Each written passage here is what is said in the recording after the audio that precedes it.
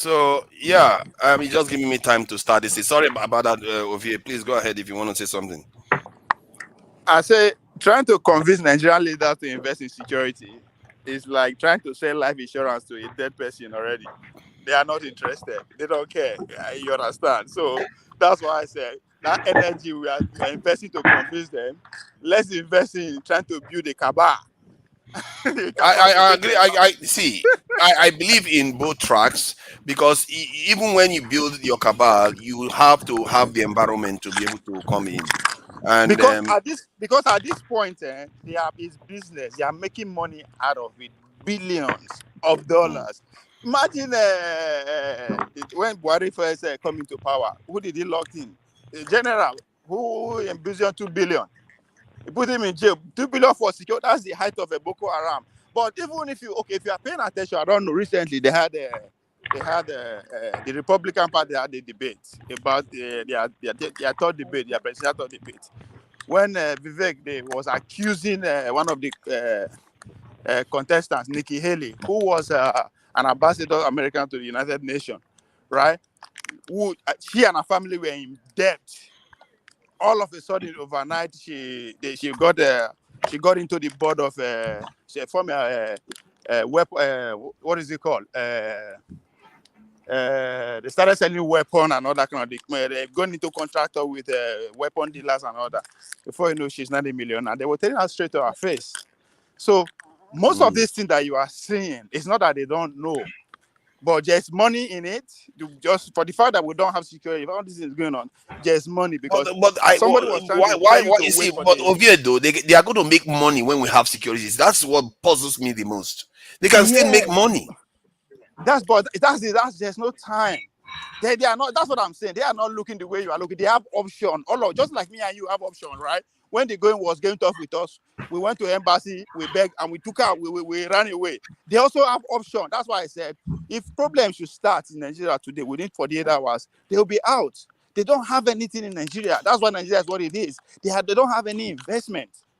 There's no need Mm, for them to put security. All of them. Uzo was trying to tell you that now Mopo soldiers there around all the few property they have in Nigeria. A general is entitled to military guard anywhere you get property in Nigeria. If you get 100 property in Nigeria, all of them, if you want, there will be a 2, 3 military personnel guarding them. That's Nigeria for you. mm. So they And don't worry about and, security. and It's so not their problem. yeah, someone was Dangote is saying not that complaining. if we take You into understand? account the people protecting these officials, see, if you take into account we have about 20 something thousand officials in Nigeria, even if they are protected by three people, it's still not enough. If Egypt can do it, if Algeria can do it, there's no reason See, why we cannot do it. to We Nigeria, are, to Nigeria, yeah. what we should be asking for, if the obedience actually care about Nigeria, if the Showore gang take it back actually care about Nigeria, if the Kokosa actually care about Nigeria, they should come together now. Let's forget about the leaders of this movement. Let the followership come together. We can do Okay, they something. can't come together. People have their own ideology. we, They cannot. You should know that that's all right. But no, hold they can on come now. together. Hold on. See, let's look at it this way. See, you see my problem. You just said. Let's learn something from the separatists, people who want to leave Nigeria. They are so confused that it can happen. Why? Because they are planning. They are deliberately But working. not Every day everybody. they are Hey, talking okay, about don't say this. that. Not everybody. Hold You on, want to hold talk on, about hold on. IPO. Not everybody that believe in Hold on IPOB. now. So Let don't me say make that. my Yeah, point. it's not a good Let me point make you're I'm making trying to though. make a point. That was not my point. What's my point? Let me finish my point. That's not it. I'm driving at something. Right? That's why I like them. They are very, very on point with what they want. That's why there are so many terminology to actually defend. If you engage anybody that is convinced that he wants to leave Nigeria, either from the Biafra side or from the Odudua side, they are very, very concerned with what they want, right? And I admire them for that. And they believe that can happen. But when it now come to, let's come to those who believe in Nigeria now. Let's come to Nigeria, come together and see how to run this our leaders of town. They'll say, no, it's not possible. It's not going to possible. You see the you see the problem. And for Mm, these same people, they will articulate why Nigeria is what it is for you. They will give you detail of the problem. But mm. they seem to forget that within that detail of the problem, there's solution in it. Yeah, I think So, I don't so see any that's why I say I contradiction. know they believe say we no go possible. If you no go possible, why do you believe that Nigeria can divide? You are See, so and I believe that it's Ovie, your right to believe that, but you are so convinced. The right that you have to be convinced. That's why I'm convinced that Nigeria can be fixed. Forefathers, So I don't beg Ovie, tell you me, to oh, so it's we stop. not can possible, allow oh, others to come no in, go happen. It no go work. Ovie. So we Yes. can allow others to come in. I agree with you, by and large. I think we both are on the same page actually, because he didn't even bother going after the quote like other people were, and like Fumi, eh? You hear what you are saying? That he said you should apply both at the same time. Did you read where he said, and where there are good arms, good laws inevitably follow. Follow. Didn't you hear that? I beg you, leave Machiavelli. Let's face Nigeria problem. Let Fubi, him face Nigeria problem. Leave Fubi, Machiavelli, I oh, beg. did you hear that, Fubi? He says follow. Eh? You read it and you refuse to read the full this thing. It just shows you what I've been saying all this while, because the Forefathers, examples are there. It's not only Machiavelli. The come out. history has shown that to be true. Remove Machiavelli. Remove Machiavelli. I beg, remove Yeah. Machiavelli for here as well. His time Forefathers, is Yeah, done. yeah. I got question for you. Forefathers are Machiavelli. Okay, please go Forefathers, I ahead. got question for you. I beg. Yeah. If Machiavelli, and Mm. first of all, you can't use Machiavelli as Machiavelli's scenario at that time 1500 or so 15 something to how would I say qualify every country has different problems at different times. And again, if Machiavelli was so successful, why hasn't Italy all through the years, why hasn't Italy been a world power? If Italy Machiavelli, is one of them. I still get other this thing. If Machiavelli was so successful, why was Florence defeated by the what do you call them, the Medicis? Because he wasn't the leader, he was just No, he was advising. a leader. He's proposing all these ideas. No, he's not the he's He not the was a king. Florentine. He was a Yes. Florentine. So why didn't he sell these Refer ideas? Guti. If arms and what do you call See, it? maybe he was dealing with Nigerians now. Who knows? You see, Maybe he told them and they're like, Machiavelli hey, I condition. can't be bothered with this, man. Let's do something else. No, so now I tell you, this Machiavelli, remove him. You can't use Machiavelli No. as a I think he yardstick was quite successful in many cases. They did huh? respect him. As a matter of fact, they refused to listen to him. Then they paid the price for it. Well, No, that's the truth. They actually disagreed with him with some of his For, principles. for, Machiavelli's for, theory can fit forefather, into forefather, forefather, can I ask you every something? scenario. Forefather, can I ask you Machiavelli's But the theory reason something? can why fit he has into everywhere. endured till now is because people have found he to be credible. That's why he has Forefather, endured. forefather, Yeah. why do you bring Machiavelli issue in this our case in Nigeria now? Why are you talking Because about Machiavelli? who saw you? About your eyes, you are trying to run away. Okay, it's all good. see, Cause the quote is fundamental. He didn't state, he didn't even categorize it. He deliberately did it that way. He didn't say, "Oh, because you are this nation." As a matter of fact, he went on to say, "Every state, new or old, ancient or composite, it doesn't matter." Because what he has found in all his years, these things are fundamental. Even during his time, people were using mercenaries a lot. He said, no, don't use mercenaries. That is a bad thing. They don't have loyalty to you. They're going to cause problems. They're going to undermine your state. And he's correct in that. History has proven him to be correct. Has shown him to be correct. But forefathers, you dey sell medicine, you dey sell or you be babalawo, you dey do juju for other people, and yet you dey live you dey live for abject poverty. Should I take it serious? If Machiavelli You is see, proposing these theories to other to people if his theory were universal, Italy hadn't been a world power. I think people have their specialisms. Like Karl Marx wrote about communism and socialism, but he didn't practice it No, but himself. my this thing is that Machiavelli, you can't use Machiavelli's his theory to his theory might not fit into Nigerian situation.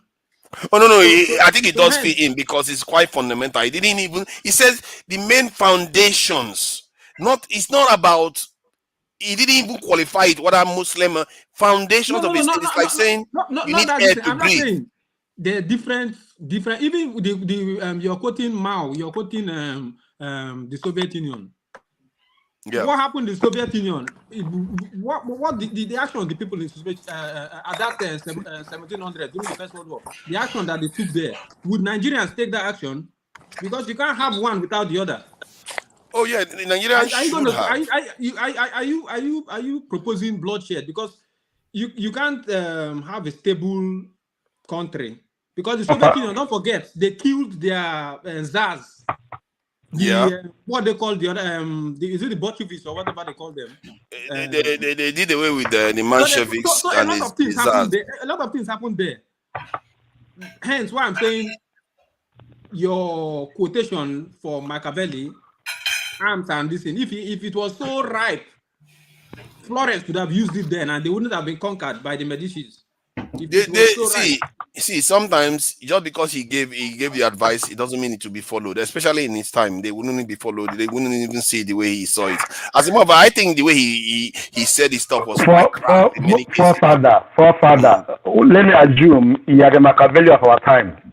Do your own quotes. One, he had a Machiavelli of our time. All right, so have your own quotes. Secondly, our own issue here now. Machiavelli is talking about this thing recruiting missionaries. Until we do away with non-government in Nigeria, that is worse than missionaries. Or non-government, that's on time, is worse than missionaries. You know, missionaries all over the place. Soldiers, military people, putting on uniform, being a missionary for other people. You know, that's quite all right. So we are talking about that. You have to start from the top. A non-government has been on, so that's about it. It still goes on to today. Or no soldier now, non-government, all over the place, killing over. That's on missionaries, all right? And it's still also by the government. So missionary is fine in Nigeria right now. And who does that? It's the government, not the individuals, all right? So you should give us our own quotes. Machiavelli did his own quote, through his own time. By then, there's no nuke there. Now, I don't know why we need quotes necessarily, but I've said my piece. Any people that outsource, one of the things I always say is that any people that outsource their survival to other people have forfeited their right to survive. It's that simple, and that's what we have done. We forfeited our right. If anybody decides to do, the ones that are secure decide to do whatever they like with us, they will do it, and that's something that people should take seriously. Because technically, that's kind of he's paranoid. He's one of those paranoid people too. He doesn't subscribe to other, slouching. He actually said once, he said, one of his quotes is that the only business of a prince, which is a ruler, is to prepare for war all the time. That's what he said. That when you have peace, it's just breathing period. That the only thing you should be preparing for is for war at all times. So it tells you the mindset, and this is what America does repeatedly. This is what the Westerners do repeatedly, and we don't understand it, but they are following his principles. They are always on a war footing. America never finishes from war. They finish with Afghanistan, they end up Ukraine. Now they are in the Middle East. They are moving from one war to another. That is his principles that they are following. You see what I mean? Tone. We are back as Tone. Hey, the original. The original is back. Don't mind about your heart. He will return. He will return to his. I'm not coming back. I've already carried my hammer already. If you do work, and I have to hammer you. You'll be back soon, Uzo. I will come back again. So, Todd, what do you think, man? That quote was almost like I just found somebody that Nigerians know of. I know because Nigerians talk about him a lot and never bother to check. And for him to be saying this stuff, it puzzled me to no end. That while we know people, we don't really study them enough to know what they actually stand for. What do you think about the quote? I personally think the Machiavellian theory. A lot of people, yeah, you're correct. A lot of people do borrow from that quote. I think it fits in somewhat into the situation of Nigeria, but I still believe that we need to we need a bespoke solution to our problems, because it's not a one-fits-all sort of solution we're back, that we need to be looking at now. All right, we really need to sort out a bespoke solution to our problem, because our problem is just getting more is just getting more intense and intense every day. I mean, Africa as a whole. I don't know whether you forefathers, your pan Africanist, you follow, Mm. apart from Nigeria, I don't know whether Yeah. you heard about the massacre that happened about a week ago, 10 days Where? in Sudan, where 773 people were just slaughtered, like Oh my, is I it didn't hear about that. How did I yeah. not hear that? Yeah. If you go to, let me see where I saw it. Only is a person I follow on Twitter that I got it from his page, and I looked further. See, they are just things, and it's all down to religion again. It's all Mm. down to religion. And when you start talking about religion, people will call you're an antichrist. You're not you don't believe in God. You're this is religion. Religion is a problem. Religion is what is holding a lot of people act stupid in Mm. Nigeria. Soft It's power just now of religion. religion. Yeah, they Yeah, use it it's to just control our religion. people. So I- people can't think deductively and reasonable, because of religion. One pastor tells you you have to pray for dollar. Is prayer that will make the dollar to be better. One cleric in the north will tell you, listen, it's about they are trying to insult Prophet Muhammad. That is the problem. You see, the gentleman that came earlier, because I was on the stadium, I couldn't hear, but I managed to catch a bit, and I was concentrating on the match I was watching as well. He was saying that he hasn't seen where people insult other countries, where they insult their country and all that. Yeah, fair enough. He's got a point, but he should ask himself how many countries that will have a president that gives us three date of birth. Are we asking for much? We just ask you, sir, when were you born? You've got three date of birth. You just lying from your teeth. It's Mm. not about insult or anything. It's pathetic. It's an embarrassment to be a Nigerian right now. Last week Mm. I was in a training. I was training some people, and during when we're going to the break time and all that, I said, "Yeah, by the way, yeah, you're Nigerian. What's happening in your country?" I said, "No, please, guys, don't go there. I don't want to get started." I don't see this thing is not funny anymore. You see, and we'll be talking. Some people will say, "Yeah, Biafra is the way forward." This one, that Mm. Biafra. Let me tell you. Let me just even go in there this evening. That Biafra that we're talking about, if they should give them that Biafra today, I can guarantee the even worse problems that we have in Nigeria today will exist there. I won't be surprised because the problem is being especially if the mindset carries on, except the mindset changes. Let me show this quote again. This is another quote again from him, so that people understand how fundamental these things are. He said, "War should be the only study of a prince. He should consider peace only as a breathing time, which gives him leisure to contrive and furnishes as ability to execute military plans." This is I think our mentality is the wrong one we've been approaching life with. We keep thinking the world is at peace when the world clearly is not.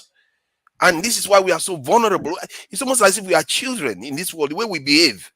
We don't act as if we are supposed to survive in this world. These people, can you imagine leaders following these our principles? And we are in this world like this, behaving the way we are doing. Our time is numbered. We to come to an end eventually when you have leaders that follow this type of rules. They will win out because when they are preparing for war all the time, and we are preparing to just do side chicks and worry about food and all the rest of it, then you are missing the point. Because if you don't survive, hunger will be the least of your problem. And this is the principle that they are following. Because if you look at how America behave, that's exactly how they behave. They don't want peace. It's not because they believe their role is to have power first, then the rest comes later. The only time they will stop is when some other person challenges that power, at least makes it costly for them. Then they will pull back a little bit. And you see, this is the thing. I guess he said should. He didn't make it must.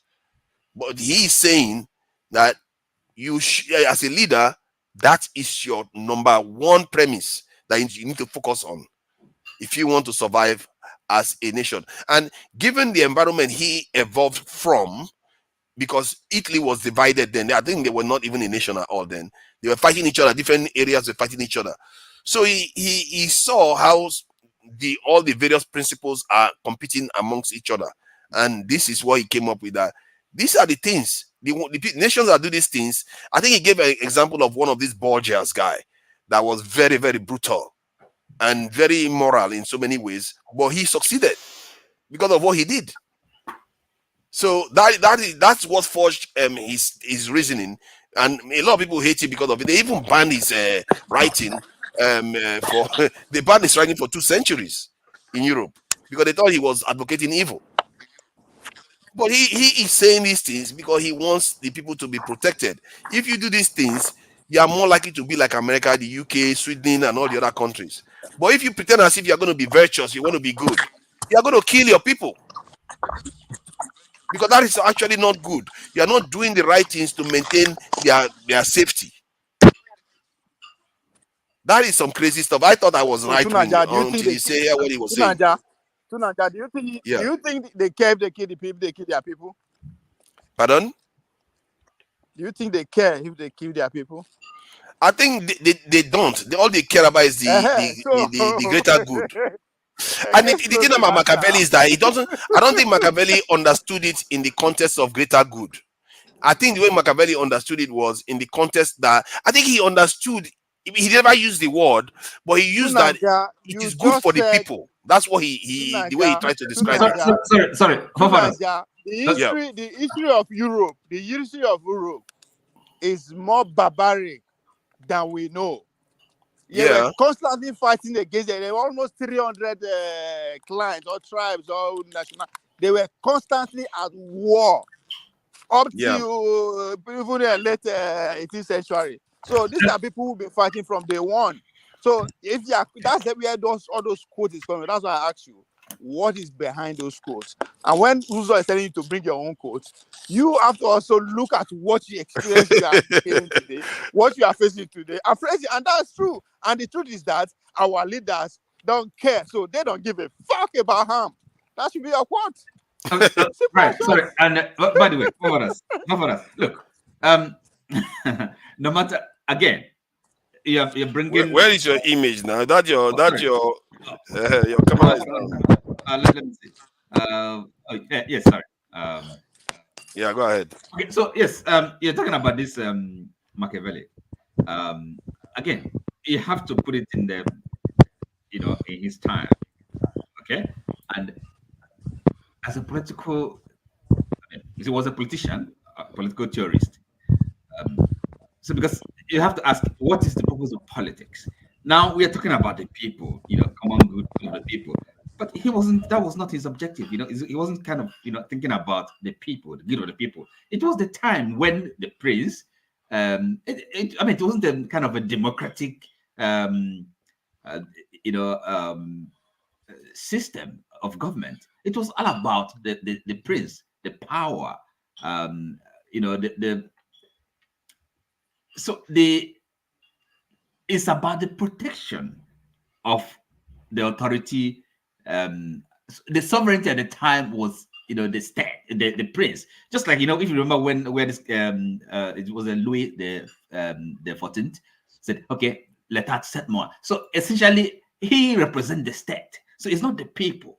Okay, so the protection of the state it was about.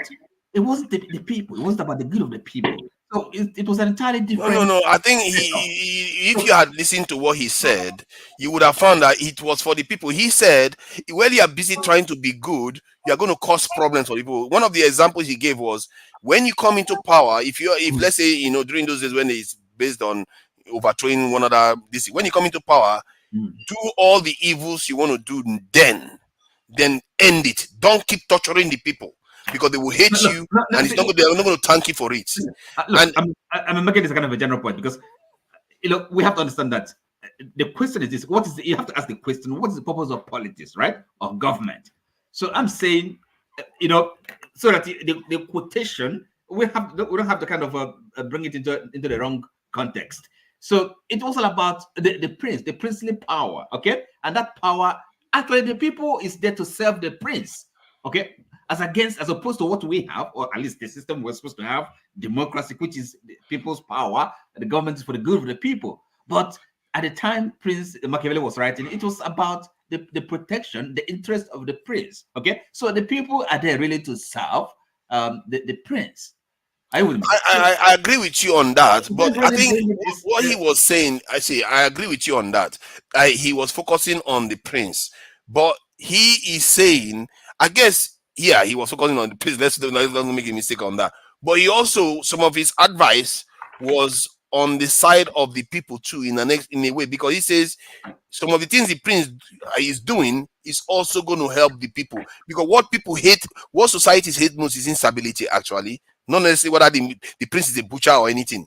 It's instability, because if the prince keep going about butchering people, that's instability, isn't it? Well, no. What I mean, like, you wouldn't say what the people hate most, the worst thing that can happen to people is instability. No, sometimes crisis is a good thing. Okay, because without that crisis or instability or some disorder, there won't be any progress. There won't be any improvement. Okay, I think what he meant was like constant, unnecessary instability, like just because you an example, like a leader doesn't want to make a difficult decision. Let's say he's supposed to pass rules that some bandits are not supposed to be kidnapping people. Then because he just wants to please everybody, he wants to be nice, he didn't pass that law. He will just delay the problem, and the problem will just carry on affecting the society.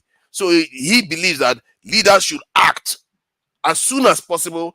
If there is damage that is going to be done, let it be done, and so that the people can carry on with their lives. You see, to an extent, what he's doing, he's not focusing on the people, but what he's doing is saying those things that the people don't like is also bad for the king or the prince. That's what he's basically saying. If the people don't like it, it's not going to be good for you too, because they're going to hate you. Because if the people hate you, that's the worst thing you want. Anyway, see, look, whatever happens, Machiavelli or any philosopher for that matter can be our only guide, or can be our sole guide. No, it's not. It's not. Of course not. Look, I don't think he knows somebody it says all. Something that is useful, we can take that, but we can just present anybody and say this is. There are some things I disagree with him on. I agree with him, but I don't like the way he put it. Like, so this is gonna be our roadmap. Okay, like this one now, I don't see this one as a big deal. Like, he believes in this one, I don't believe in it. Tone says something that I want to kind of look. Yeah, go ahead. Tone, he says something. It just perhaps the context is maybe that those is it clamoring for Biafra or whatever that. Okay, he said he can guarantee. I mean, how can you guarantee something? I mean, are you somehow can you read the future or something? What gives you the if like the I mean the courage or the conviction to make such a statement? I mean, when people say that, I'm sure this something that you don't know about, something you cannot really speak about, something, and then you say you guarantee it. How can you guarantee something of the sort? And by the way, I'm not arguing for Biafra or against it, okay, or for any kind of national nationalist, okay, if like politics. But the idea that you sit here with me and they said you guarantee if this happens, this will follow. Why? On what basis do you make such a statement? I just want to know. Biafra is not going to work. It's just as simple as that. I don't want to even start arguing. So, what do you mean? How do you mean? I'm not saying it's going to work, but I'm not saying it's going to work. Let me just you can be sure. Let me just tell you this. Let me tell you this. Under any circumstances. Wait. Calm down. I'm not. I do not subscribe. I do not subscribe to Biafra. I will never subscribe to Biafra. That is fine. It is as simple as that. Okay, no, that's okay. I don't have a problem with that. I don't. We are better together. See, we are better together. We are better together. No, listen. Do greater things together. What I'm interested in. We cannot. Oh, hold on now. If you made the point, you don't subscribe. That's fine. I don't argue with that. But is it my question now, or rather? Wait. You know why? Let me tell you. Nnamdi Kanu and Simon Ekpa are dictators. Don't bring look. Excuse me. They are both dictators. Hold on. Listen, my friend. Whether you like it or not. Listen. Although, he's been held. He's been held illegally. That I found out. Excuse me. But those guys are dictators. It's just as simple as that. Excuse me. I didn't mention Nnamdi Kanu. I didn't mention any person. Okay. Mm-hmm. You said Biafra. Okay. And then the only reason why I'm bringing it up is that you use the But word. don't be afraid to mention anybody. Hold on, Don't be afraid to mention no, his name. excuse me, sir. He's a hero. No matter Excuse what me, tune, I they Can you believe be what quiet? you I'm say, but talking, you please. see this one, I'm definitely against you for that one, saying that he's a traitor. Don't call Excuse him me. a traitor. Please, you can't do half of the things that guy have done. Don't disrespect that guy for Who, calling him. who Well, called we For calling don't him. who we called him don't a know traitor? though. We Excuse me, don't Don't Who know. call called him him a a traitor? traitor, okay? He's oh a my God. hero in Igbo Excuse me, can you Igbo land. Matt, when you are let me addressing finish people, talking? I want you to wait, Oti, let me No, just sorry, address this I'm gentleman. talking, please. Wait, Don't call him a you don't call him a Oti, traitor, please. please. Matt, I'm can you telling put you down now, your don't call him voice a when you're traitor. talking to people? We are not It quarreling. doesn't matter. It doesn't matter. I'm telling you, that's my voice. I'm not You insulting you. I cannot told you speak that for people like all that. your points, I used to take it, but you see this one, I'm not taking it. Calling Sorry. Nandekano a traitor, don't say that. I did You not didn't call say he's him a a traitor. Don't I say traitor. never that. mentioned You the word didn't call Sorry, him. You traitor. Matt, are said you talking to me? Are you dictator. addressing me, Dictator, Matt? not The traitor. dictator, the dictator, Dictator. whatever you call him, dictator, he's Excuse not. me. You don't He's even know never the been meaning in of But that politics. is his he has opinion, knows. isn't it? He's never You don't been in the even know the politics. meaning of He's not dictating. you don't He's even not know the dictating for dictionary you. meaning of He's not anything. dictating for you. He is saying his mind. He is one man saying his mind. He is not Excuse me. dictating for you. So you Excuse can do you can believe what you believe, but he is not. me. Sorry, All excuse me. right. My Sorry, excuse me. Yeah, my Excuse me. Igbo people, but make una get okay. Excuse sense. me. Make una I'm get the one sense. talking. Let's not go into this thing. No, but When you no, bring excuse me. Nnamdi Kanu Excuse me. in, you are Excuse going me. to Excuse summon me. No, Kene here, and KJ and all of them will start bouncing. okay. You don't need that. No, Go ahead, go sorry, ahead, excuse me. Excuse Oti. me. That's the reason. Look, if we were having a conversation, if we are really, I mean, it should be one that is intelligent and they'll help all of us to learn. Okay. By the way, Mm. I didn't mention anybody's name, right? And kind of, start this diversionary. Did I mention anybody's name? I don't want to talk about any individual. Okay. Now, you see, and I said the reason why I'm going to it, I'm bringing it up is because he said something that is not gonna, it can guarantee. I'm just, that's the only issue I have. It can't be so, make such categorical statement, be so that emphatic. On what basis? What gives you the conviction, or do you see into the future that something is? Because what it will require for that to happen will be No, so no, sorry, hold on. crazy. No, hold on. Listen, Oti, remember what he said. I, Okay. No, I, listen. Oti, I've got my evidence. And Hold one on. of the Listen. evidence Let me come. Let is me come. the No, listen. gentleman called Matt. If Biafra No, was no, no, no. already there, Excuse and me. I called Can I finish, please? Nnamdi Finish. Kanu, this guy will chop up my head. This sort Excuse of me. guy will chop up my head, will come for my head. And there are thousands of them like that. That is even Okay. more aggressive. No. Tune. I'm not aggressive. I have been supporting since I've been listening to you. Your point, you've been making good point on the line when I listen to you what you say. I used to, take your point, and I know you make good point. But you see this one, I'm sorry, I'm here online. I will Sorry. not allow you to say Hold on. that Listen. to Hold on. someone who Hold on. stake his life. No, That is listen. what I'm not going to say Matt, here to take you. excuse Understand me. what I'm saying? I'm not going to take it. Matt. Matt, Sorry, hold on. you're Excuse me. misunderstanding me. Maybe Look, you're hold on. misunderstanding me. Tone. But by the I'm way, not. I'm not. But I've said it. I listened to you. excuse You me. always make sense, man. You Excuse always me. make sense. But you see Matt, this one now. no, I listen. said in the color that Okay, they involved. I'm not Matt, taking it. Excuse me. Sorry. Excuse me. maybe Uh-huh. some other day we'll talk about it. When we go into that area, we'll Tone. talk By about the it way, very hold You on. well. know, I And used you to support know you well. where I I'm used to coming be from. on the line. I know what you say. The things you say make me. I love it. But I just come in here. No, sorry, Coincidentally, I'm Matt. hearing you Matt, say this. excuse You me. know. Excuse me, sir. Calm down. Okay? Calm down. If we are talking, hold on. By the way, let me ask you. I mean, calling somebody a dictator is it who can't be called a dictator? Is it a human being or an angel or something? I'm Not asking. not not not not but not by that. Wait, let me tell you No, what sorry. you So might why are you you might say putting such a strong voice something. about that? You might say something, and people will be misguided. Let's just call what it is what it is. You No, understand what I'm saying? That guy does the guy that is in the prison right now, languishing for doing nothing, is not a dictator. He is fighting for the right of his people. and believing in what he believes. He never commanded you Okay. to No, go no, yes, to do I anything. agree. It's another line. That's what I'm No, trying sorry, to sorry, tell you, sorry, sorry, because sorry. I love what he No, does sorry, here. excuse me, So, but sorry. this thing is a different No, ball no, game. So right. I'm trying to, make my own No, point. listen, That's the no, only thing. I'm listen, not listen. saying that No, listen. all the he said is No, no, bad. listen. No, but this Okay, listen. one. Listen. No, no, no. Sorry. No, no. You can't make exception like that, So that is your opinion. That is your view. If he says things that somebody's a dictator, he can say that. And I mean, you can't just say he cannot call that. It doesn't matter what the person does or does not do. Are you with me? Because it's an opinion. He can express it. But he can, but when it comes down, I tell you something that you are not, and no one. Let me tell you, there's a video I would have, sent to you to see. A lecturer came into a classroom, without a student doing nothing. I have seen it. He's I've seen told it. that I know. student, I know about you it. see it, I've you seen see it. it. Then when you don't do something, tomorrow it keep going. That's how injustice No, no, no, no, keep no, going. no, no. That is how we take misunderstanding. That is how information No, no, information but you're wrong. is being Excuse me. spread. You are Do wrong. you understand? No, I'm not. But you said I'm wrong. But You're I wrong. can tell you now that you are still No, you're saying the wrong. same thing that I'm What not are we saying. Let me tell you arguing why you're wrong. about Let me tell precisely? you why you are wrong. Okay? Now, because first of I'm all, not wrong you are to wrong. you. You said, no, I'm not. I'm Well, not. let's You allow can Matt I'm to not wrong. respond to the main quote.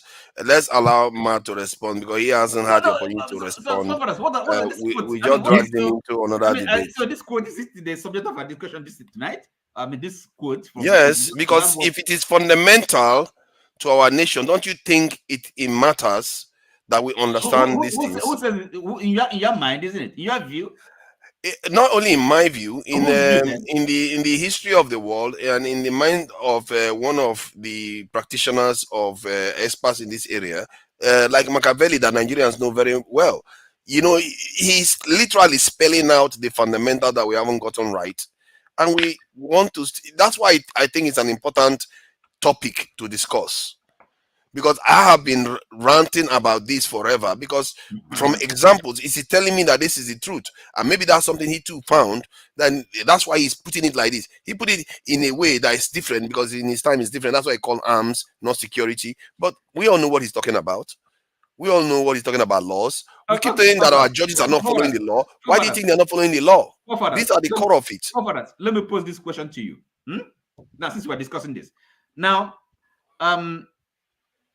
okay, we have how many states in Africa, in the African continent? Huh? Okay, each of them independent.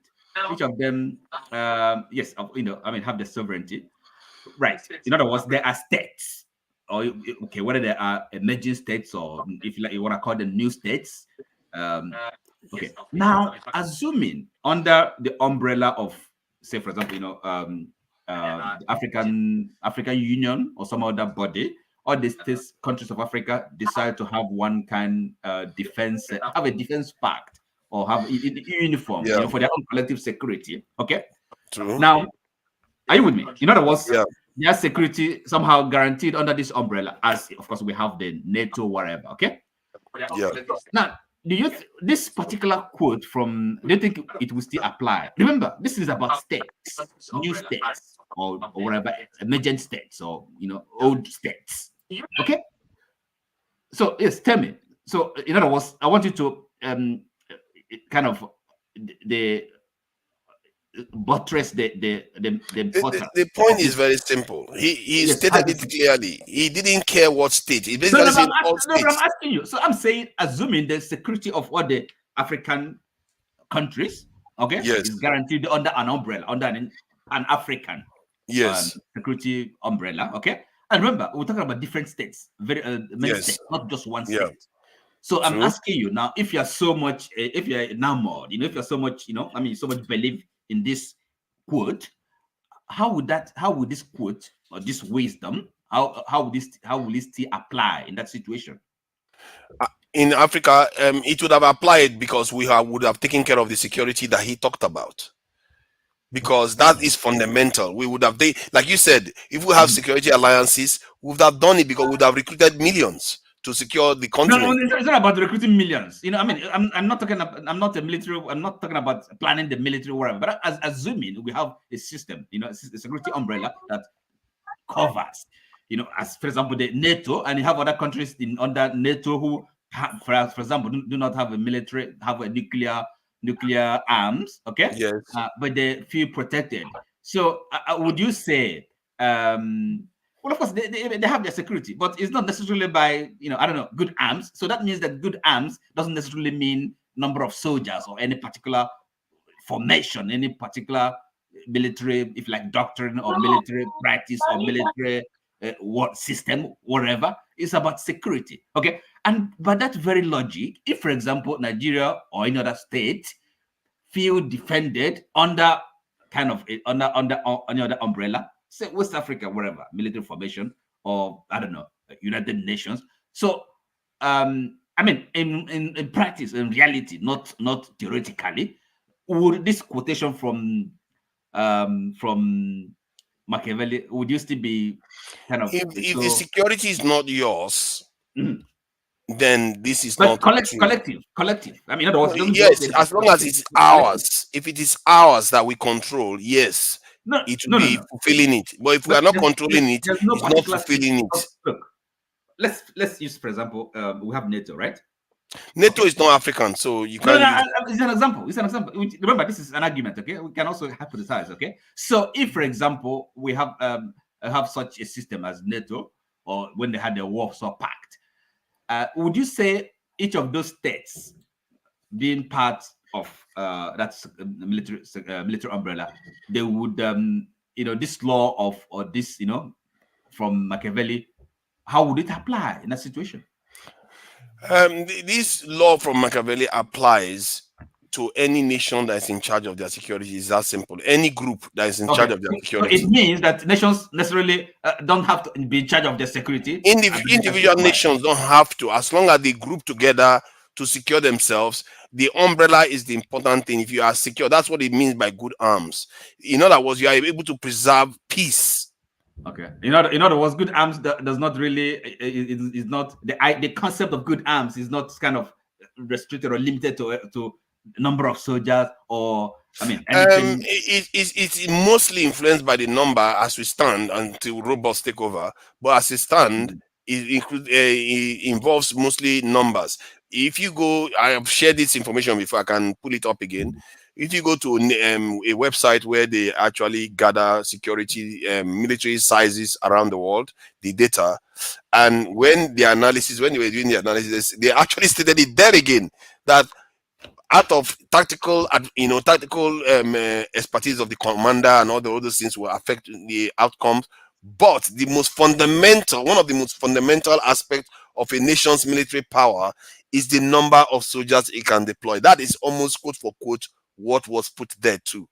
And when I say this and you explain what you are explaining, I ask myself, but why don't we just check other nations how they are doing it? All of them, their posture is different. That is our problem. This is our nation is the way it is.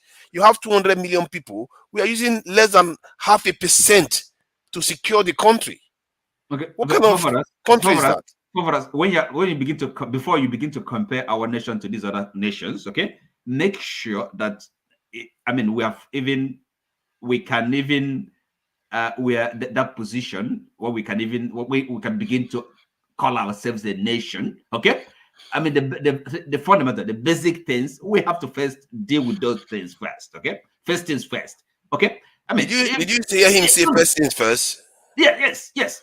Now, and I'll give you an example. I mean, that's the idea of being cohesive. Did you hear him say we have to have a constitutional conference first? No.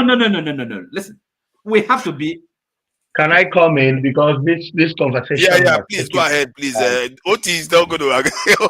Oti, even if he agrees with you, you're just going to argue with him for the sake of. You will keep arguing with you anyway. I've already given time so that you people can. Yeah, you have. My brother forefather, you know what? I said, I asked a question before I left. No, I asked you a question because I saw you, and that time I wanted to do something. It's all about saying it and saying it because all these things that Machiavelli quoted,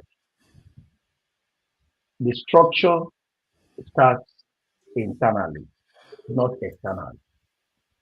You have to be people that are well structured and well mannered before you can be able to talk about good security.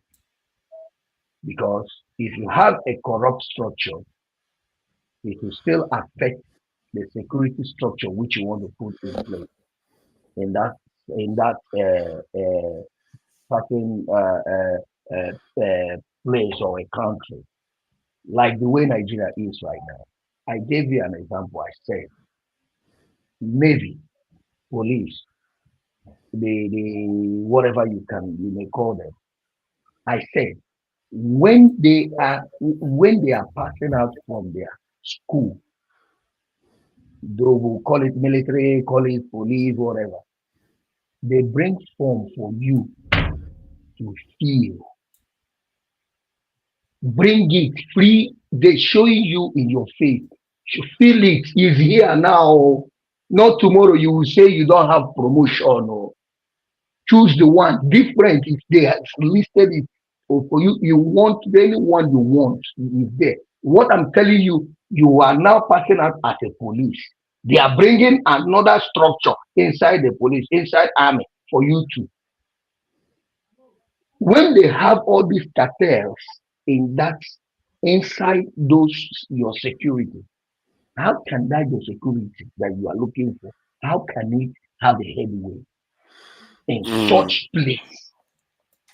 I'm I not, think when I asked you this question before I left, I wanted you to address it because I went back with my children. I was trying to get the solution from all Can I, these things that I mentioned.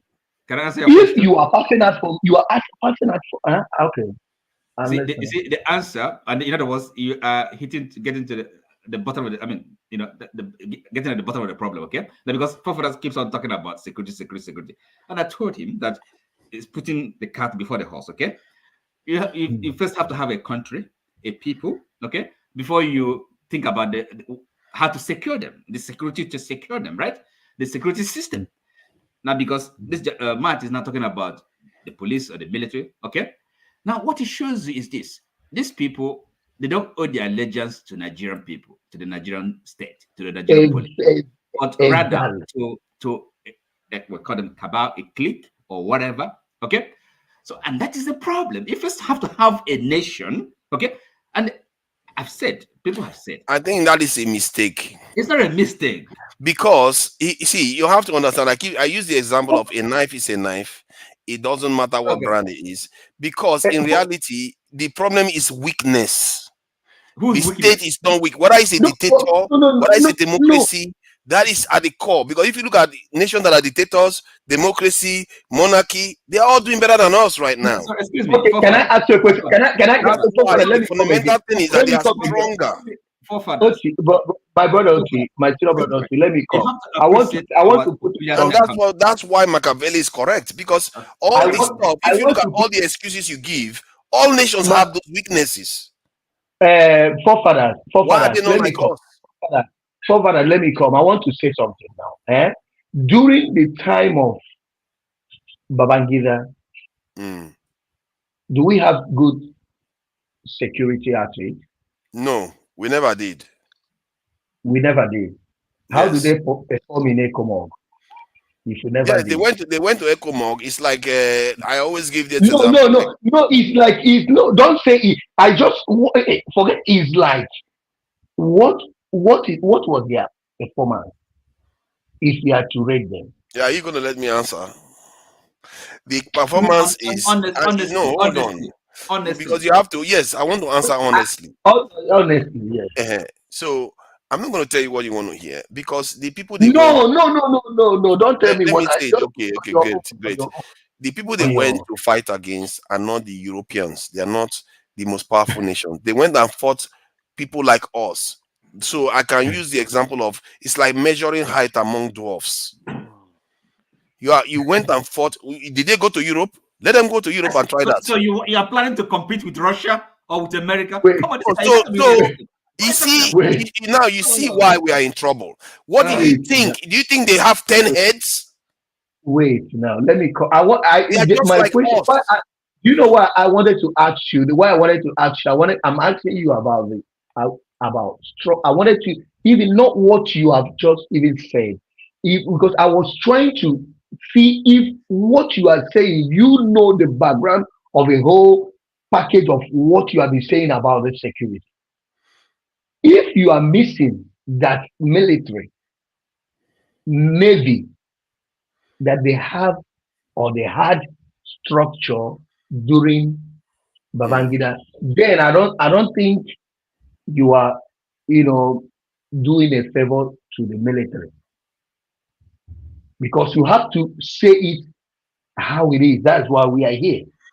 we're I'm never not saying that. secure. I'm not. Wait, You wait. should have asked me Now, why I I'm said not. so. Wait. No, you didn't. You should have. This is because no, I never said we are. I never give a whole picture that we are 100%. I was trying to give you a kind of a background of what I wanted to ask you, so that let me see, because you are always talking about this security. Now I come to the, at least let's just say, to the lowest, percentage of security outfit we have had that we can say during this time they did well.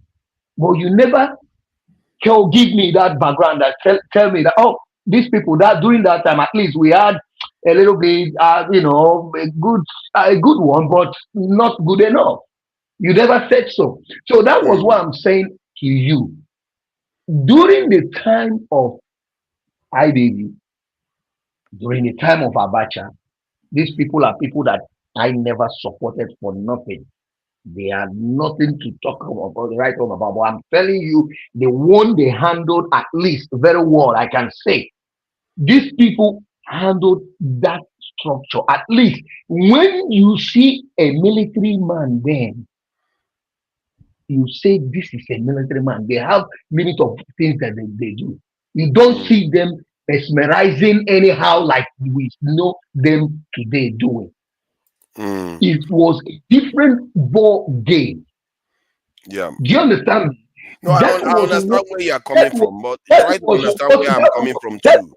wait, I'm trying to say, if you build that thing, imagine it was a civilian government then that Mm, managed this military, like the way you have this enthusiasm of having a country with a great security. Imagine that we have such a civilian government that have that kind of mind to handle those military then, mm. and to pay them well, housing them well. Don't you think we would have done well and improved from what we have known them to be I for think now? we would have done I better. want to That is I true. want to still add up something to you, because when we are talking, because Ovie was trying to let you understand something. I don't agree with Ovie. Many times I on background, many things. I sometimes I'm in on the I don't, but my brother Toon, it was only now that Toon just said something that I said. I argued him. I was on background, I never argued him because I like to listen to him always. But I'm sorry for that. It was just that. It was just that. Mm, So, but it's just that the kind of thing that we have now, and mm. the kind of virus that are inside what Oti was trying to let you know. If you want to do this Machiavelli pattern in Nigeria with the virus that you have, it cannot hold water. That is the reason why I gave you a simple basic one. I said, these people that you are going to no, you are going to recruit as military, as this, as that, that after they graduate from their school, their college, I'm giving you, this is from insight. I'm telling you, what I'm telling you is not based on, I'm telling you what, that is something that is not true. Form is being brought to them direct. This one, if you did not belong in any of those things, if you like, be the best academic security student, you will remain at the bottom line. That is the reason why you are seeing the kind of system of security that you are having in that country. The person, I wouldn't call them, because sometimes if I want to say, I want to call them, Yeah, but I don't. I want to Matt, withdraw the Matt, name. you see, Do you know that in your? Do you know in your? Wait. Let me come. I'm coming. Mhm. Do you know in your police stations that you see that where you see many houses? Ah, I'm telling you, I'm going to be calling the tribe now. Warehouses, most of them, they are the head. Do you know the people that write for them, write Mm. statements for them, write when they want to make anything, they give information and that. Do you know the people that do that? No. Igbos. Wait, Igbos, Yorubas, Benin, all those South people. They many of them cannot. This one. If I tell you, go and if It's you do not research, if you accurate to know them. say that none of I them, say most many. of them I say don't many. know. I say Many. no. I say most of them. I didn't say most of them. What I'm telling you, where they are headed, these people is not because of by mistake. It's just that they cannot read and write. See, I get what you are I'm telling saying regarding that, you. but Do you are you understand? looking Do at you understand? Matt, No, so that we are looking concern at it and that Steph can be able to say politically. something. Yeah. But we are looking, but you are talking about Nigeria. I'm not now talking about outside Machiavelli. I'm Mm, talking about now that security that you want. This is mhm. what is inside that your security. Yeah, but if you let me talk, I How will do let you you solve it? understand now. How do you solve it? You solve it by Uh-huh. doing what is meant to be done because other nations have the same problem. That's why this is what I mean by deductive reasoning. Sorry. The reason what I mean by deductive reasoning is that you look at what your nation has and hold on. Okay, yeah. So you look at the stuff that is causing problem for you and check whether other people have similar problems. And if other people don't have similar problem, then you when you found that problem, you deal with it. But if you check the first thing that you check, other people have the same problem, but yet they are doing better. That tells you that that is not the problem. There is something more that is affecting your system.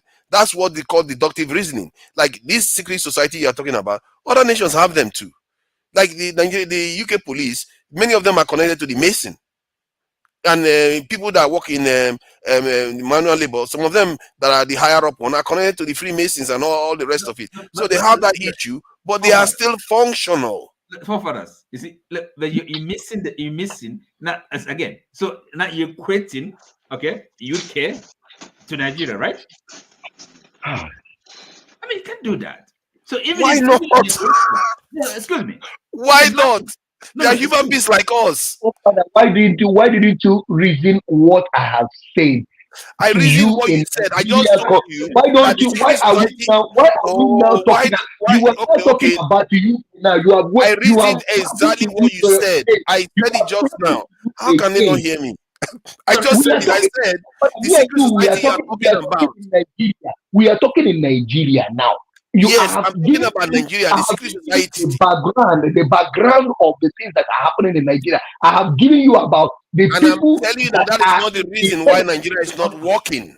okay, sorry, forefathers. Is it not security that you are talking about? Yeah, Oh but my that is not goodness. the reason why our security is not functional. If anything, Forefathers, it might Oh, forefathers, actually bring them closer together. forefathers. The question for you is the way the UK is governed. Is that how Nigeria is governed? One, is the structure of the UK and the structure of Nigeria the same? Hmm? See, I will. that quote didn't care about Oh, government. it's talking about quote. Which quote? Is This guy you it like to God? fight, Is man. it gospel? Uh, Is let's it let gospel? Stevie sure, say sure, something because sure, this sure, OT and Matt, sure. will not let them have any of That- any talk. Maybe I'm Steph, getting it wrong. let, What let is what Matt, compre- please let's let Steph talk now. what Matt, we are going to makes come back to you. Let's what let makes Steph the talk. government what makes the Oh my government God, in any country security Matt, no dey, economy no dey, will you take it away? Matt, Matt. Papa, don't make somebody go crazy here. Why would you go crazy? You're not going to go crazy now. Oti is saying it. You are still knocking it out. See, I'm telling you, secret you are knocking societies. it out. But we're Okay, saying the same thing. You say, let's talk about Nigeria. secret society We're is not talking the about reason Nigeria. why You your are nation going is to not UK. functioning. You are going to Italy. You are going So you have to to have America. concrete And examples. And you know the weirdest thing about it? You know this weirdest thing? When Machiavelli talks, he uses examples. This is the Okay. weirdest thing. He always uses examples. He will say, this prince of so country, this So is let what me he come did, in and this here. is the result. He always uses examples because this is important to demonstrate what he's saying is correct. And Let that's me what come I'm in giving you. quickly. I'm saying I'm calling Europeans and all the rest. Let me Steph, come please in go quickly ahead. for like 2 minutes before Steph. Steph, Okay, please okay. Let him finish indulge me. talking there. Who? Steph, please indulge me. So I think, forefathers, on this Mm, your particular topic of security, mm, quoting Machiavelli, I have no issues with it. There's mm, nothing wrong in bringing examples and people who have said things in the past. I have no issues at all. I know that people have raised issues. I have no issues. My issue, or where I differ, is, or my explanation to you is, people like Machiavelli and other examples across the world that you can point at when mm. they secure their nation, when they talk about security, it still boils down to the set of people we're dealing with, and it cut across party lines, APC, PDP. Now, we've discussed this, and I always mention this when we're talking about Nigeria and France. The difference between our politicians in Africa, especially, and the Western politician is everything they do is mostly to benefit their people, which will in turn benefit them. Our politicians don't do anything that will benefit us, the people. The security you're talking about is to secure us, to secure our land from people who would forcefully or through back doors take something from us. Forefathers, we are readily giving everything to these people. They're not going to attack us. Attack us for what exactly? Everything that we have, we are giving to them freely. So why exactly are they going to attack us? So that now begs the question, why do we need to secure something that's not under threat? You, if you were in charge of Nigeria, you would have a different relationship with the Western world. Then you would know that you need to secure your land because they would want to use other methods of getting what belongs to you and your people. The people in charge of Nigeria are going there. You listen to your national security advisor say, come and help secure our land. You listen to President Jonathan saying to Obama, come and secure our land. You listen to the Israeli guy telling them in Abuja that we will literally kill to have what you have. We are not hiding it from them. We're not trying to protect anything. We are giving it to them. Take as much as you can. Fill your boots. That's what we're doing. Our oil every day is disappearing. Where's it disappearing to? These people. We are not, see, if you are protecting it, trying to guide it so that your people can benefit, then you can say, oh, we need to up our security. But our leaders and the Western leaders are not fighting over anything. They take as much as they want and they give our leaders whatever is remaining. Those two parties are happy. The average Nigerians are the ones suffering. There's nothing to protect as far as our leaders are concerned. This is the issue, which I think you're probably missing. I agree, we should secure everything that is ours. But do you think our leaders care? If, let's say, the pot is 100%, the Westerners can take 60. Our leaders will take 35 and they'll give us the people 5. They're happy. If you were in charge, you'll be thinking, we'll take 100. I have So we need to addressed secure this it. point now. That's I what we hear have exactly going what you are on. saying, that the leaders are not there. The reason why They are I there, but played not the for the video, interest of the yeah, people. the reason why I Yeah, played the video of our NSA head begging foreign to heads of understand. foreigners is because these leaders are not there to protect us and for our interests. The So idea is what is to the problem? the You idea are is problem to security provide. then. Hold on now, let me finish my point. The idea is to provide the information so that people understand the kind of thing they should be demanding. And if the leaders are not meeting them, then they know these leaders are terribly against them and But they need to push them forefathers, out. okay, sorry, 1 second. So do you think the people should demand security from the people that are hell-bent on not providing it? Or the people should demand a change in leadership to people who would give them Which one security and comes more? first? Which one Because this Both. comes is the first? issue. Because Sure, see, you sure, ask for sure, security, sure. and if Don't they don't be refuse to, don't be because we offensive. have not Let me done just that. let me just We have not let me done that just yet. let me We've not just gone out and let me say just this is fundamental. We need to get this right. If you don't do your let, security policy, we are not going to forgive okay, you. We And have if not you okay. done don't, that. then when they Father, refuse to let me do that, add then on you can something. campaign to remove them from office. Father, let me add on Remove something. people from Let me add office. something. Let me Remove people add from something. office. Do you know? Do you know that in From Madrid? his Do you know house. that in Madrid? If you check Mm. your notice now, they call it noticia. Just go. Just go. I'm watch as I'm talking now. I'm watching the news. 24 hours here. You will see the children. Not if I call if I say children, no university guys from 17, from 18 upward, 22, and 21. some old men. They have been in the street now for over how many days with the police. They don't care whether they don't eat.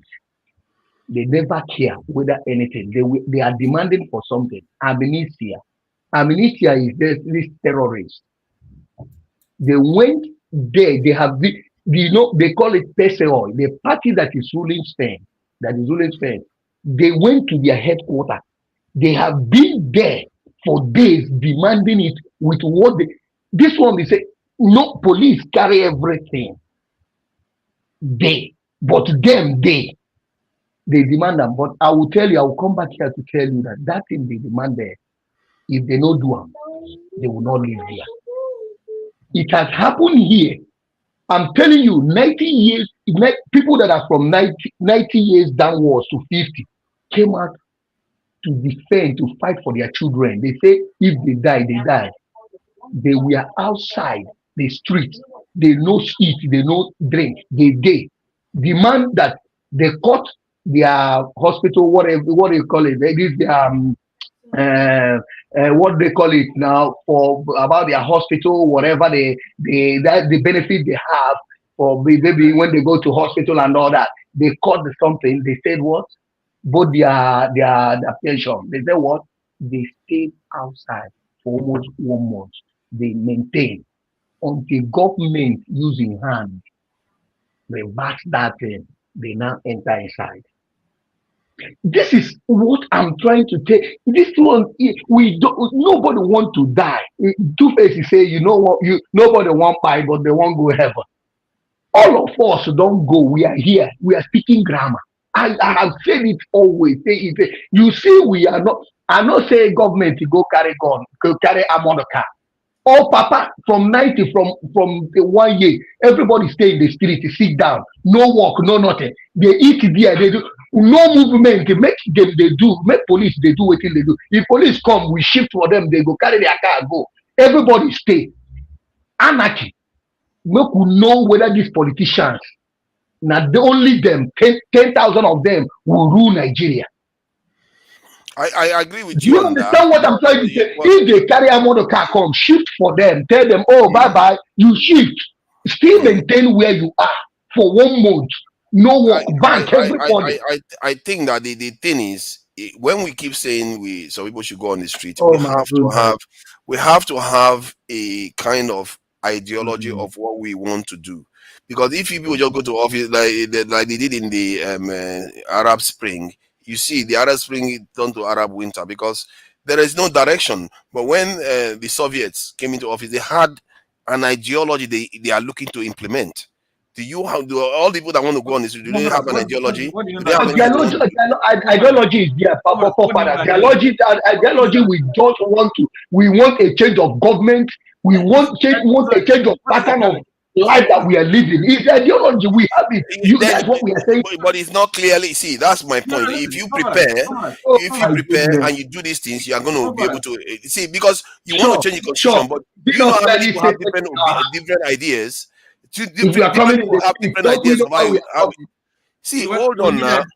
Hold on, because we need to allow Steph talk. I brought out a quote here today, and we all have different opinions on it. That tells you need a form of ideology that everybody can sign up to. That they know. Hold on now. They know where the direction, the general direction that they are traveling. If you just go and do it, example. This is why I always use examples. Examples show it doesn't go anywhere. Because the ones that are already there with ideology will come back and they will dominate. So let me allow Steph say something, please. We have held him back for very, very long. Responsive government. That is the ideology. Okay, thank you. That's your ideology, responsive government. Okay, yes. You know that means supported. There is a reason why people have ideology. because that means different things for so many people. Like No. What he said is clear now. What he said is clear. yeah, it's not as clear What as he it said is. is clear. When I you go can into support details, that. you are going to start hearing differences all Hold over on. the place.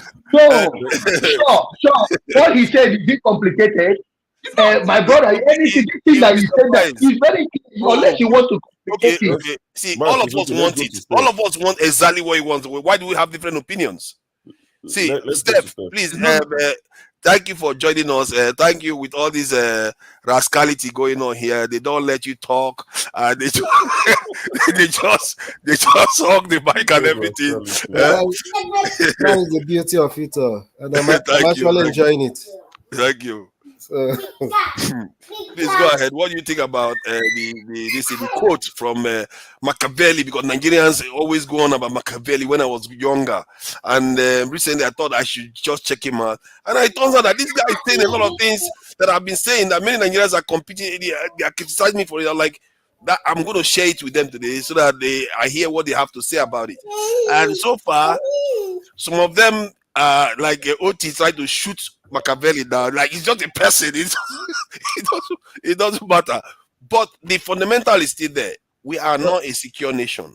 actually, we are bundling two things together: internal security and external security. The external security aspect of what Machiavelli is saying, I think Nigeria doesn't really have any national strategic interest that they want to defend abroad presently. You know, we don't have any. It's No wonder we when are poor now. it's when we are aware. It's when we are No wonder we aware. are poor. We don't have anything. You think But so? that's the truth. We should. We should, but we are not there yet. So what matters most now is internal security, so that we can be able to develop and have that nationally strategic interest abroad that we want to. To be fair to him, Machiavelli, he also talked about internal security too. The So comment to internal security. What I want you to understand is that Machiavelli, the time he was writing is different from our own time now. He's actually talking about how to build a benevolent dictator, not a democracy. A benevolent dictator, which was actually he doesn't see any difference in them. And that's the thing he about didn't him. see, but there is. Unfortunately, our own time have passed. That's why last week I made mention of that we missed so many opportunities we had to develop during military regime. That's why you're supposed to have a benevolent dictator that can force that national interest. He sees the vision. Then he will take certain steps to force it on everybody for the good of all. There's going to be rebellion, but he saw the vision. He's going to trample on rights, but he saw the vision. But under democracy, you can't do such things. You can, to an extent, you can do that too. No, you can't. There has been leaders that have made a lot of change. Under democracy. Yeah. No, nations develop that first step. It's easier for a nation to take that first step during a dictatorship. It's true. Most countries that, if you look back, the truth is that let me just say this: it's a dictatorship, but like some of them are actually democracies when they had dictators as rulers. Well, that's what's called benevolent dictators. Yeah, that's you true. Understand? You have to be stronger than your average person. You have to have followers that are stronger than your average because the challenge is heavy, isn't it? It's the same Machiavelli that said that it's also told the prince that these people should not respect him out of love, but out of fear. He says, I think, let me see if I can find the quote. I think he says, I may not say right, but yeah, it's better for them to fear you than to love you if you cannot have both of them. You have to choose one, choose that they fear you. That's why I'm telling you that he's not. He's correct. He's correct. And he gave reasons why he said that.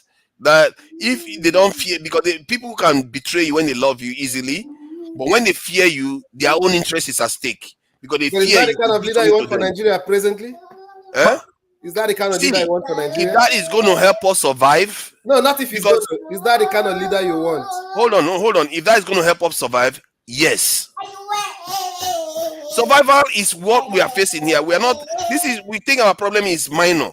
It's very serious because if you are dead, you are not going to have time to worry about whether they are treating you badly or not. But forefather, you don't support machineries, but you support quotes from Machiavelli. He too is You are against mercenaries. No, you are, because he you are, no, no, no. You are supporting the quote. Give us one quote from Nigeria. We need a man. I'm Because giving people you a have been quote. quoting I'm a Nigerian. I'm giving you my own Nigeria. quote. Sorry, I'm hold giving on. you my own No, quote. You give refuse us to one. accept it. Don't give us Machiavelli. Now let's this, talk on all this, let's talk on Nigerian quote talking about security. Oh, Because comfort us, many people are comfort giving us, us quotes from Nigeria. comfort us. Basic question for you, okay? And seriously, okay? I'm seriously, I'm not a joke, okay? Don't laugh. So it's a survivor. That's our main thing, right? So the question is survival as what? As one nation or as a disparate as nations? a You have to answer people that at question. all, as human beings at all, No. What do you mean human beings? as I mean, what human are you beings, talking about? whether we are going No, to you're be not alive answering the on this earth. We're talking about Nigeria, right? Okay. Yes. Nigeria. So survival as what? As one nation or disparate nations? Serious question. You No, see, because when you again, ask that, it makes me hold worry on. that you don't understand the Sorry, gravity of our problem. No, excuse me. No, sorry. It's part of our problem. It's fundamental. And allied to that question is this. I mean, because are you going to impose it on people to be one nation, or are you going to allow people actually different peoples, right? You can't deny it to actually decide the destiny. So Israel has killed 10,000. Survival as what? As one nation or disparate nations? You have to answer that question. It's not. You can't sweep it under the carpet. See, the question, the point is that when we say survival, I mean survival to be able to be alive at all. You see how people are fighting over desert land. Hold on now. I'm answering the question directly. You say, what kind of survival? As a nation or as a other different entity? nations? As different But nations. I'm not even, see, if that was my problem, I wouldn't even be here. Why shouldn't it be a My problem? problem You don't know your problem is, then. You don't understand the problem. Hold No, on now. seriously. My problem If you know is the problem, then you don't understand the problem. you are not allowing me talk. See, my problem is that I fear that we may not even physically survive or not even go into bondage again.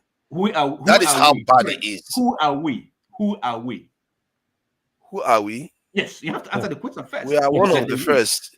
We are one of the ancient of men. Come on. We are custodians of this land. We have an inheritance. If you don't know who you are, then you have to ask yourself, man, what do you mean? You first have to deal with. What do you mean? Who are we? First other questions. All this before you start to build all this, whatever, on them. I don't know. We're not building anything. I'm just telling you. In the sky. Okay. Security. Okay. But the basic questions we have to be able to answer them. Seriously. Yes. I mean, look, this survival as what? Is it by force?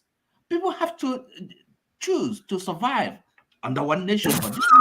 You have to choose to survive. See, most people will I'm talking about thinking about it, want to survive. They want to live. As what? Under what? Free under which people. government? As a free government, people. sorry, under the government that have elected or the government that is imposed on them? See, as a free people under their own control. That's how you people can be a want free to people live. when you're under a government that you did not choose, you don't elect. See, most people have been governed by people that were not chosen by them in terms of the individual. And they're happy.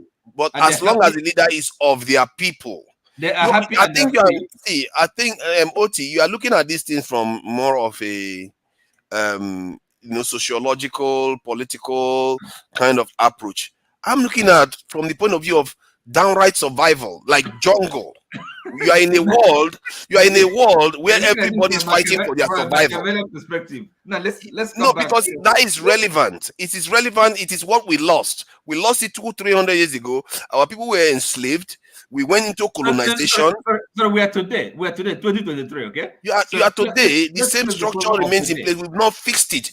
That is the problem. The problem of today. Okay. So how are you supposed to face it when you have not fixed something that happened for 200 years ago? Oh, come on. Look, how do you want to go back to 200 years? No, I'm not going back. I'm saying you should fix it now. So just because you suffered an injury 200 years ago doesn't mean you should treat it now. You should treat it now while you can. how your parents treated you and keep you going until you are of this age? Are you still carrying it at the back of your I mean at your back to do whatever you are doing now as a grown up? No, Don't you leave those because things I healed from that. knowing that is the training for you to be good and leave it and then keep living your life? Will you be thinking about slavery? Slavery is it slavery that made our politicians to be doing what they are doing? This is the question that you have to ask yourself sometimes. I Is it see. this slavery that's making them to? I agree with what I you are want. saying. That as the example you gave about what happened to me when I was young and compared to what I'm doing now, I've I've acted to change that. I've fixed it from that point of view. That is what I'm That's saying what. we should do. This is So what I'm still we saying. lost something and we never restored it. We never, but other people did. Who are the people? Who? Who are the people? Which Those people people are you that call asking? themselves in the country. Who are those people that doesn't want to fix it? Because Oh, if they the are government, the same people if that the sold government our is, people into slavery for Gogoro. oh, Their sorry. children are the ones still ruling. Oh, hold on. Let me this thing. I've said this before. These people have not changed their mindset, and the Europeans groomed them during the colonization period to love them, to see them as an extension of their own people. When their own people are clearly different, they don't want to represent their people appropriately. That is the problem, and their minds needs to be changed to understand that you don't have to be against Igbo people to care for your own people. You don't have to be against them. As a matter of fact, they'll probably respect you more for it because you are more like them now. You are doing Okay, what they do. can I ask you a question? Forefathers, what have you said concerning this? Is just that's why I'm bringing it to Nigeria. What have you said about a governor who is your brother, who is your countryman, who said that he needed 20% of the state, income or We allocation? all condemn What him have like you? crazy. What have you not condemned? This is we should be singing it as a song anywhere. This is how. Is there any action that has been taken? See, Matt, It's Matt, because you say it today. You say it today. You leave it. You see how you are talking about Matt, Machiavelli. We Matt. have said it See, Matt, almost 2 hours. Matt. But See, Matt, weekend we have not even talked about it. Matt. This Hold is on, the Matt, problem that we Matt. Let are me say facing. something. Let me say this. I was talking to somebody today. I said I'm not going to be talking about these type of things anymore. The reason why I'm saying that, not because I All don't right. understand that these things are bad things on their own, because we are not looking at the bigger problem. That bigger Sure. problem, if we keep taking our eyes off it, no matter what you do, as much as you dislike Wiki, you will keep getting him repeatedly because you are treating the symptoms. You're not treating the cause. If you care so much about what Wiki is doing, focus on the real issue that is causing it. That's why I said I'm not going to be The talking real about this thing issue, the because I real have to issue. focus. See, A governor came out to say this man needed 20% of this that comes in the state. Already is an accusation, is a criminality. Who are the people that are supposed to come into action? Do you have EFCC? Do you have police? You have them there. What have why do you they think they are not done? Have functioning? they invited him? Have they invited him? Have they asked him anything? We are talking about this, your security. That's I'm bringing. You want to go higher, but I'm coming to the lowest. I want us to treat it to the lowest But because that is the where higher we level can one get is not stuff. the higher level one is more consequential. Oh my goodness! You don't understand that. What use is it for a man to be tidying up their own house, sweeping everything when the house is What is situated? Let me give you an example. If you are tidying up your own house, cleaning it because you are worried about health hazard from rubbish and all the rest, but while your entire house is in a rubbish dump, the town's rubbish dump, what is the use of cleaning your house up? Because the hazard is already everywhere. You have to get that house out of that if rubbish the dump. but you need to clean it even though the hazard is everywhere. Does not stop you to clean what you have in the house, any But mess that you have. the better But thing to you are do is to you remove the saw house from there. but you saw what they did to us when we wanted to challenge them about our current president. What did they tell you? They told you You are the one that will take it off. It's not us. It's based on that security that I'm telling you. It's internal. Because we are not getting it right internal. You cannot be putting it on higher, higher, higher. Put it, look at it. It's just like a family thing. When a father, a mother is corrupt, do you understand? Your children, they see what you do. You say another thing. The one you are performing, they are saying what you are performing. Do you understand? The one they are going to be taking is not what you are saying, it's what you are doing. See, I get what you are saying. Let's It's what agree you are that doing. you We are prefer to coming. be talking So, about things on this micro level. I prefer to talk about things on the macro level. I choose deliberately to do it because it's of more consequence. When the Europeans were coming to colonize us, we thought they were just coming to take over one nation after the other. But we didn't know a decision has been made in the Berlin Conference to take over the entire African continent. That is something affecting us on a macro level that all the people fighting them on a micro level didn't even have a clue what they were dealing with because they didn't understand the bigger picture. So that during is slave why it's consequential during to slave trade, understand the bigger picture. during that slave trade that we are talking about, do you know how they eradicate those people that we are telling? How they stop Oyibo buying those things is when the villagers rise up against those informers in the village that are, taking them, making They the stop white men buying to what? come to. What did they stop When buying? from the villagers, when they have an informant and somebody who is linked up with the Europeans that are buying and selling human beings from Africa here, is when Africa rise up from those chiefs that are in their clans and in their villages. Is it not when those things started reducing? The only You reason see why that you need sorry, to you sorry, need to you sorry. need to fight. You need to fight from inside. I'm That is sorry. what I'm trying to The say. reason why they stopped buying human beings is because they became mechanized. They started using machines, so they didn't need us anymore, and they outlawed it. Don't make any mistake that this will do anything for no other reason, for any other reason other than for their own benefit. Regarding the colonization too, it is not by coincidence that when they found the cure for malaria was when they came after West Africa and Central Africa. They colonized South Africa a lot earlier, but they couldn't do it in West Africa because they kept dying because of malaria and tsetse fly and all that nonsense. So, but when they found the cure for malaria, it didn't take long before they got their act together and decided to come and take over. So little things like that can make a difference. Look at this thing. I think this is why you tend to have democratic dictators. I think it was Steph that was saying something like this about there is nothing more difficult to take in hand, more perilous to conduct, or more uncertain in its success than to take the lead in the introduction of a new order of things. That is an interesting way to put it. Dexter hasn't said anything forever. Sorry, Dexter, I forget that you are there. I know you do have strong opinions about these things. And the one I really want people to see about what he said that the prince should be doing. That for me, those two things are things that as a people we seriously need to open our eyes to, because it really is shocking the way he put it. Look at that. This statement here. When I was listening to his documentary, I didn't hear this on in his documentary. This is one of the most aggressive things I've ever had any analyst say.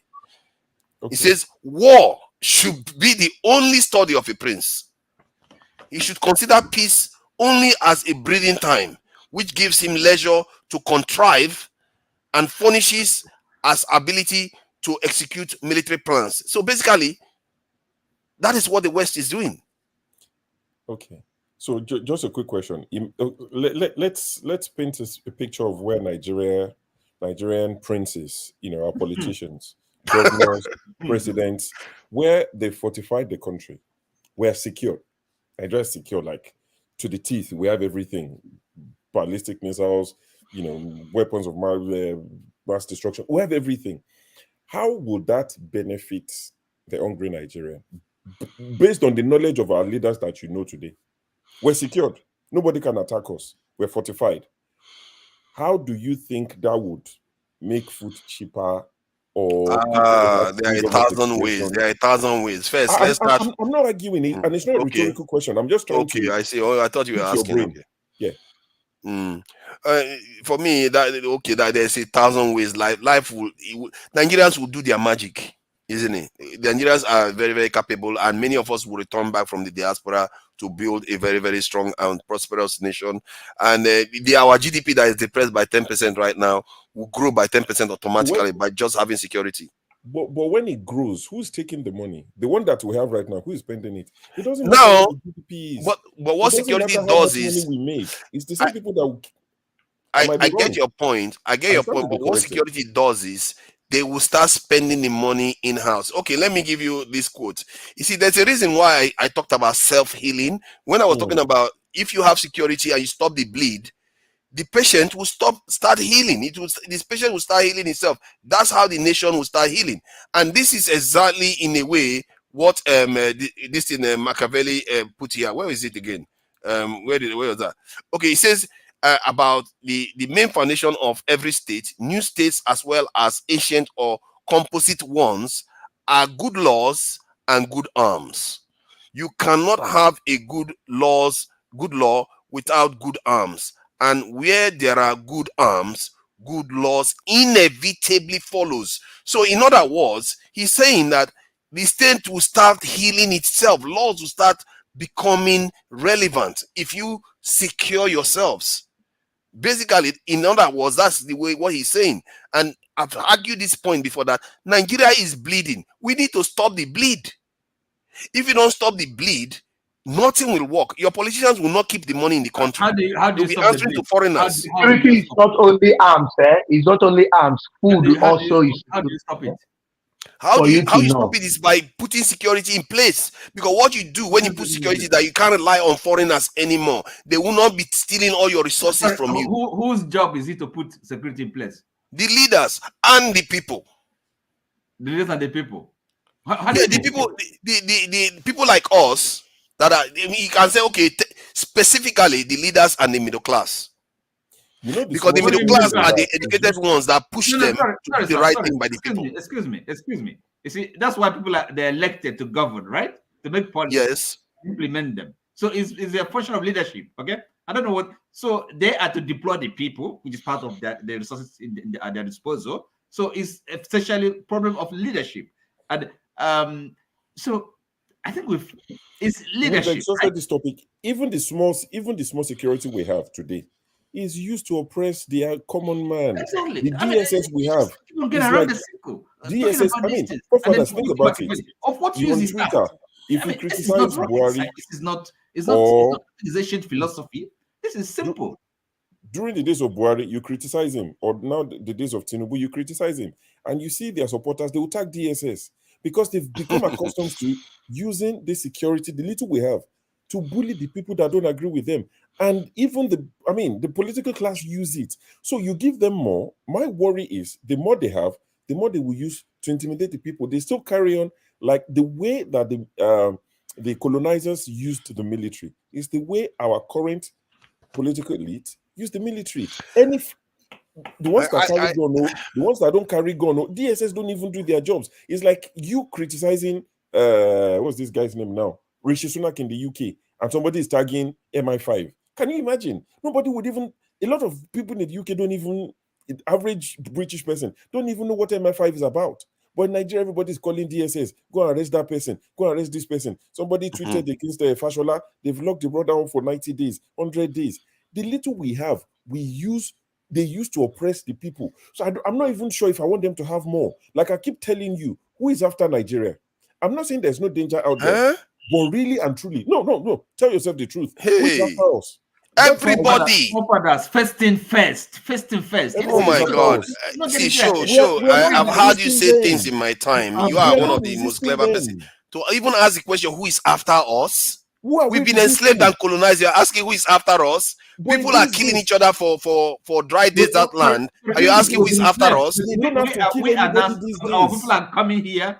I mean, they don't kill anybody willingly by themselves. They don't have to kill anybody. No, they don't have to. 10,000 people just died in less than 1 month. They negotiate with our political elite. They let them fill their boat and go away. Oil is the biggest thing we know that we have. Look at that as a case study. Please, who is stopping them? Who is stopping them? We But don't, they have have, minerals we don't that need they're guns mining to stop anyway. people from stealing our oil. Look at the way they protect their oil in other oil-producing countries. It's computerized. You don't need military. You can have security that is not militarized. So that's what I'm trying to say, that our leaders are not interested in protecting or securing anything. Who is after Nigeria? It might sound naive, but nobody is going to stop after them. us? Yes, because our leaders are not trying to see. Forefathers, you protect your house, you put a gate because you know that people want to come and take what you have, and you don't. Why want do you them to think your leaders are doing it if they are not after us? They've They're not compromised the doing it. leadership so that the leadership will be serving them. Isn't that the point?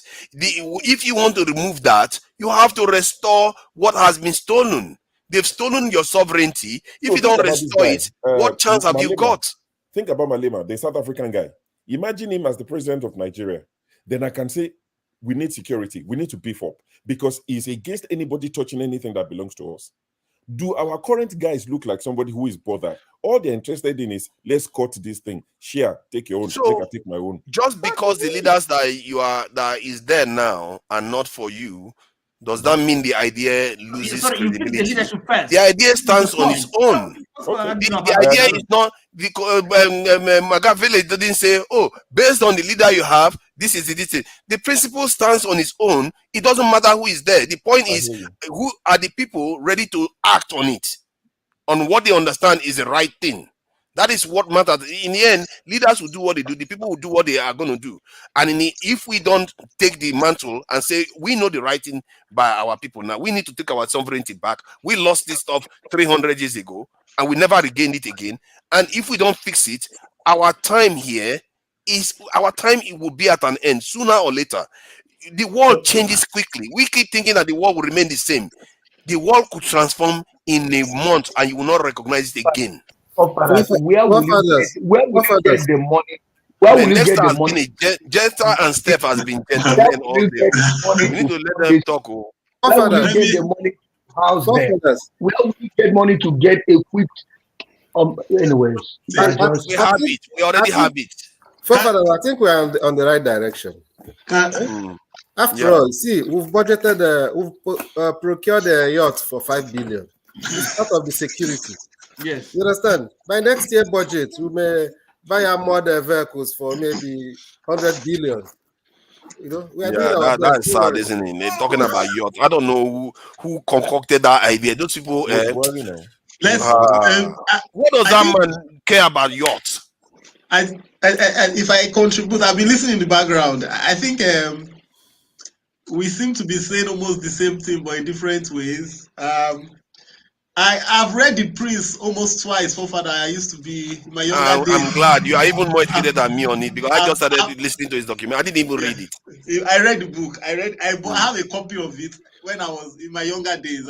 So you read this thing and you pretended as if you didn't know. Didn't you hear what he said? I'm fascinated. However, my take is this, Forefathers. Are you aware that The Prince was Abacha's Bible?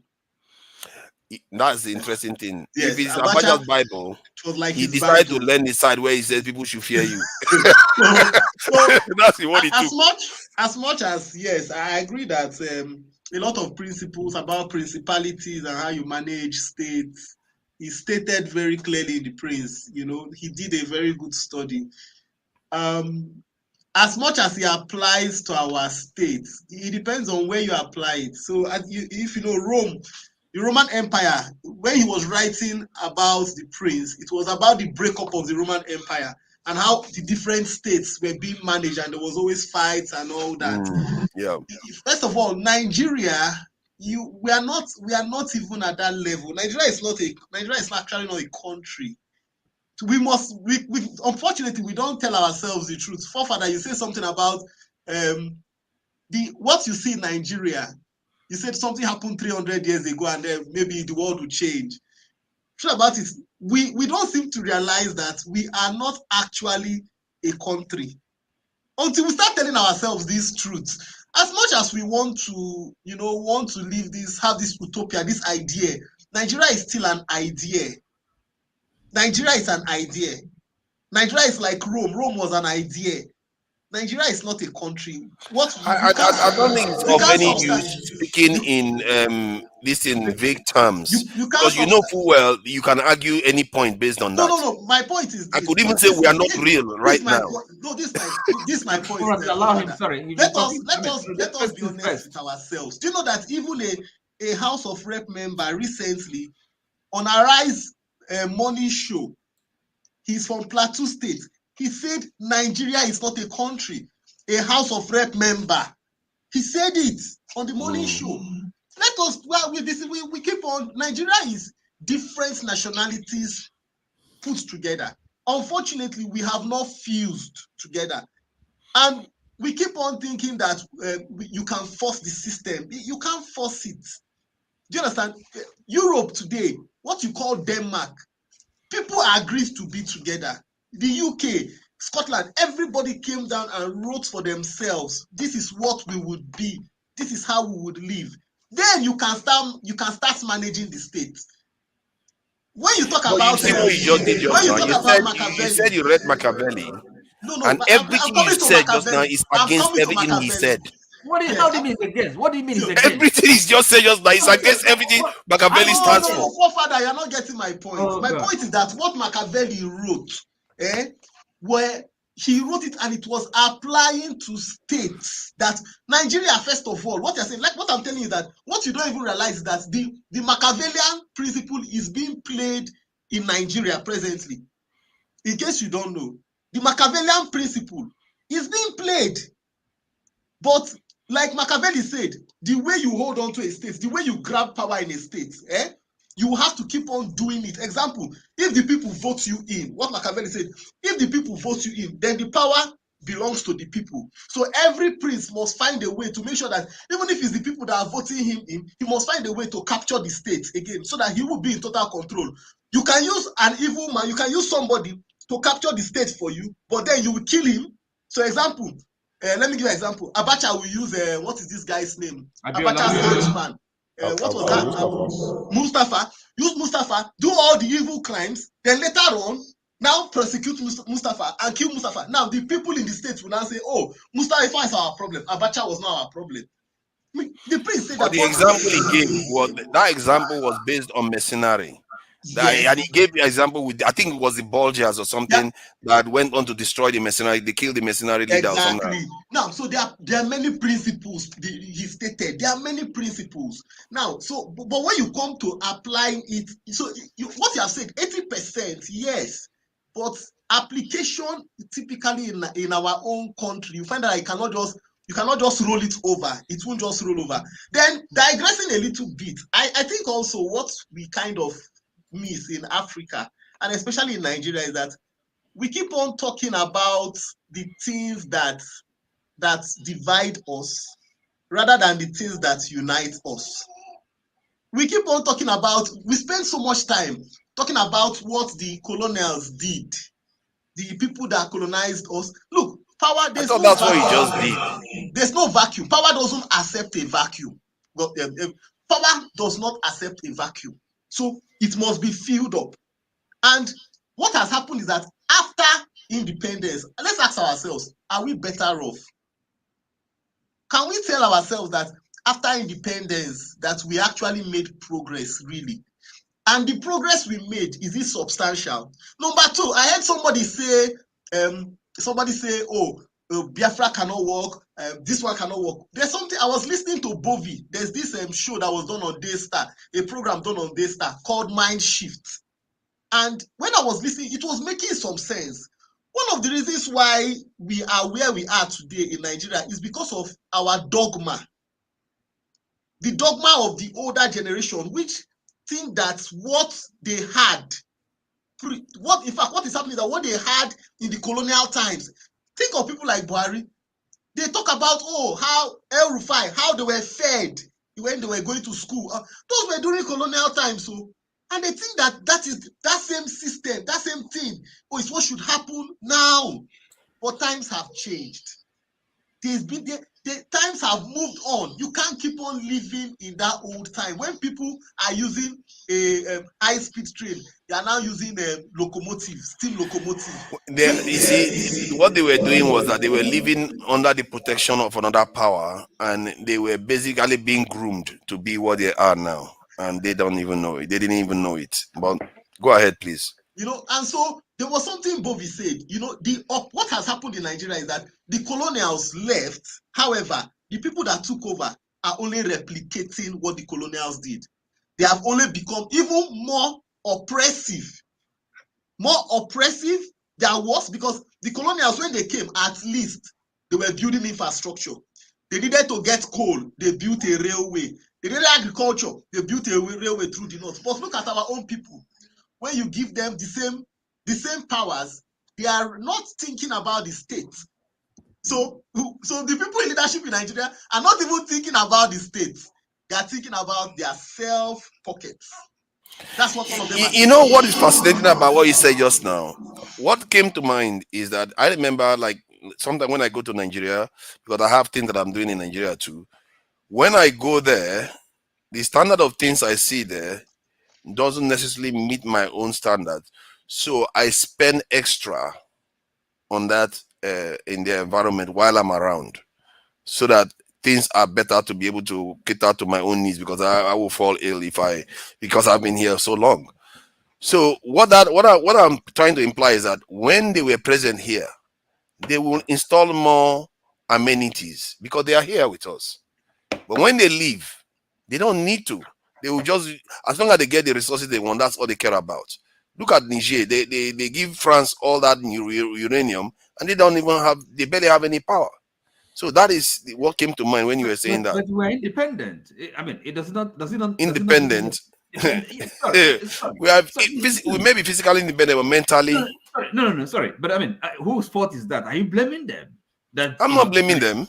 So I'm saying we should take care of our business. No, but I mean, look, these people, when they were here, they were making the place, good for them, kind of comfortable for themselves, right? And to serve their purposes. Now they had to leave, and then of course we are independent, and somehow expect them to kind of stick to care or to spend their time, their efforts helping us and developing us. No, they didn't come here to help us. That was not their mission.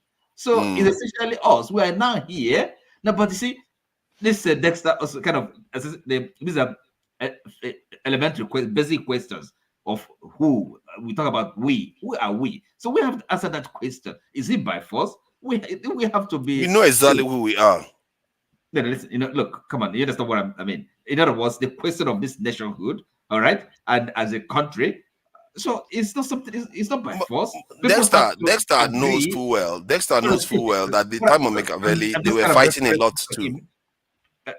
Go ahead. The basic question of nationhood, okay, it's not by force. People have to choose it, decide, and then embark on the journey. It's a project, and it's not a given.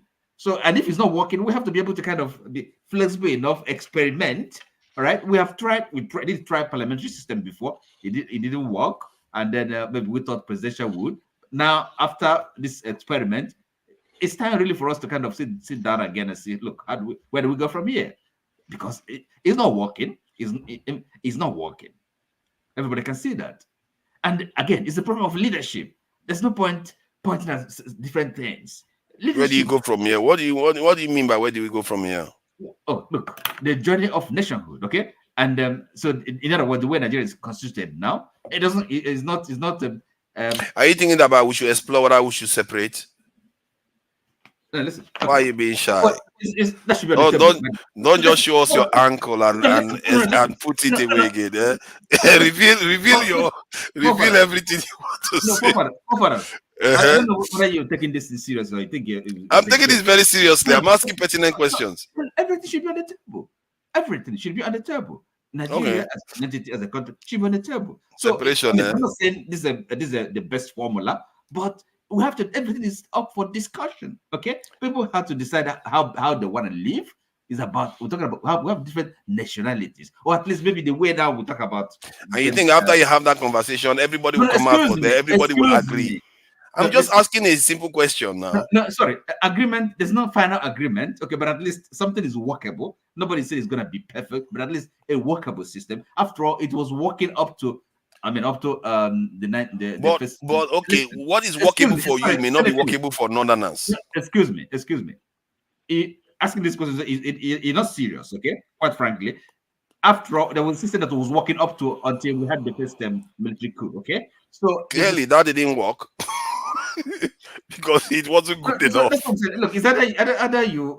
I don't know. See, look, the constitution we have now, there are major problems with that. Okay, the way the country is constituted. By the way, if a unitary system cannot work in a plural society, that's for one thing. You can be sure. There can't be any argument about it. This one has lasted 24 years now. I don't know. It seems to be kicking on slowly and steadily.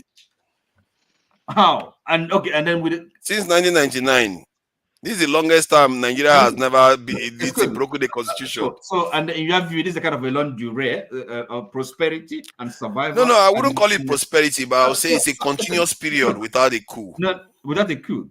Okay, because we don't have a coup, that is a success. Okay, the longest one. It's not success. I'm just describing what it is. Look, that's what I'm saying. You gotta be serious, quite frankly. I'm serious. What do you want me to say? Was I not the one that brought a very seriously? Now, look. Okay, fine. You see how a plural society, okay? Diverse nationalities, different peoples, okay? The only way you can govern them is they have to have a good measure of autonomy. All the various major blocks, major ethnic groups, at least. Or major regions. Anyhow you want. Governors have autonomy. Governors are immune. No, sorry, excuse me. I'm not talking about governors. The people I'm talking about. The people, right? Not governors. Not political jobbers. Give me an example of what the government is stopping you from doing in Nigeria. You know what's regional autonomy or state autonomy or whatever you want to call it. You see, so in other words, those people, they have to have really kind of control of, they have to have a good sense of control of their lives, of their destiny, right? So like we have in the constitution now this legislative list, different activities or areas the federal government should not even have to deal with, right? So these are the things we're talking about. Financial federalism, okay? Fiscal federalism, right? So the different regions or states should be able to control their resources. So these are the serious major improvements. That's if, of course. I see. I don't understand this. What I'm going to say for one thing. What don't you understand? What don't you understand? See, what I'm trying to get through here is that I would rather make a nuisance of myself. I would rather shout and shout until people get tired. No, sorry. Because hold on, let me just finish what I'm saying, please. I will say it repeatedly, and somebody said I should expand my this in context and everything. I said you should narrow it, not expand it. If you have a specific problem, there's no point worrying about the others. Deal with it. If you don't deal with it, what you use is going to deal with other stuff. So I will keep shouting, because if somebody shouted this to our forefathers, if somebody shouted this to our forefathers early enough, maybe we'll not be in this mess that we are in today. We're talking today, Nigeria today. I'm telling you what I'm doing now. I'm trying to contextualize it to say that if somebody did that before, maybe we'll not be in the mess that we are in now. Oh God! Now, excuse me. Forget about the past. Now, today, am I breaking your head? Today, you're not serious. If you're not, what do you want me to say, man? You are saying, "Oh God, scratching your head." I'm telling you what I'm going to do. What he's saying is shouting the security matter every day until people get it. So he's saying that maybe somebody was shouting security back then. Good security. To our forefathers. So he's saying that his message. If they had done that to our forefathers, we will not be in the mess we are in now. Because somebody did it for the Japanese, somebody did it for the other people that were not conquered so badly. Excuse me. Nigeria of today, okay?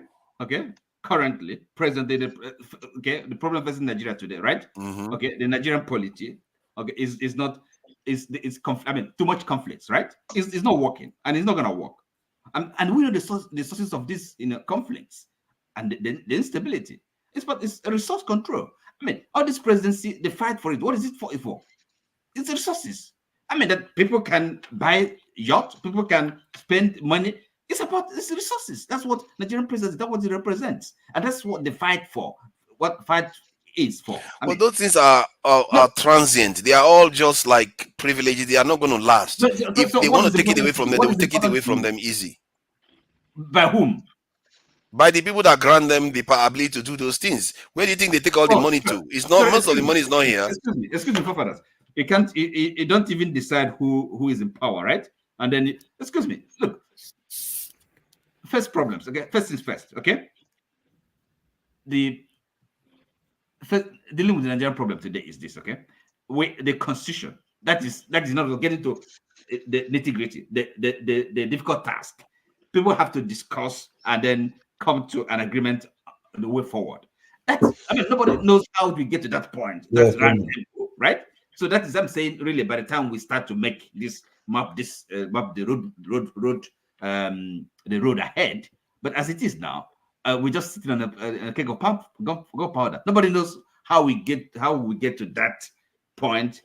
We're gonna begin to discuss a way forward. Nothing is, I mean, in life, there's no certainty, nothing is guaranteed. You have to be open-minded, okay? But we know the problem, right? As I said, resource control, that's the source of all the conflicts. Between who? Between who? Within the nation, you mean? Class, at least the political class. That must be clear within the nation. That's the problem. Yes. So resource control. They are fighting for resources that they don't control. Oh, come on. that's the way it is. They don't control the resources. They're fighting for it. What are you talking about? See, the true problem is what Shu said. Your leaders are traitors. Excuse me. What do you mean they don't control the resources? No. I think I agree with Mr. Oti. You're not serious. What resources they control? They don't control anything. Whether we paper over the cracks, we might paper over it, but what we might choose to be blind to it.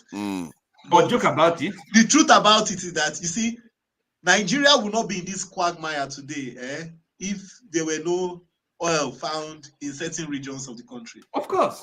That's the truth. Nigeria will not be in this. Nigeria will not be at all. Oh, I see. Yes, that's why Sierra Leone is suffering, and Niger. Nonsense. We're talking about Sierra Leone. What do you mean about Sierra Leone? There are many countries that don't have. Okay, it's a shame. Now Africa is quite blessed. God decided to give us material, so we are suffering because of the blessings of God. But it's all right. We don't have to do anything to take advantage of the blessing. Forefather, there's an exception. Botswana is not suffering today. This is how bad our people think that even blessing, they regard this as a problem. No, forefather, it's not that they regard it as a problem. In Botswana, what happened? If you recall, Botswana was actually part of South Africa. However, when they found solid minerals were found in Botswana and oil was found in Botswana, diamond. They wanted to divide the people. There's a movie about how Botswana was bettered. They wanted to divide the people. It took the king's son to decide that the resources belong to the people. They wanted him and his uncle to be divided. They wanted to give him some parts, and then they would loot the resources. Because when there is war, when there is fighting, you can loot resources. But the young man stood his ground. He stood his ground. He did not sell out. Yeah. So whether we like it or not, if we don't face these realities and tell ourselves the truth, we'll keep on papering over the crack. Let me give you an example. You know, Botswana is not heaven. Let me give an example.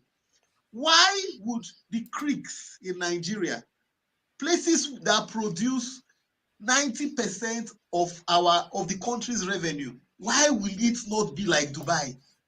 Why will those places will remain unattended to? Did you see that quote Machiavelli gave you? That is why. No, forefather, let's leave. You are asking a question, you know the answer. Forefather, let's leave Machiavelli. He gave you the quote. He told you. You refuse to listen, and you are complaining. Machiavelli is the answer to everything now. See, forefather, yes. Not Machiavelli. What he said was the cause of the problem that we've not refused to fix. The Commonwealth of Nigeria is in the hands of a few. And the truth is, like the Bible also says, a strong man will not allow you to go. Pharaoh, when it was time to let the children of Israel go, he will tell them, you will go today. When that day reach, you will tell them, no, you will not go again. Whether we like it, that's the reality. The resources of Nigeria are in the hands of a few. And if there's a Netflix series about Africa, the truth about it is that before the British came into Nigeria, there was already a power working in Nigeria. Whether you like the caliphate was already the strong power working in Nigeria. The other down south, you just had independent nationalities. They were not together, but up north, you had a consolidation of emirs. There was conquering of states, and they were moving down south. If you check the history, it was when the British came that Lord Lugard actually waged war with the caliphate and destroyed their power. However, when it was time to leave, which is normal in every war situation. Example, Afghanistan today. Why is it that when the Americans were leaving, they handed back to Taliban? Why? Because when you capture a state, you conquer a superpower. When you are stepping out of that state, what you do is that you tell that superpower that you conquered, I'm living here, but I'm handing this state to you. You answer to me. Simple. And that's what happened in Nigeria.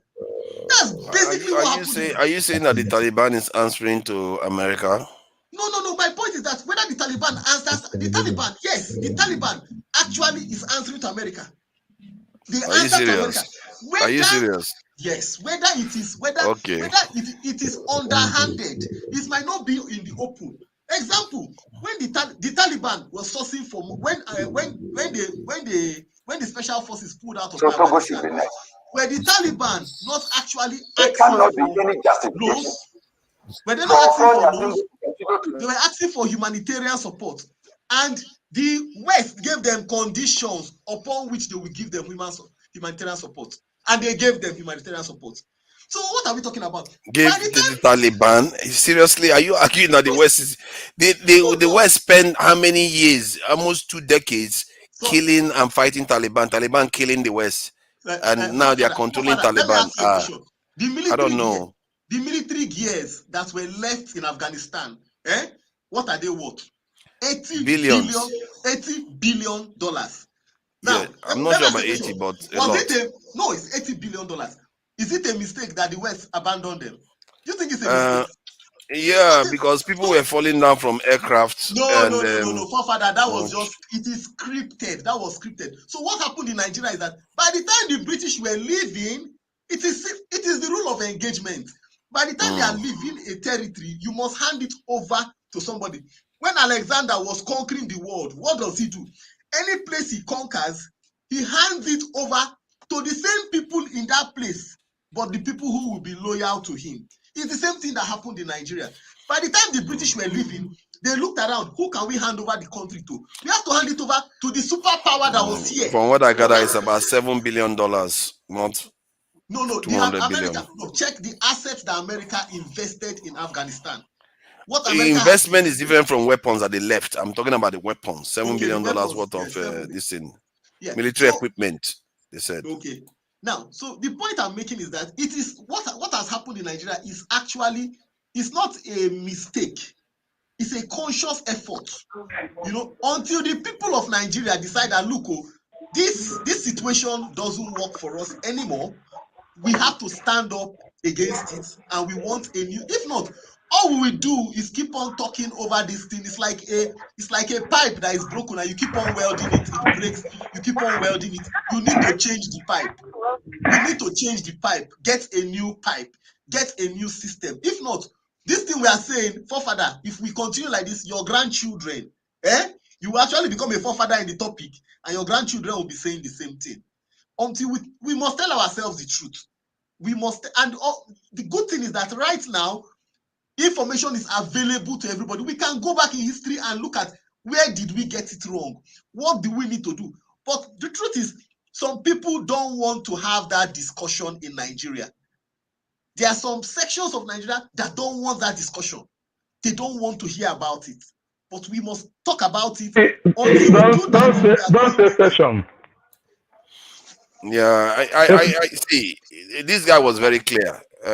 Machiavelli didn't care about all this long talk about all the minutia because Stop he, bragging he Machiavelli. said There, to see there, because there, of higher level stuff. forefather, Mm. forefather, I've been here since. Forget about Machiavelli. My people say, sorry that go up, must only come down. Also from my own village. Not only Machiavelli, Machiavelli had to say something. Let me tell you the truth is this. Everybody is speaking like, everybody is talking the right thing. I just, since all these days, I just begin to like think, which way Nigeria? Nigeria is like a business center. Come, man, go back to Nigeria is like a business center. All right, it's like a company. Everybody runs for their own gain. They will share the whole thing, different parts, and they make their gain. The name Nigeria, we look where it started from. Nigeria is not like before 1940. Where is Nigeria? Is Nigeria exist before 1800? Who is Nigeria? Where is Nigeria is? Royal is called Royal. I think Niger Royal Company. Everybody will have shares. Then they did the baptism to Nigeria. Everyone also have shares of that company, which is that board of directors, which are all these presidents, governors, everybody sharing Nigeria wealth. It's all time we all come together to see which way forward. Yeah, are we staying together? Which way? How are we going to be in Nigeria? Is Nigeria like? Are we going to change that name? Because looking at it the other way around, I don't see how a girlfriend will give a name. All of us will not take it, all right, and start answering such a name. We have our own, we don't know what it means. We don't even know what Nigeria means. We just, okay, I'm born, I'm a Nigerian. Yes, people and their way of life still stand. We are peoples and have our own way of life, all right? So, all this we are saying here is like we are pouring water on using a spoon to pour water in an ocean, all right? Yes, it's going to like you see like if it's going to like make something, but it has time we come to talk about it. How do we let Nigeria renegotiate Nigeria? Let the south and the north and the west and the middle, everybody, the sea zone come together to say, okay, let's call Nigeria, let's negotiate and see how we're going to move forward. Let everybody be on the same angle. Forget that Machiavelli was or they say before he starts making his proverb and everything, but people have already started making proverb already. They already tell you that you know what that means? It's a word. Nothing if you interpret it in English word, however, you know what it means. So there are already people have as if say existing. It looks like we have too much time to talk. The only thing we don't have time to do is do something. We just want to Yeah, keep let's talking and talking and talking. We forget that when we finish talking, there will be people that will come out of that meeting and disagree. yeah, They'll that's the problem. come and write Where immediately and still where disagree. And you where want to carry on talking. when you say When that's people are when you say asking, that Is that the explanation? see that's when you say that some people in some parts of the country I object that some people even in the eastern states even they are from even people from my village they will not allow Nigeria to like run like everybody the masses will benefit because actually obodo mebiela ọwụrụ ndị nze that Machiavelli speak it, so my people say the when the country is being run by spoiling everything, people are gaining. That's what is going on. That's what is going on. Some people are gaining out of what Nigeria is going through, and they don't care, and they keep on gaining. So we need to come down to the okay. How are we going to do this? How are we going to like? I don't really know. I'm just confused. I don't really know where to start anymore because Nigeria is in a crossroad. Is in a crossroad. We will come here it's, and talk. it's I don't not really know. for me. What I see is not only Machiavelli. If you read the Art of War, and if you and look at the examples in the world, not okay. These people are Confidence. they are in the books. Look at the Papa, examples I in the tell us world. yes, you waiting on Baron Baton, his own proverb. What should we do? African proverb that makes Why sense. do Not we the always ignore Machiavelli. the pertinent things? We What just should keep we chasing the do? wrong things. What should we do? You have seen What the should we answer. They do? have given you the answer. You've seen the world, or the way it works. No. If you, What should we do in Nigeria, forefathers? I've already told you, we need to What? get our security in order. We need to recruit a lot more into the military, like the Forefathers are Tinubu ascending. campaign said that. I'm not even saying Forefathers, something. you They are all know it ascending. You are already. ascending. Yeah, Forefathers, that you is. are ascending. No, come Yeah, down, come down. You are I know, ascending. I get what you are saying. You are ascending. You are ascending. Are you an Yeah, I angel? get it. Let me sort it Come out. down, come down, come down. This thing, the camera fell off. Okay. Okay, so the examples are out there. We all know the examples. So we just need to do the right thing by our people. That's all. It's not rocket science. It's not even hard. It's just people need to focus on it. And I tell you this: if we don't do it ourselves, other people may help us do it.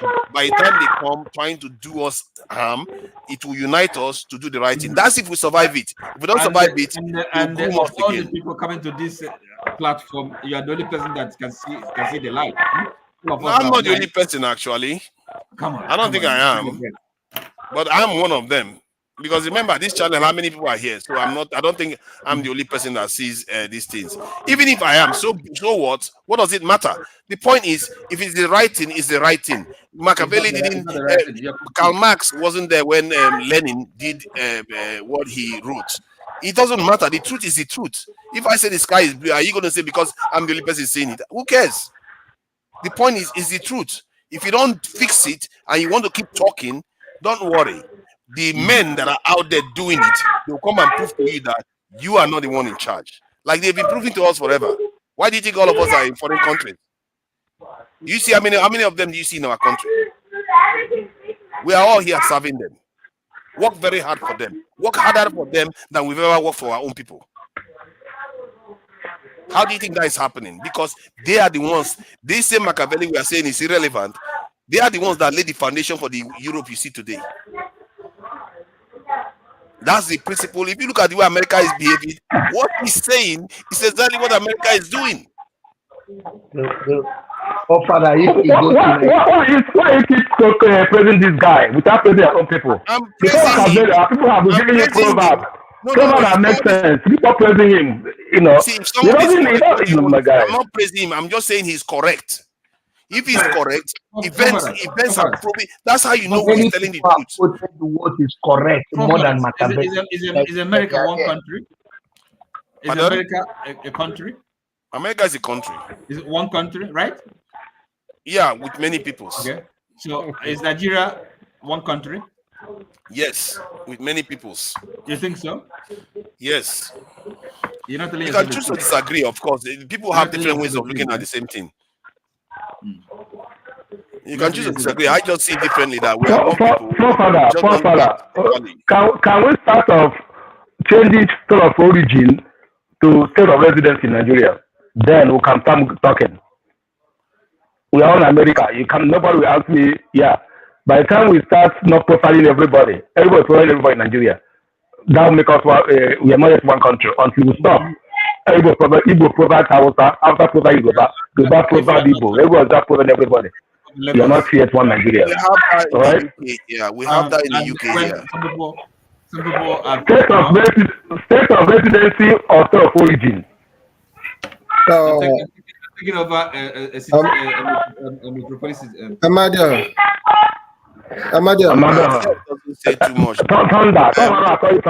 Anytime you want to jump in, you can jump in, local. Can I say something? Yeah, please go ahead, Steph. The state of origin and state of residence, two of them are important. Neither one should be sacrificed. Even in developed countries, they collect all those data, but Nigeria is scared of data. I don't know why. When you want to do census, you should collect both state of origin, or if you want to call it nationality, ethnic nationality. Collect also whether your religious affiliation, if you want. Those things are important. State of residence is also important. All those things are data. They can be used for different things.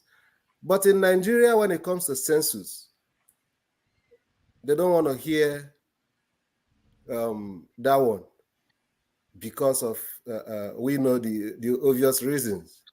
You know, I think data collection is important, no matter whether it's state of origin or state of residence. All those things are necessary. It helps to plan. There's nothing wrong in knowing how many people are this. In Nigeria today, we speculate. This so and so number of people are Christians. So and so number of people are Muslims. It doesn't make sense. There's nothing wrong in knowing those data. But the banks have all this information. Most of this information, they already have. We're not talking about banks. We're talking about national data collection. No, I get what you are saying. If I was the government, I will be able to use the data that is collected by most of the institutions that the government technically controls to extrapolate the numbers of the people, the religion that they tend to practice. You can make a statistician can make an educated guess. based on the numbers, and weighting and whatever they like to call it. So, but I take your point that we don't have our own national census that is going to give us the. I don't even know. Let me just ask. Sorry, Steph. Let me just ask. Show. Do the UK, do they even do census anymore? Because I'm not even sure. Most of the countries, whether sooner or later, I'm not sure they are going to be bothered anymore. Every 10 years. In No, the they, UK, they do census every 10 years. in US Okay, here, good to know. they do the same. And Yeah, that's what they I used get to the feeling do. that in the future, it's not going to be relevant anymore That's in the what they future. no, it's gonna continue to be relevant here in US because that's what they used to do their redistricting. It's Mm. very You understand? important. Forefather, They use it. it's very, This in political every map they used to developed draw. country, That's what they they will do use. census. Because In the UK, reason why I say it's not going to be relevant in the future is that they will know in real time where people are located. no, They will have all the data that they need then in the near future. but you So what is always the have, point of just counting them when you already know where they are? Forefather, here in America, nobody counts anybody. During the COVID, everyone collected palliative. You don't know how they know that where you live. They will send their money. So Exactly. That's exactly what I mean.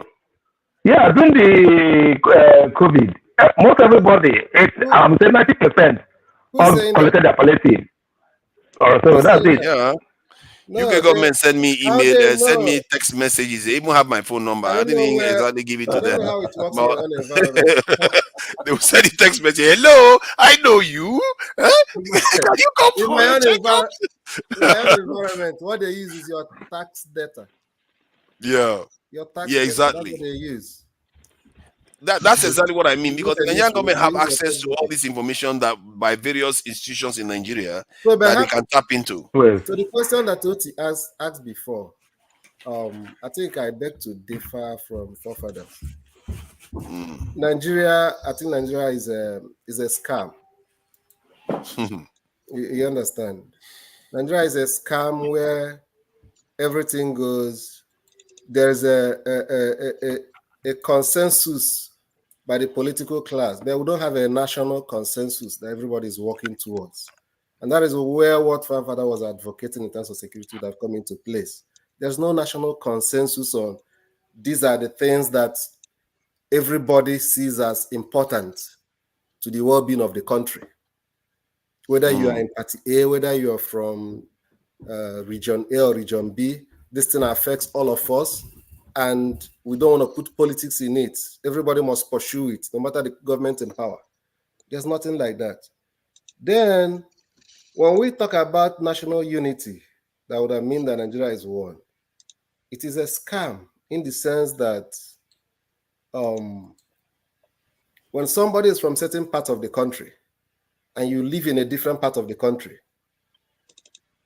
they don't want you to exercise your right in that part of the country. And they say that is a united country. Is that unity? Is that patriotism? That you live in a particular part of the country, you may even be born in that part of the country, but they tell you, no, you don't have such rights here. And you want to celebrate it as a country, as a nation, or whatever you want to call it. A country where immigrants have better rights than you, that is a national.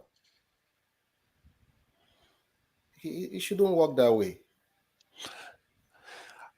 I've asked myself, do other nations have similar problems? I will tell you they do. Okay, let me tell you that they don't. If you are born in a particular state,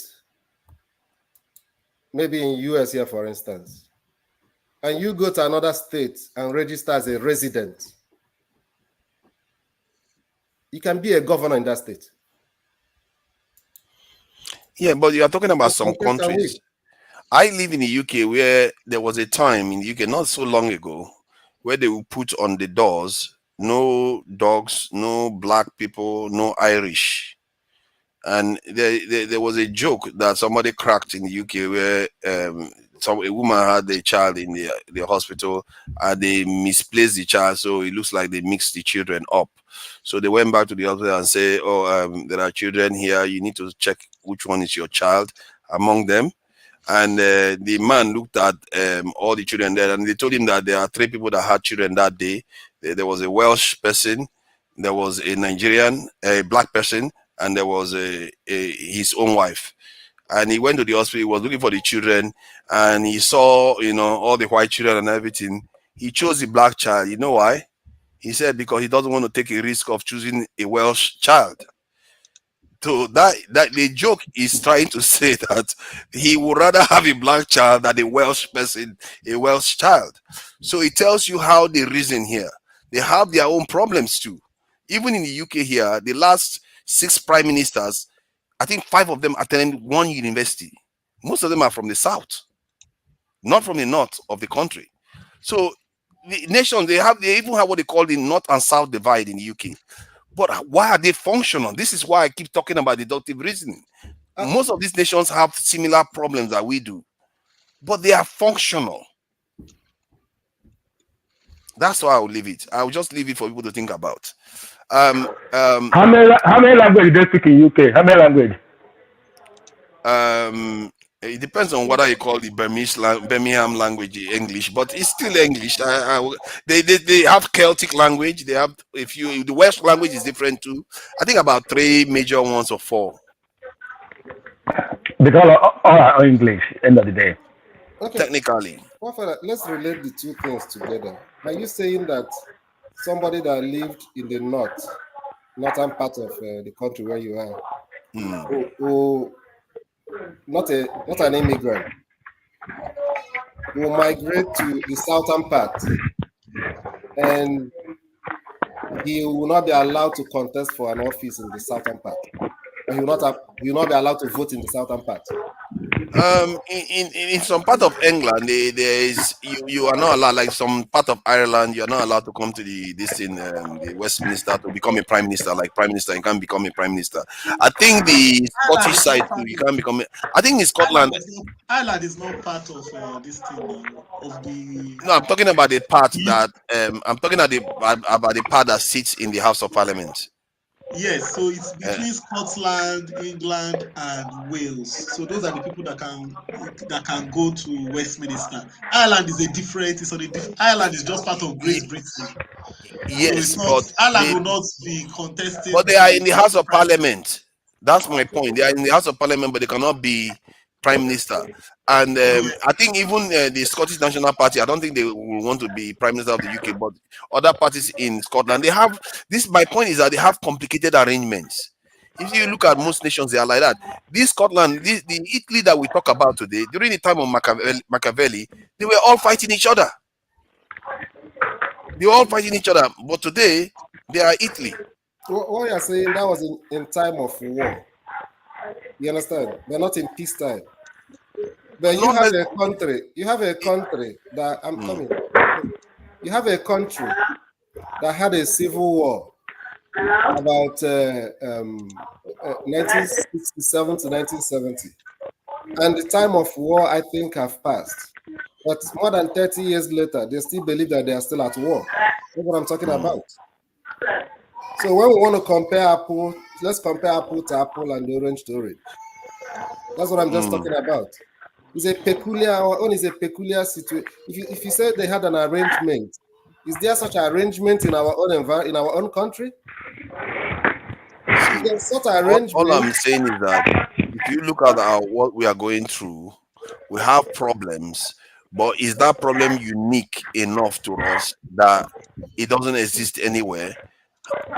I will tell you that there are other people with greater problems that have overcome it by doing simple things. What I'm saying is that the problem, whether you like it or not, have a far-reaching effect than what you're saying. Take, for instance, assuming that a particular region in Nigeria believe their presidency is their birthright, and they have it, and they are doing quite well, and all the country is developing. Do you think that there will be much agitation? No. Compared to how it is now? Not at all. So that's the problem. The problem is that points you to the solution. That's the problem. It's not about the discrimination. That is the problem. It is. You just said it yourself. That if the nation was functioning, people would not care. Allow me to explain what I say. Of course, I will allow you. But the country is not developing.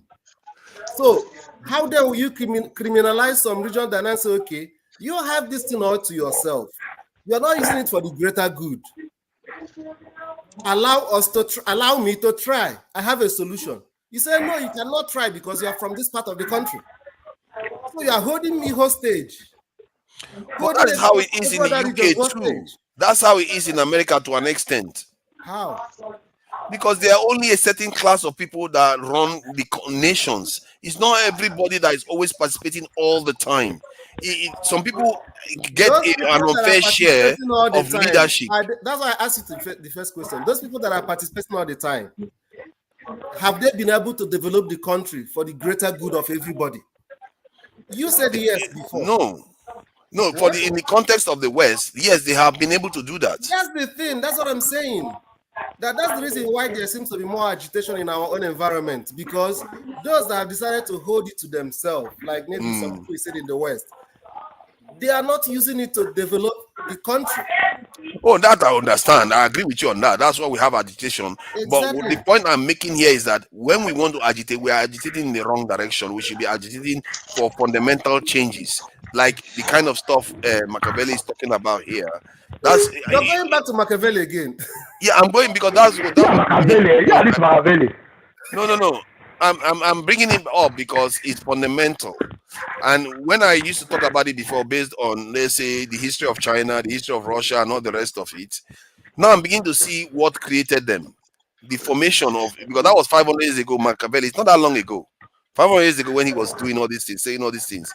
And many people went on to follow Machiavelli. 500 ago, it's not long ago. Yeah, no, by in terms of history, it's almost nothing. That's the thing. In terms of history, this is another, and this is why I think the way we think is that we think of for now too much. They think longer term, and 250 years from now is nothing in historical terms, and we forget because our children are the ones that are going to face the consequences of our decisions today. That's why I fear for our survival. We think, I'm not saying maybe tomorrow is just going to happen, but it might happen 10 years, 20 years down the line. The world can change. 70 years ago, the world America was not the superpower of the world. Today they are. Could I be heard on that issue? That's why I came in. Forefathers. Yeah, welcome, Pansat. Yeah, how's everybody on the panel? Hello again. I was here earlier. Good, Pansat. How are you, sir, Mr. Oti? Good. Thank God. We have a new person who's quite brilliant, Mr. Steph. I know the rest of you are brilliant. I haven't heard him before. But you know, forefathers, what you're talking about with Machiavelli, it's politics 101, right? When you go to school, go to university, they're going to talk about real politics, which is German. It's a known phenomenon. A system of politics and principles based on practical rather than moral or ideological considerations. A lot of it could be quite tough, you know. Real politics, that's what you're talking about. But, you know, it assumes that states are rational actors. Pretty much it holds in the international arena. It's international politics, where states calculate their gain by relative means rather than absolute, right? And the strong will do what they have to do, and the weak. There's so many sayings that go there, which is interesting that you're bringing it into a conversation about, I guess, our country, Nigeria, which is basically one country, right? Allegedly, one country. So it's not international arena. But I can see where somebody will make that argument if you make those nations independent states and they have to act accordingly, like a normal state would do. I had a debate with you, was almost 2 hours debate between you and I, mano a mano. And I believe I defeated you soundly in that debate. The record is online. My God, man. I'm usually let me say, because you're inching for this debate. So why don't we actually have that debate now, unless there's another topic? I believe there are some people here, most people here disagree with you. You could allot the time. Oh my God! Give lion's share of the time. Let's debate it because Why do you the always come problem. for a fight all the time, No, it's Pastor? not a Man? fight. Trust me. Look, I did my best to convince you to keep your eye on the ball. You don't want to keep your eye on the ball. You okay? Here's some of the arguments I see you making all the time. One is that black people need to come together and get some respect from Oyibos. No, I to believe survive. that. I don't care about Igbo people. Right. Okay. So We have you to make that survive. you make that argument, right? And I try to remind you that first of all, you have to use a cause and effect. Then you have to find out why aren't we measuring up to par? What is the cause? You just Yeah. talk about the effect. We have to be Mm-hmm. strong at home, right? Mm-hmm. Those is modular. Power is modular. The units that make up Nigeria, they have to be strong in order for the country to be strong. Now, it could be modular in the sense that the incorporating units can actually be stronger than the whole because we are stronger than the whole. The Yorubas, the Igbos, the Shekiris, the Jaws, Hausas, Fulani, whatever, if you take the strength of everybody in Nigeria, right, and if there's an output that you could pour out, right, it's stronger than America, as a matter of fact. It's stronger than Nigeria itself, for sure. So we're not living up to our potential. So now the question is why? Often, I guess, in your mind, when you look at security, you're just looking at the military. No, not only. I'm sorry. Okay, The maybe entire another. envelope.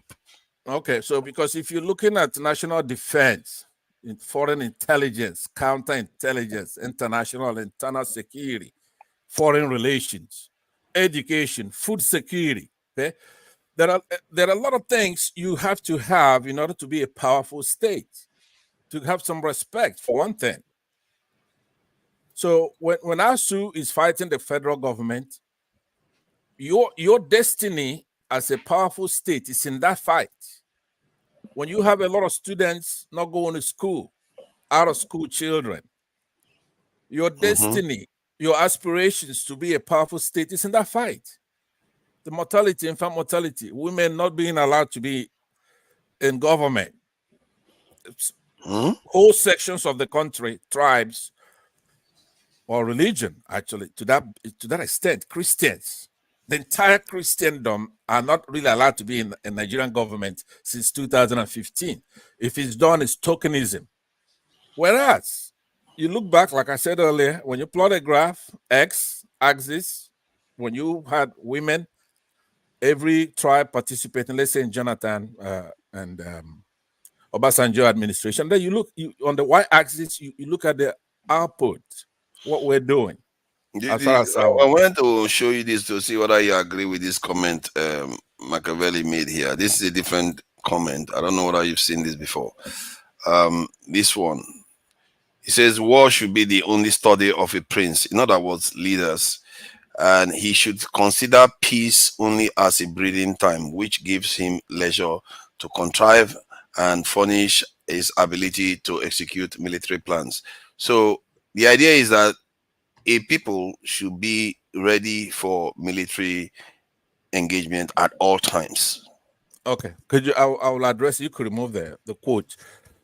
There's very few Machiavellian quotes that you're gonna put up that I'm gonna disagree with. I'm a realist, in the sense of war college scholarship.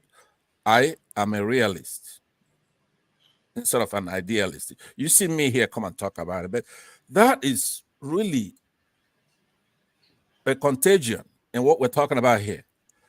When you expand, when you talk about security, spend money before our security, you are dealing with people, as you could witness in Ukraine and Gaza and other places, people who can carpet bomb. They could bomb you from the sea, right? With Tomahawk missiles, rain down every square inch of wherever you are. They have bunker busting bombs. Not only that, now they have nuclear weapons. They have space military, right? They could use microwave. If there's going to be a war, you're going to see some things that you've never seen before. That's why people like China, Russia, they're not rushing in, because these people are far advanced. You're like a caveman trying to fight maybe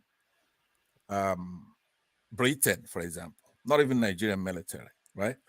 So you have to cut your coat according to your size. At least let your people eat. You cannot fight the United States. Nobody is right? fighting them. Okay. I was saying you should do what other nations do. Secure your nation. Absolutely. But the security, you could do security by at least securing your borders. That's important. When you're laying emphasis on what should be done, there should be a hierarchy. There should be a priority.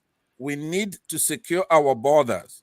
Somebody mentioned something here about census. It's important to know who is who in the country.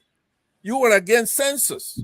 You said I'm not against census. I said we can gather most of that information. I'm not against it. Wait a minute. You said while we are waiting for it, we need to use there what be no we got. need for it. Let me land. Yes, there will be no need for it in the near future. Yes. Okay.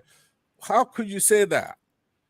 You do census so that you know your population and other data that are associated with it. That's very important stuff. Nigeria doesn't even have that.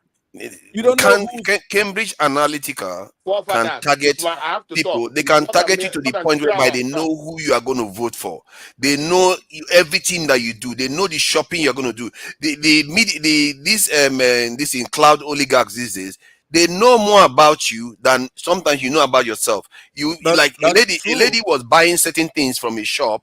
They knew she was pregnant, but she didn't even know. Okay, let me they sent her stuff to let her know that she's pregnant, and then they discovered that, oh, she was actually pregnant. That tells you the world you live in. That's why I said you don't need to conclude, and then you come back to me again. There's a lot of people who want to speak here, but look, let me. You see, when you make a statement, right, you're not just being held to that statement. Let's do it mathematically. If you say 10 is greater than 9, right, and that's what you said. In that statement, you're saying that 10 is greater than 1. You're saying that 10 is greater than 2, 3, so forth. Right? So when you make a statement that you no longer, you're discharging census as something that reluctantly we should do it now, but in the future it's going to be totally useless. It means that you don't know your ass from your mouth. You have to have, for example, when you say, "Oh my God, Pastor, wait.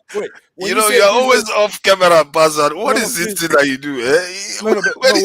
Wait, please. I'm concluding here. I'm saying when you just made the statement that businesses have information on people who do certain things, the data is there for businesses, right? But that is woefully inadequate to know. For example, people who don't have a phone, like in our country, there's so many people who don't have a phone. If you're going to count the population based on those who bought something or downloaded something from a company, it's not the same thing. You have a lot of people who are farmers, who are in the villages. You have a lot of people coming to our country from, especially from where Mascat's people over there in the north, Chad, Niger, right? What I call the people too, Pansad. Deny them as much as you want. They are my people, but unfortunately, they are my swampy people. They are the swamp.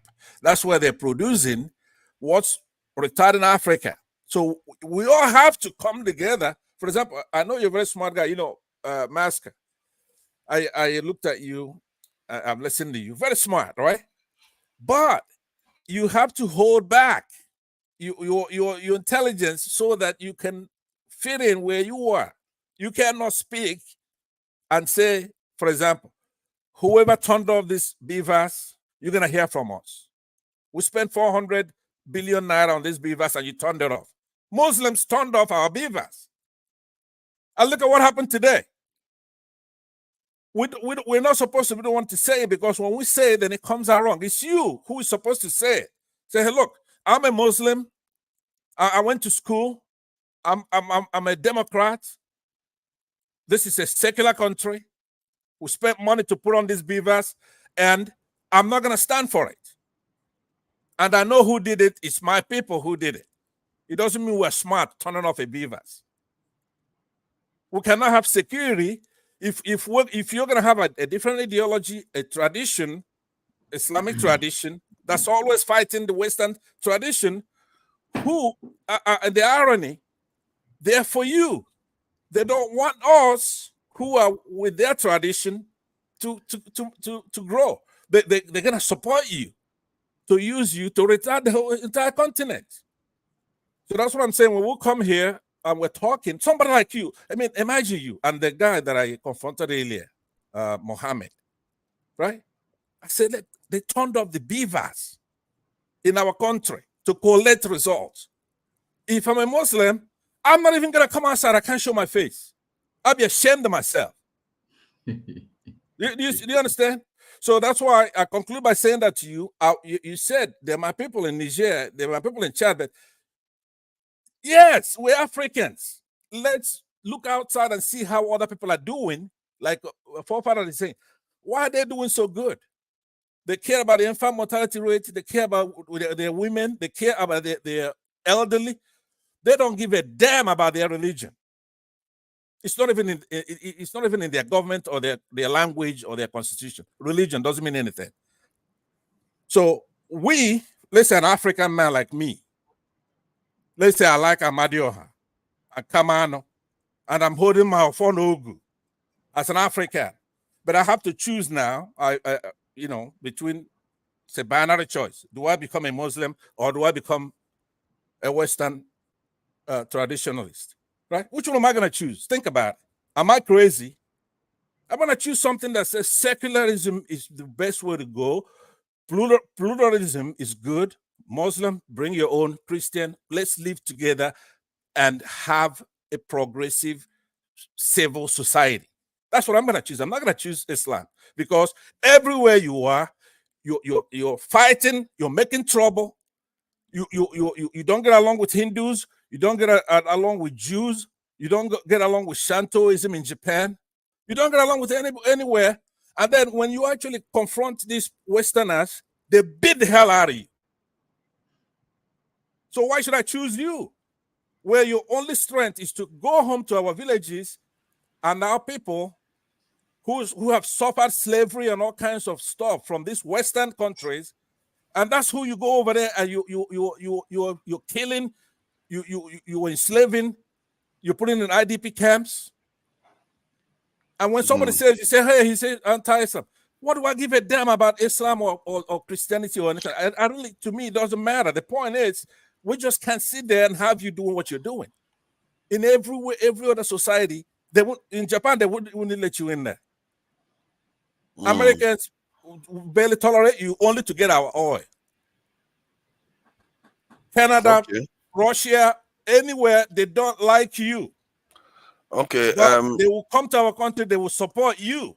Pansa round off so that concerns let them speak. I want you to schedule another debate between you and I, forefathers. I want to. It's gonna be merciless, Pansa. I don't know why you say it. I want to knock you off of this stuff, and we'll come here to talk. All you're talking about Pansa, you are elder. I don't want to ruffle you. Let's leave it. I don't want to be like a dog mugging you in the alleyway. I can't do that. I have to respect the elders. Okay. That's why Pansa is always hiding his face. Don't mind him. Right? He's always talking into the corner. I'm strapped, right? I'm 6'4" and I'm strapped. You're strapped, right? So you try to corner me on an alley, you're gonna get a bloody nose, pal. I want you to know that. No matter how old exactly. I will avoid you then. But you know, Pansa, most of these your theories are half-baked theories. I hope you know that. Let me hear. Let him talk to me about that. Go ahead, sir. Let him push back.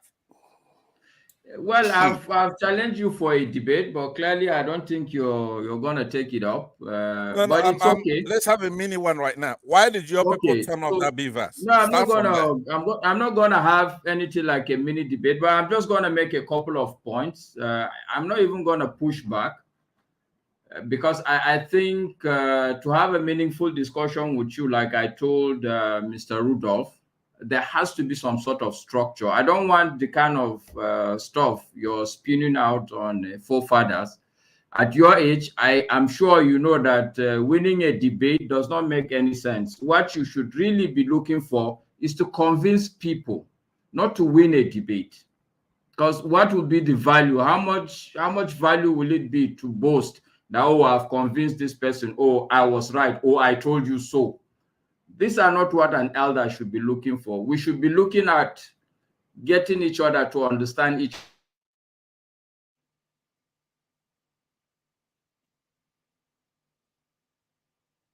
Yeah, your audio is gone. Let him talk. No, the audio normally has some problems. When I it know. comes back again, you let us know, Masca. Concerns in the meantime, so what do you think about Machiavelli? Did you know about Machiavelli before now, just to be, just to get an idea whether, almost all Nigerians have heard You of him? talking to me? You No, I'm talking to talking me? about, I'm asking Excuse concerns. me. My forefathers. Mm. The problem Nigeria have is not Machiavelli or not Machiavelli. The problem Nigeria have is how to be a nation first. You have to Mm-hmm. be a family before you start thinking of how to do things. We're not yet a family. We're not yet a nation. That's the problem. If you are talking, every time you talk about security, Nigeria doesn't have any external aggression against us. No. We don't have any We do external. actually. Let me finish. That's a serious Let mistake. me just allow me, because if you interject, I cannot be able to know what I want to say again. Leave Okay. me, let me finish what I want to say. Okay. You see, after the Second World War, Japan came together and said, this thing about ammunition or going to war, we are going to abandon that now and develop our economy. And they did it. And they become one of the richest country. Today they're one of the richest. There was a time they are the richest country in the world. They have nothing, they have no resources.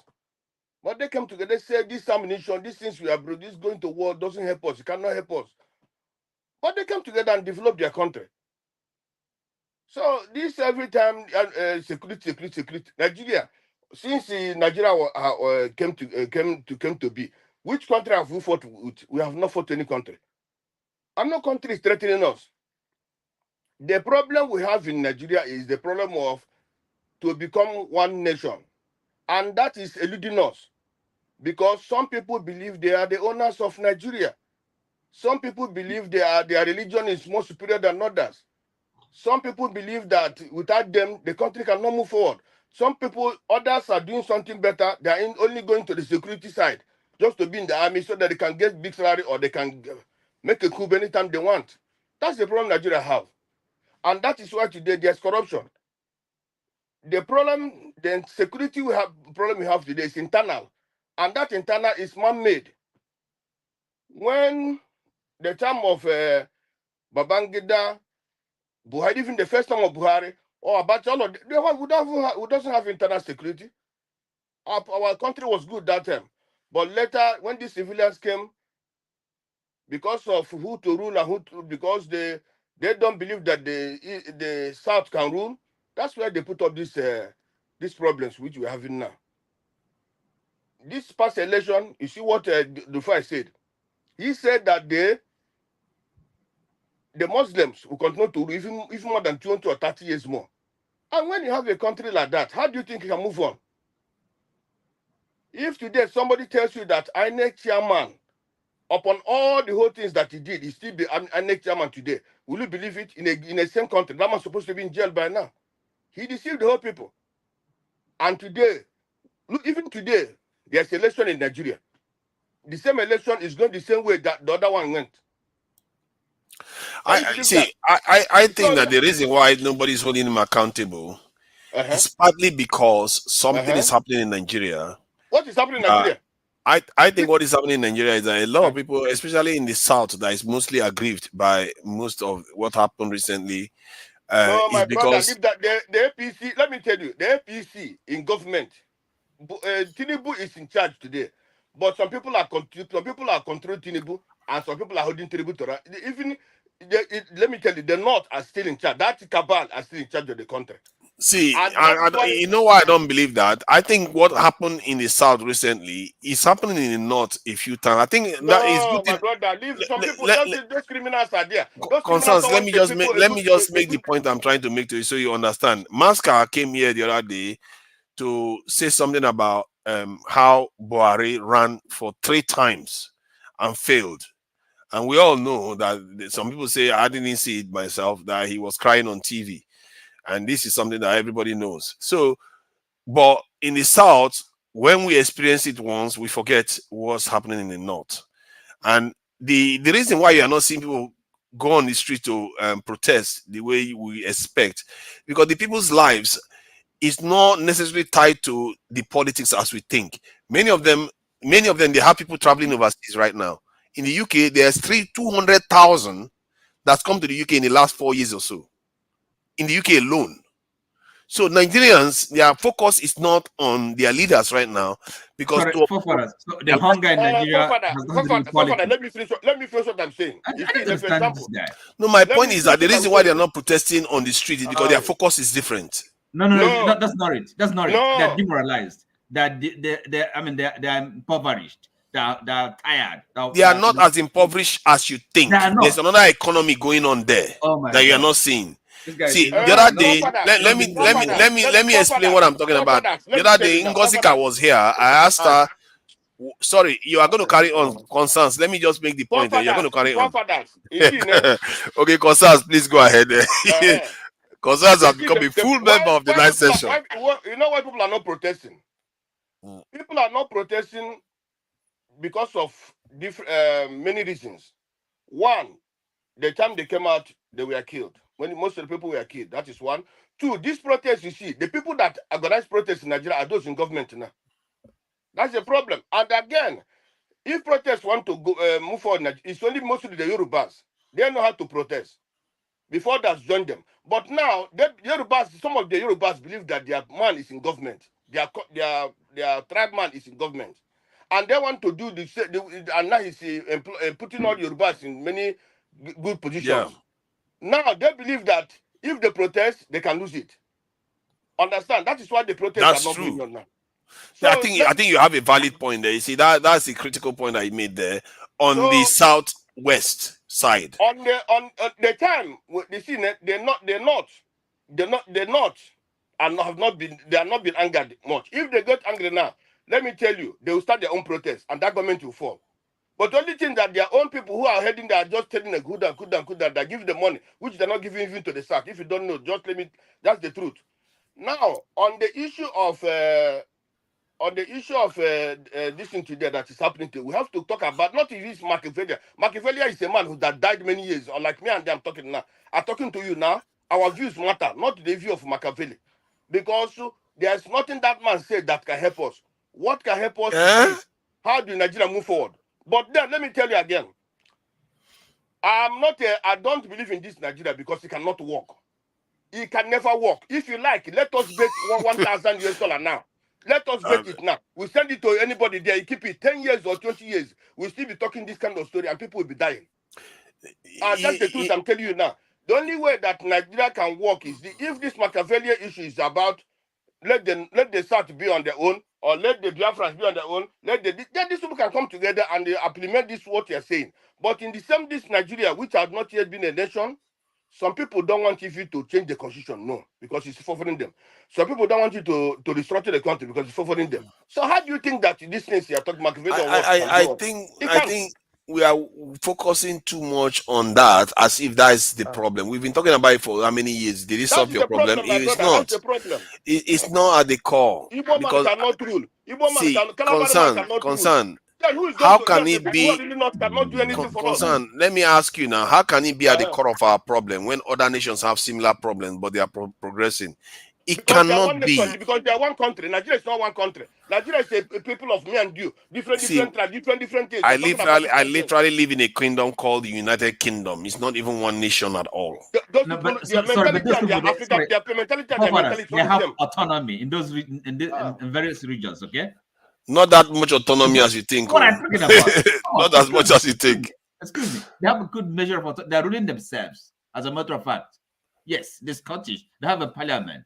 The Welsh. Yes, that they granted them recently, relatively recently, after how many 100 years?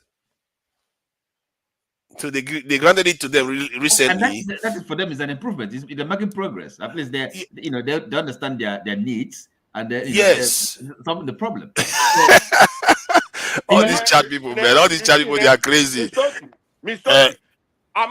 Let me tell you, to be honest with you, anybody that said that is going to make Nigeria great, or that anybody that say Nigeria is not working, but you're going to work and say you're going to make Nigeria, I start suspecting that person. Because from what I've seen, I'm being honest to you. What are you going to make great? Is it that the To be corruption fair, is I in our understand your with skepticism corruption is too. there, tribalism is there, nepotism is there, good people cannot do us, criminals are those ruling us. Look at even today, people are suffering in Nigeria, and people have the audacity to go and buy refurnish Jordan Barracks, refurnish the deputy president's house, refurnish, give that prostitute, call herself the wife of the president, give her cars. For what reason? What kind of nonsense is that? Buhari's wife. Let's check with let's check with. Let me finish. When Buhari came into power, the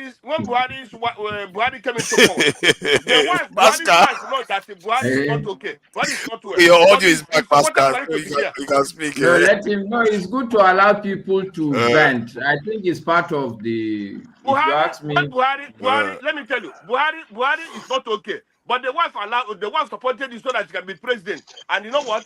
When Buhari has killed many people, his government killed many people, you know what the wife came? Hey, I'm sorry. God. My husband, the head is not okay. He's sick. But we apologize. Now the same thing, Tinubu's wife knows that the husband is not okay. But she pushed it to the Nigeria. She helped support the husband to be president of Nigeria so that people can be dying every day. When Nigeria was Nigeria, women, when their husband is not okay, or when they say no, they say their husband, please, this is not good. This what you are doing is not good. They don't support their husband. But this day, what we have now is stupid women, prostitute women. That's what you have. Who because of greed and stupidness, make people to die. Did you just call some? Who did you use that language for? What? The P word. Who did you call? Tinubu's wife is a prostitute. She's a stupid woman.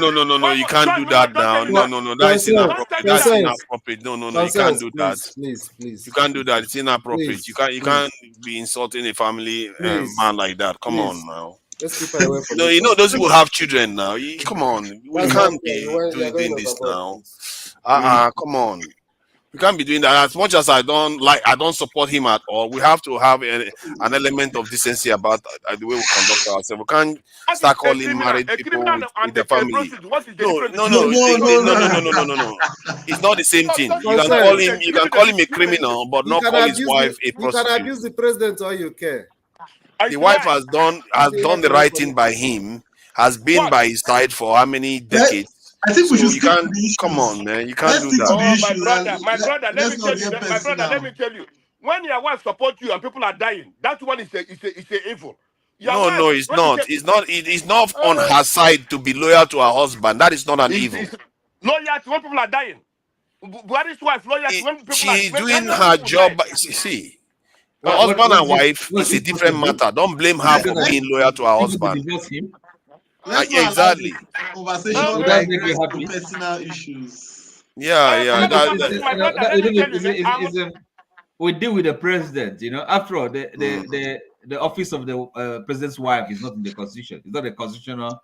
But why are they giving her a car? Why are they giving her a car for 1.something billion? Is an error then? Is an error? She has to entertain guests now. They didn't give her a car. They said, hold on.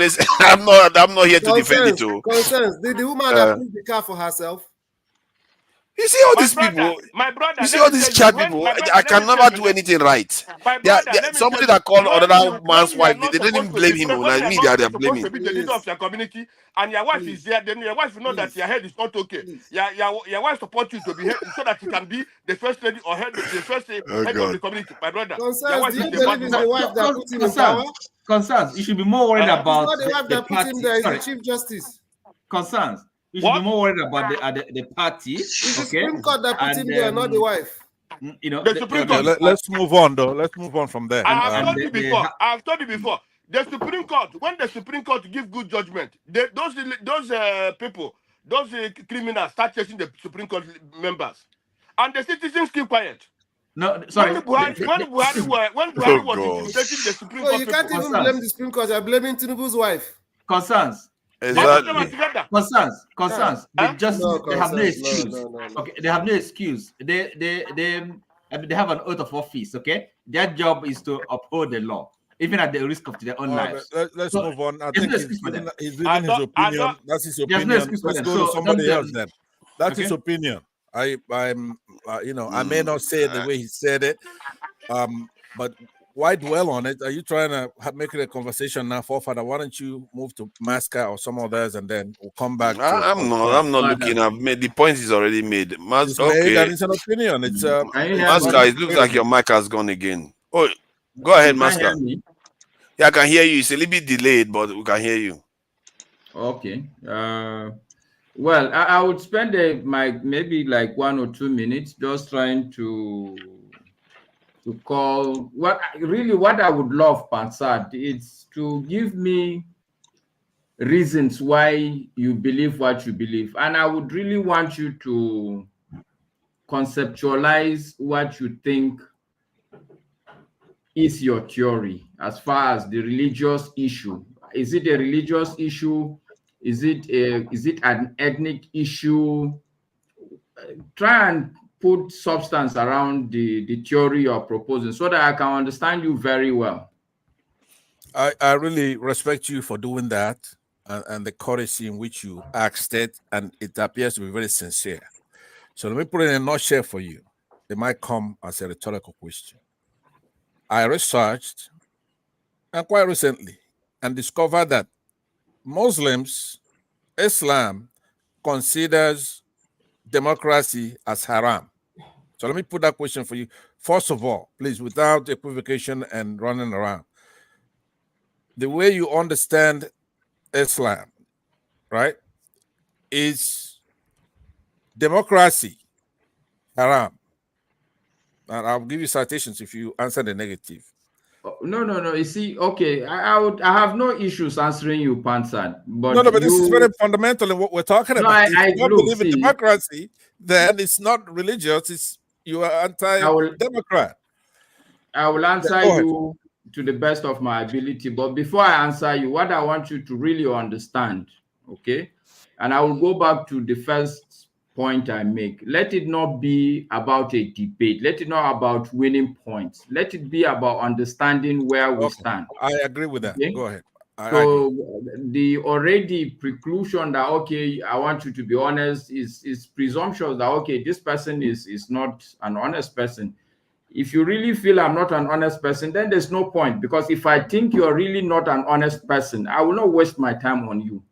And I will tell you the reason why I'm trying to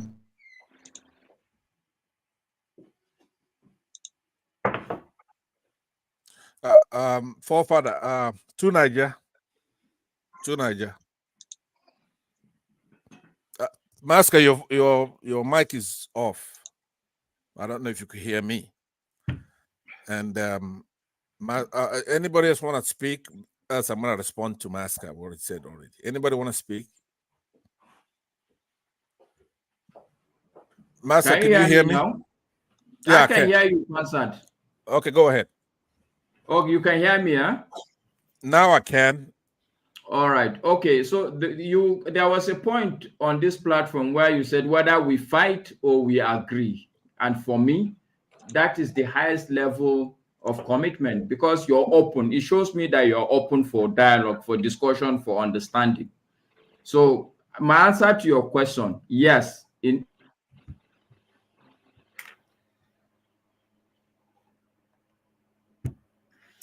We could only hear yes, and I suppose that means that democracy is haram in Islam, right? We can't hear you. The only thing we heard, and I guess with the aid of Amadioha, was that yes.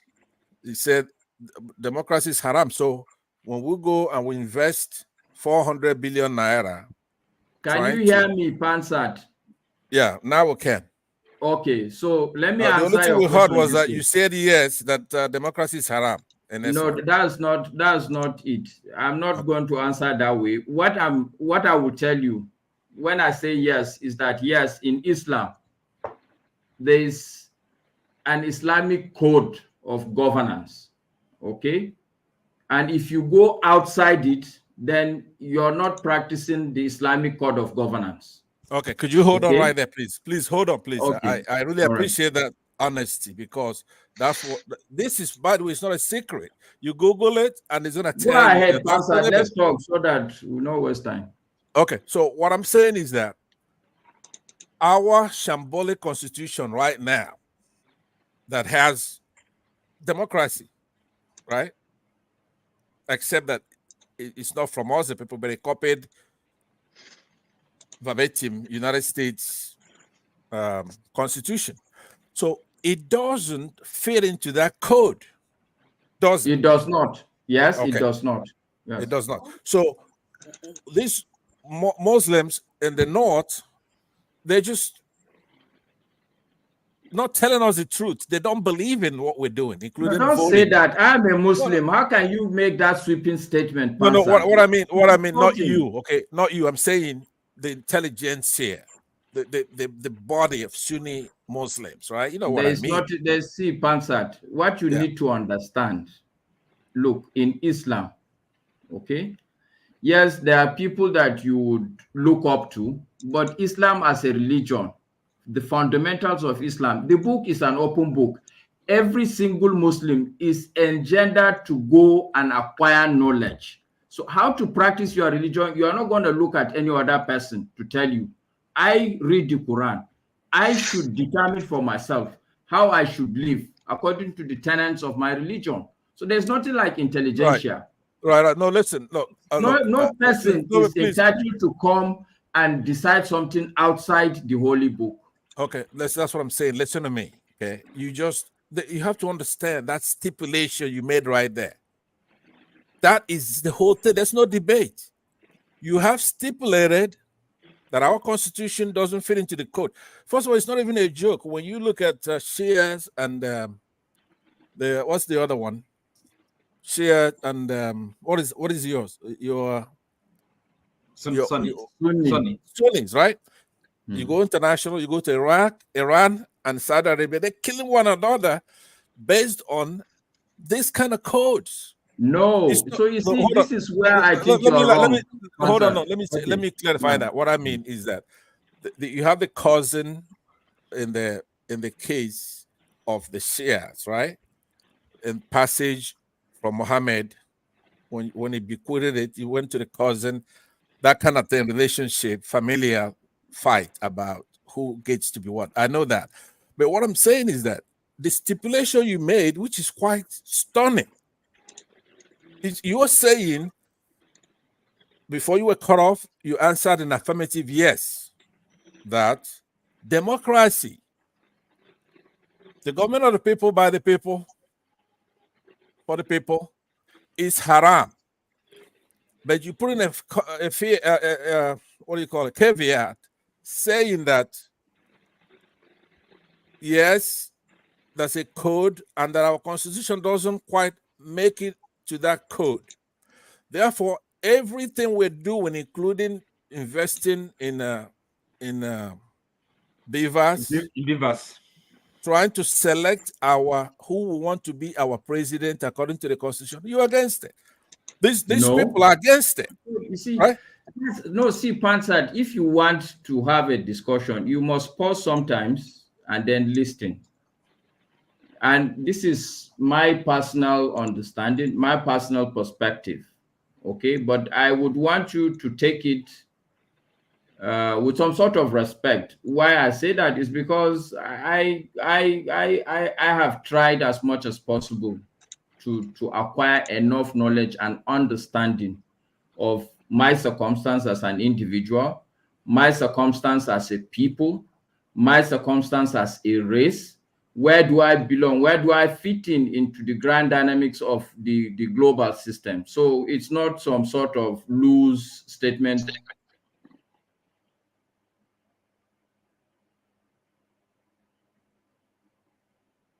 All right, we cannot hear you, so I'll use the opportunity to say that. But when you could speak, you could say something, then I'll stop. What I'm saying is that, there's no need dancing around it, because you've clearly stated the truth. It's not dependent on your admission of this, by the way. I have backup on it. I told you that I did the research. I'm gonna quote you scholarly text to it, but it's stunning that we're wasting our time. I said last week, okay, look, if you don't believe in democracy, you believe in some kind of code, why don't you pitch the Nigerian people and say, hey, look, this is what we think is better. And this is why we should do it this way. To be disingenuous and playing games and lying. Pansat, can you hear me now? You can hear me? Yeah, yes? Go on. I can hear you. All right. So you see, why I'm trying to make you understand is that Islam is a whole way of life, not only democracy, even economics, finance, sorry, legal. Sorry, is it really the case that, I mean, what Passad is his position is that correct with Islam and democracy? No, his position is not correct. His position is not about Islam. His position is about people in the north.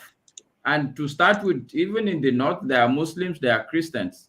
But the point I'm making is that yes, the democracy. You did not get me right at all. Please let me just say. No, let me land so you can correct me. No, let me correct that. Then you just go on. I know you also coming in and out, so I want to give you more ample time. But what you said there with that question that Mr. Oti asked you, right?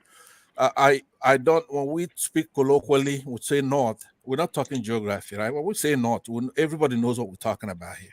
No, what are you talking about? I don't know. So what Muslims and the position, so you understand that what you are stipulating to is that conservative Muslim thinkers argue that Islam and democracy are not compatible. They're not compatible. They're not compatible. No, right?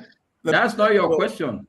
Are you asking me that question? Or are you asking intelligentsia? You have to define your position. Okay.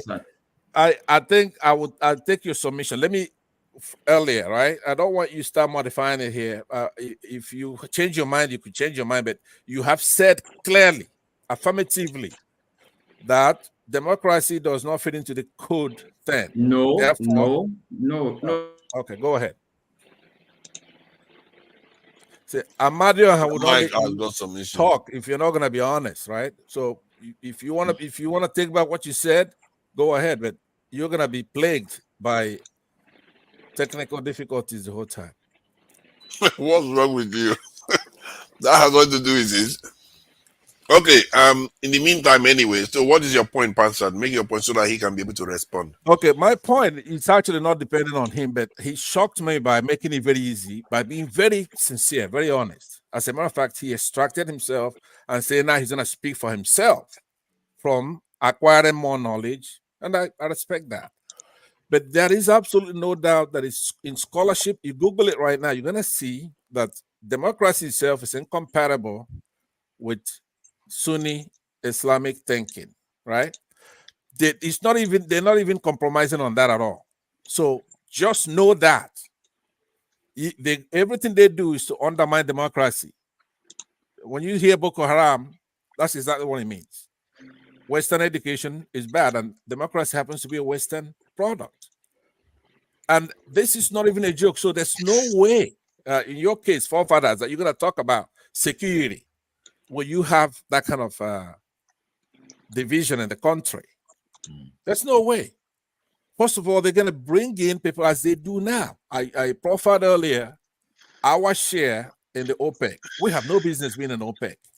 You have these Islamic states, Arab states, Gulf states, that you could use whatever nomenclature you want, over there cheating that all normal African countries, including Nigeria. Our share is like 1 point something, whereas per day, barrels per day, whereas those states, including Saudi Arabia, has 10 million, right? Their population is like 20-something million people with 13 million visitors there. Ours is 230 something, and they pick our leaders. When you see Buhari do whatever he's doing, it's nothing but Saudi Arabia inserting him in there. Because if you have, say, Peter Obi or who else would I mention there? So it wouldn't look tribal. Who else is good? I don't know. If you have a normal Nigerian up there, They're not gonna. It's not gonna. For example, if I'm up there and Saudi Arabia wants to pump 10 million barrels, or I come to their country and I see that airport, I'm gonna go run back home and go cut them off. I'll quit from that OPEC. You got 20-something million people. Are you gonna be pumping 10 million barrels? And I've got 230 million people, and I'm gonna be pumping 1-point-something million. To Niger, do you know the difference it makes for democracy, for our people to have revenue, have money? You know, these people Right? that are Can you detecting guys my hear me now? yeah, we can hear you now. Yeah, we can hear you loud and Okay. clear. Please go All ahead. right. So I've listened to Pansat, and I think it's unfair. I'm alive for him to start interpreting what I was. Your mic has gone again. See, told you. Stop that. What do you mean he told you, Passat? His mic is faulty. That's all it is. I thought you say you're African, you believe in African Take off his gods. video. Maybe his video. If you take off his video, maybe the audio can improve. Yeah, probably. They say you should probably turn off your video and see if it improves. Okay, try to say something.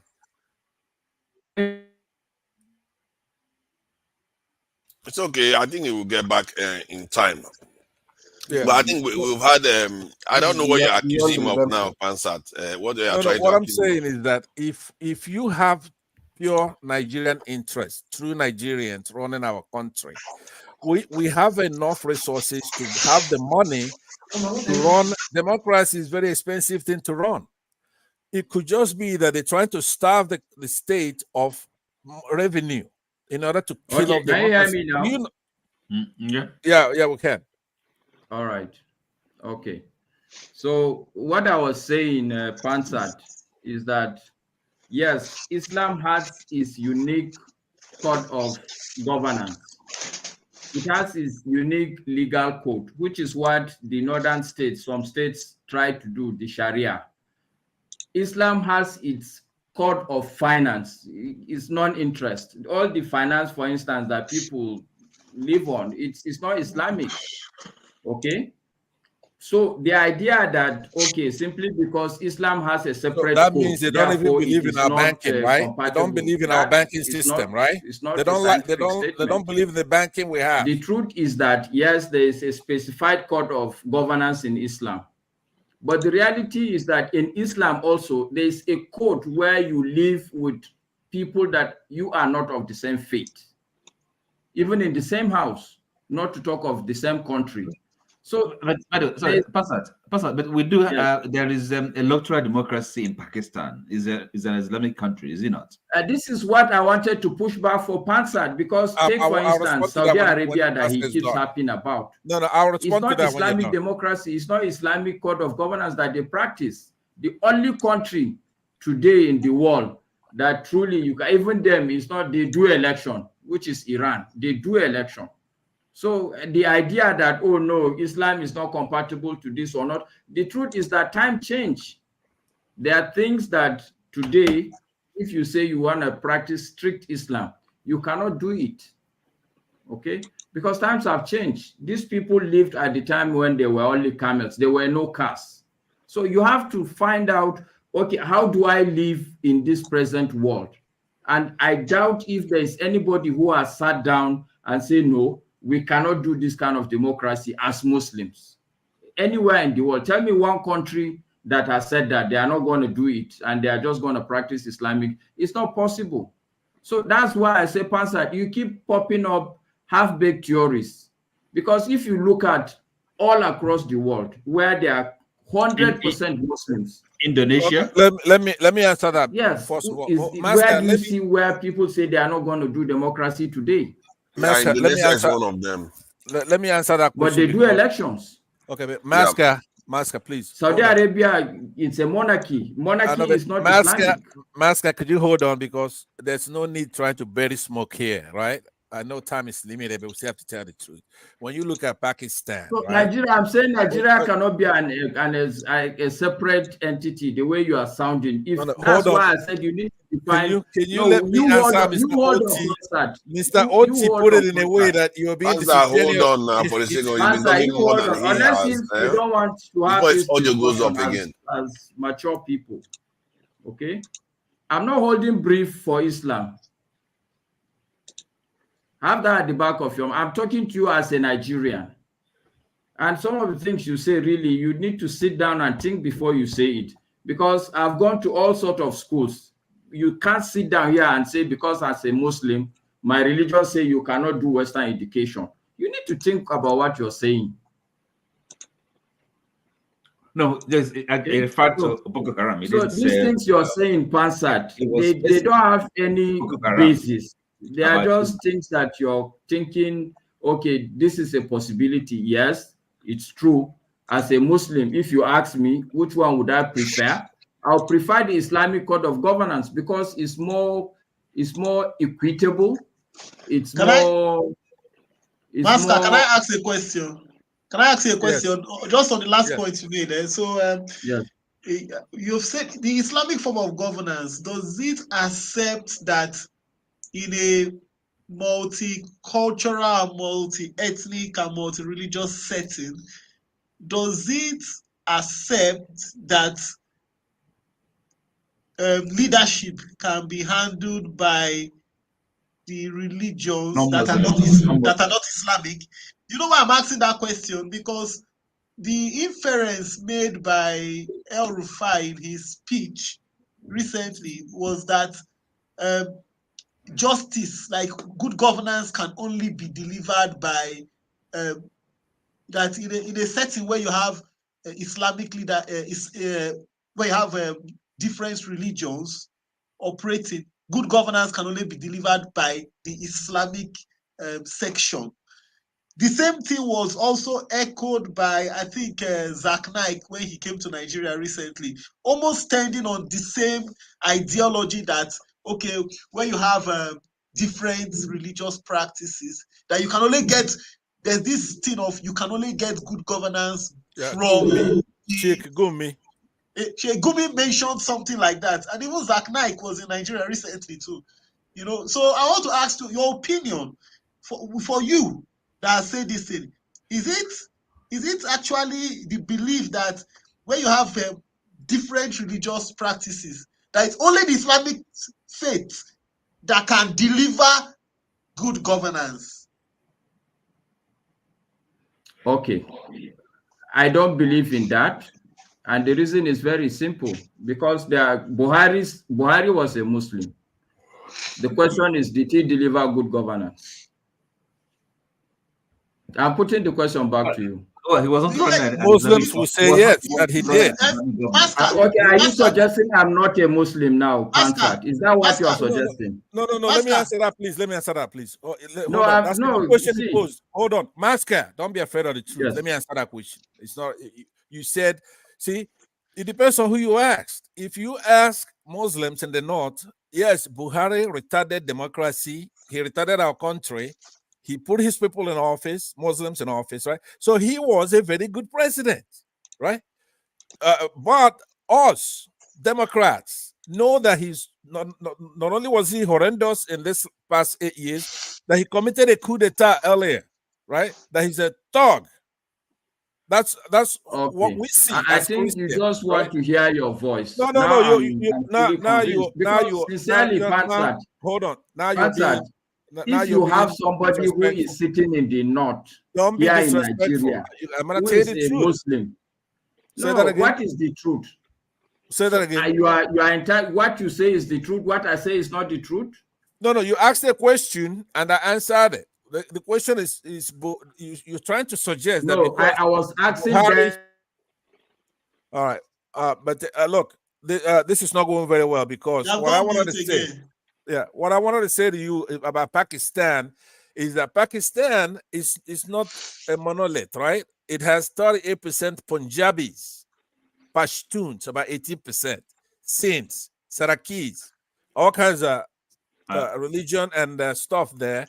So yeah, they are not like India, for example, right? Yeah, they're practicing something. It's an Islamic country.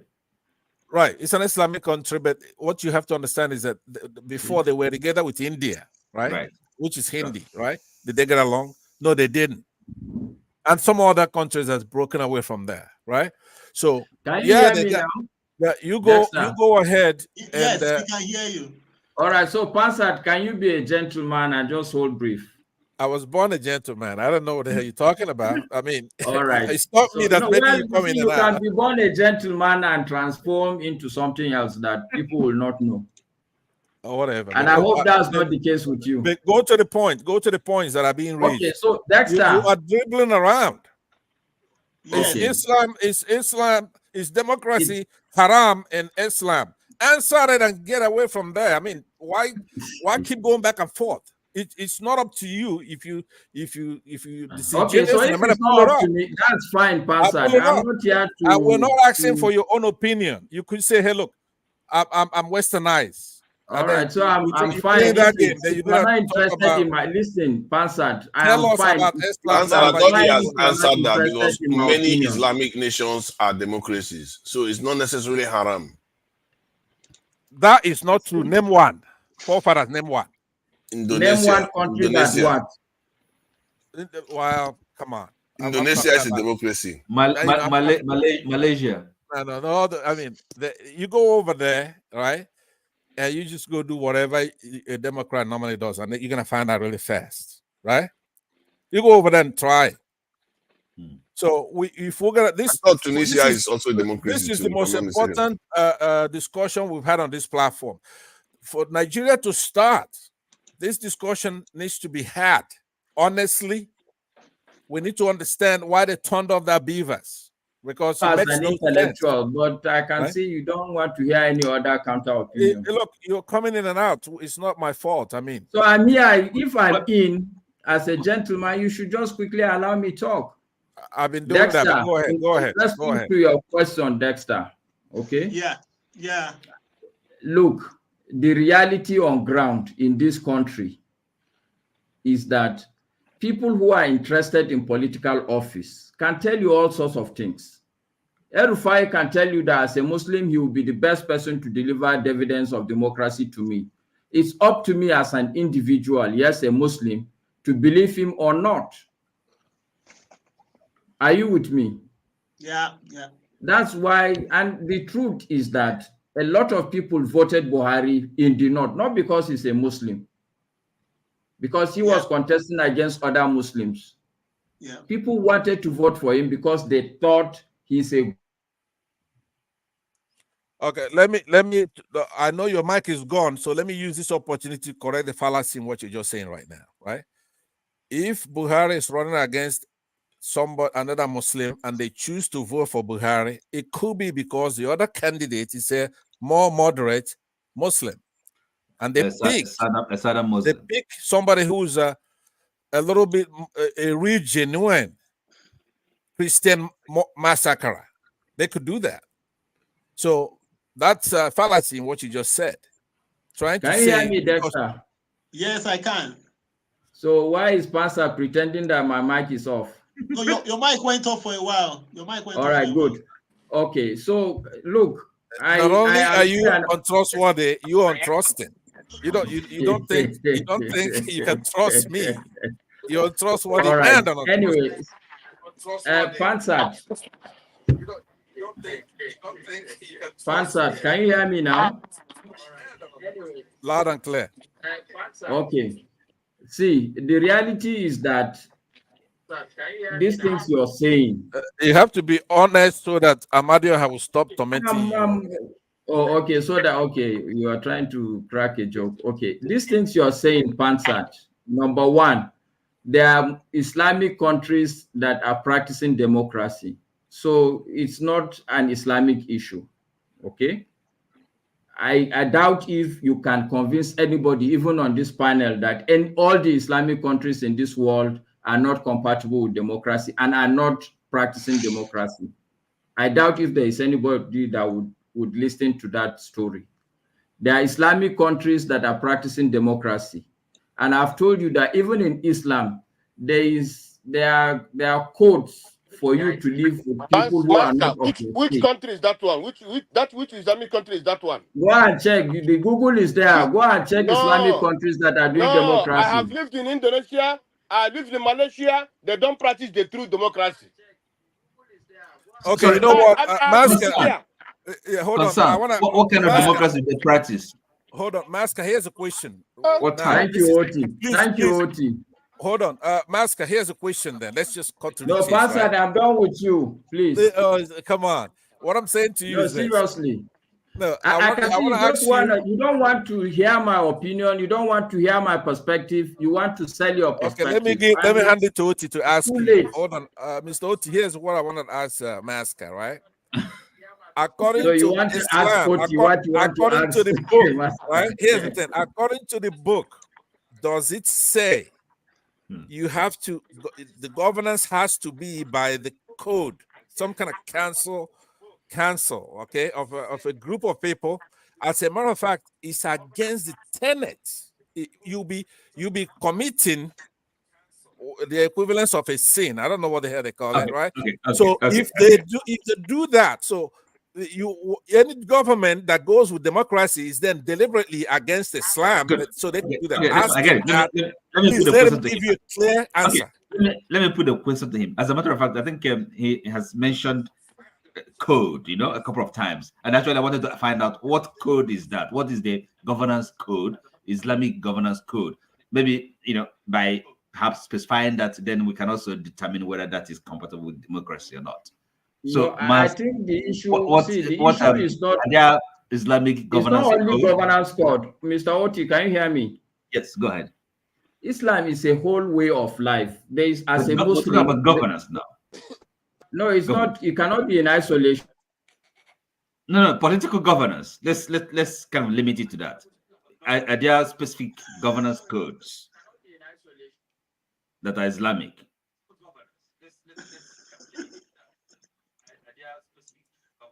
I think it turns off his mic sometime. Please, can we take it a little bit easy on Masker? No, he's educating us. I want to know. Yeah, we know, but let's handle it a day at a time. Maybe we've had enough for today. We can then decide whether. Mr. Oti, can you hear me? Yes, you can hear me. That's right. You can hear me, right? Every of us have heard what you wanted to hear. So okay, so what I'm saying is that Islam as a religion is a complete way of life. The way I should do market, if I'm a business person, Islam specifies the way to do it. Okay. The way I should go and borrow money, right. Islam has specified it. If I'm going to build house, me and you, Oti, Islam has defined for you how we are going to do it. Governance. Okay. Yes. If for instance I am going to marry, Islam has determined for me how I am going to marry. Do you understand what I'm saying? Yes, it's understandable. So, but the reality, the point I am making to Pansat is that yes, this is what my religion said. Okay. For instance, my religion said I cannot, if I borrow money to OT, I cannot collect interest on that money. Masker, can you limit it to governance, right? Political authority. That's really the question. Is there kind of specific Islamic code or codes? And then if there are, what are they? At least the main ones. Then we can decide whether that is, can be harmonized with a democracy. No, it's irrelevant, OT. No, it's not irrelevant. That's the question, really. No, okay. Let me tell you why it's irrelevant. Because if we are talking Nigeria and not an Islamic state, then it's irrelevant because you cannot put that on top of people that are not of the faith. No, but okay, sorry. Can you educate us? No, it's irrelevant. No Muslim, no right-thinking Muslim will say that people that are not Muslims must be governed under that code. Understand. But now, for the sake of argument, as a matter of in theory, what are the Islamic governance codes, that are specifiable? No, actually, you see, whether they apply to Nigeria or not is a different question. The funny thing is not too much to do with democracy, but it's more to do with justice. Okay. As a leader, these are the things that as a leader you must do. Okay, so let me can in Islam, can individuals For instance, let me know, since you See, he turned off his mic again, so he won't answer. We're just wasting our time. It's He need to stop it. He said because he will why does receive it good happen answer. when he? But look, here's the thing, though. This is a very important point now. Ot, the question you asked him, if Masker tries to be honest and sincere all the time, right? You want Put your camera on, Bansati. If he, right, were to answer that question, it would be astonishing. If he tells the truth, you know that we're wasting our time because it's not a small. But they have given you the answer. You are refusing to hear. No. Forefather, hold on, please. This is important stuff. Okay. What is he's this an important honest stuff? guy. You said whether Sunni is anti-democratic, and it was answered. No, it was not. Now, I want you to Google it yourself while we're here. Google it. I think what let us distinguish. Maska is highly educated. He's well led, and he has given us his views, which is you can't take it away from him. I think what they are asking for is the institution's views on the topic. That's what they're asking for. They're not. Maska has given us his views, and we accept it. We appreciate. We understand what he has said. But I think what they're asking for is the institution, because why? I think the institution's view on the topic is that it's better to go with Islam. That's obvious. We all know that. That's what they want him to answer. I think that's what. What do they quote? What do they say? Oti, can you hear me? Yep. All right. So I was trying to explain to you that, for instance, in the Islamic code, there's what is called Baitul Mali, which is more like the treasury, the public treasury. As a leader, you cannot dip your hand inside. Okay? There is what is called that's not what we're talking about. Answer the major point. Okay, you determine what you want to talk about. No, the code. Is fine. Are they? I mean, like electorates. These are codes. These are codes of governance.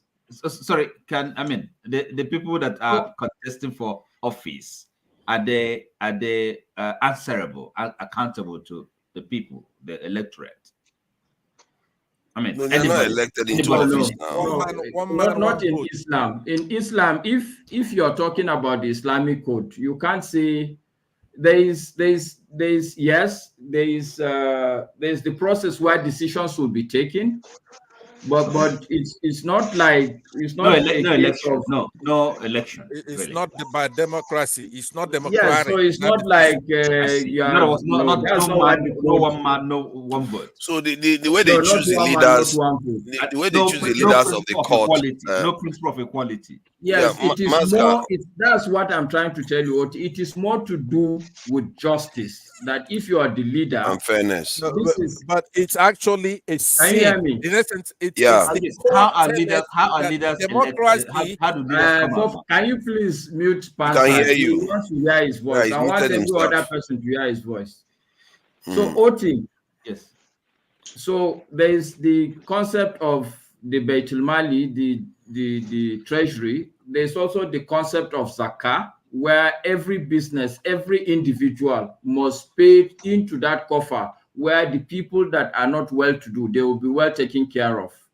Okay, so there's the difference is not really that fundamental.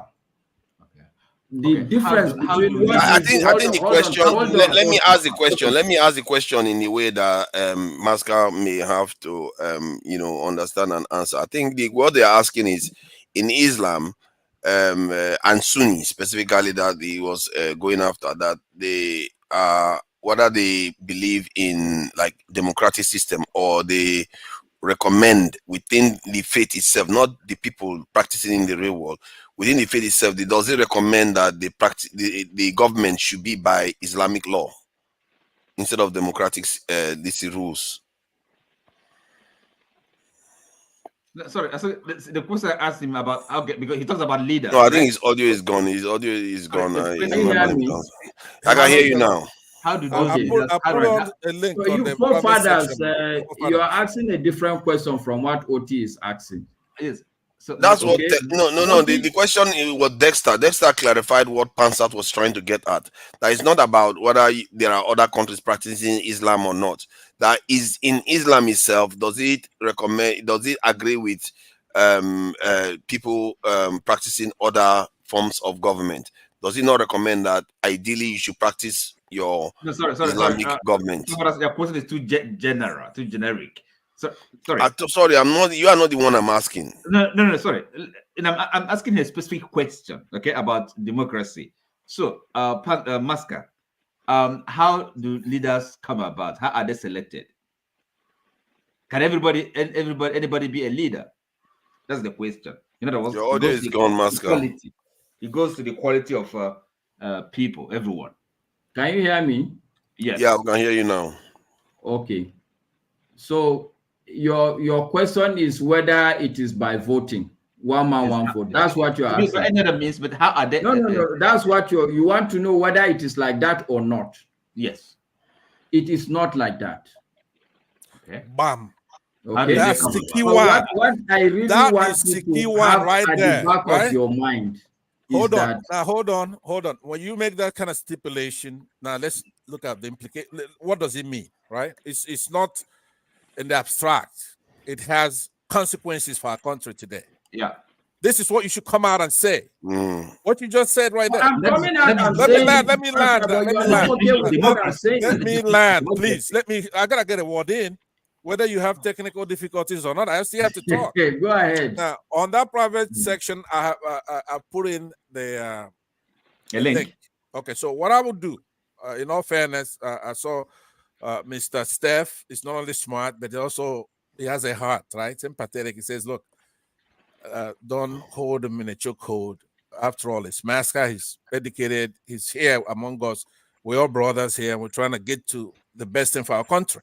So what I would do, Maska, I'm going to let you off the chokehold. I'm not going to choke you to death here. Right? I'm going to have you. What are you going on about with your chokehold? We're going to study this issue so that we can have a candid discussion on this, because I believe this particular education needs to be nationwide. Christians need to know, Muslims need to know, atheists, all of us we have to at least be candid so we can then in brotherhood solve our problem. We cannot keep on, you have one set of people thinking this, you have another set of people thinking that. We can't solve this problem. This is core. As far as I'm concerned, when you go through all these texts, go through the references, you're going to find out that it's not a small thing. You know, sometimes you have a little sin. Like, Pastor, can I ask you a question? Yeah, let me land first. The Bible says, okay, don't look at a girl with nice tits and a nice ass, right? That's like a small sin, right? This here is like the core thing about Muslims, especially in the north, Sunni Muslims. They do not accept, believe, or would they tolerate democracy. It's haram. I want you to know that. Now, what's going to happen is that every time. Okay, let me ask the question I wanted to ask. No, you've been saying you want to land. I need to ask. Can you hear me now? Go ahead. Yeah, we can hear you. Let me just ask this question. This thing you're saying is not correct at all, because when there is voting, Muslims come to vote. They turn off the beaver. They will turn it off. They will turn off the beaver. I get. See, so to an extent, there is an argument that Pansat is making, but is a little bit too distant from it. But the question I wanted to ask was about the South, where they have some traditional rules and courts and everything. So in the South, where they have all those traditional courts and ways of settling problems, do they elect the people that can conduct those cases and the traditional rules? Judicial function. Oh, my camera is going crazy again. It's okay. It's all right. Cameras do this that again. It's all right. Your question is not. I mean, it's not relevant. I mean, it's not. And it's not. I mean, why do you do that? When they ask you a question, you say it's not relevant. It's only the ones you ask that is relevant. You're trying to create a moral equivalence. You're talking about. It's not a moral equivalence. Of course, it's not the same situation. Let me answer though. Let me answer. But it is also relevant. Let me answer you. It is not. This is like for you. It's not something that is specific, something that is professional. You cannot talk without people trying to pull a wool over your eyes. In the South, can you hear me? Okay, yeah, I can hear you. In the South, you see, I like what you have done. because this is the way forward. So it's not my idea, it's not your idea, but what is the general consensus? So what I would say, can you, how do forefather, how do I send or I can't even hear anything. My camera is fighting me here. I don't know who is Masca, going to we win, can't but hear it's all you right. anymore. Masca, your thing is gone. But All right. forefathers, what we do in Mm. the South, as soon as it meets a democratic threshold, it doesn't have to be the same jurisprudence as America, for example. If you're gonna adjudicate a case between two people, and the accused is given due process, right, to face his accusers, like done in the South, yes, it's democratic, They didn't right? elect anybody there. You know Yeah, that. yeah. They did because it depends. I mean, you have all kinds of Oh God! little You see, Pansat, tiny you are in a clannish. chokehold right now. You are beginning to waffle. Come on, man. Let's not start with No, no. this for this thing. Mansard, can you Eh? hear me? Is Yeah, I here can hear is, you. but I can All hear I you. right. get your other point though. Can you send me your email address? I don't want Boko Haram to have my email address if you don't mind, right? I'm not gonna send you my email address What kind of until talk you is that, fully man? come on board. You have to come on board by Okay, can I admonishing. send you You my you have email to address? admonish. Look, Master. Let me tell you, I like you. You're a nice guy. You come here. It's like we're kicking it. You're one of us, right? But what I'm saying that I want to see you admonishing your people when you come on air like this. You need to say, "Hey, No, look." that's not. Listen, Let that's me. not how I've been trained. Listen, Okay, the training but we've what been I'm saying. given. If I'm going,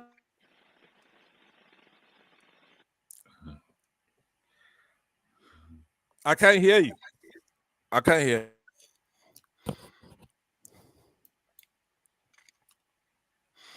I can't hear Hey, you. Jonaba is here.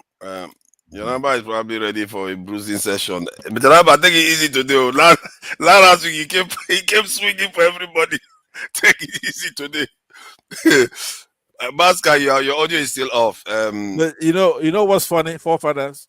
Mhm. Janaba is supposed to be a Christian, right? So when he came in here swinging, you actually telling me to put on my helmet, right? He's supposed to be on my side, right? But he's not, right? Why would he You be on are your side? He assuming spent half of the time you are insulting assuming all he's of them gonna be on anyway. mascot side, right? He's supposed to be a minister. That's how Mm.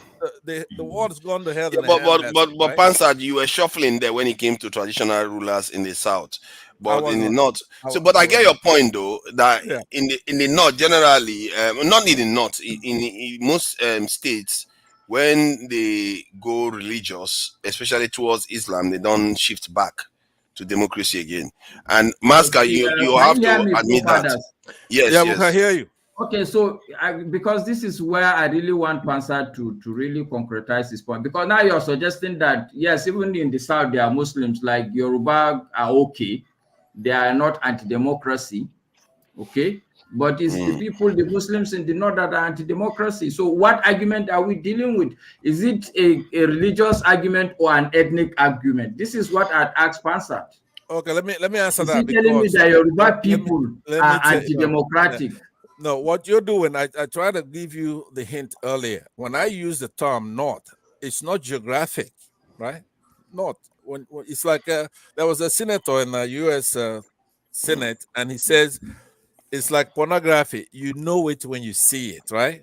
North, in the sense that we're using it here, it's not like landmass because that's even be corrupted in Nigeria. To your people up there, Abuja is north, right? Abuja right here. Kaduna, all those places are not northern Nigeria. But Kwara is not. because of their irredentism and their conquest and their greed and their thirst for power, raw power, they've been coming all the way down there and calling it north. That's not north. North, when I use it, is northern Muslims, Sunni Muslims, to be exact, right? Not even the Zaria Shiites over there in Kaduna. I'm talking about northern Muslims, right? Specifically, the ones that are holding us down. They won't let their people go to school. They're driving their cattle through our cities. They're coveting our lands. They're throwing our citizens, for example, the thieves, in IDP camps. I'm the only one who talk about the IDP camps. Their son was the most genocidal maniac, Gowon, that killed my people. But I care about them because this is something that happened some time ago. So I'm like you, Master, in the sense that I want us to come together, but we have to do it properly.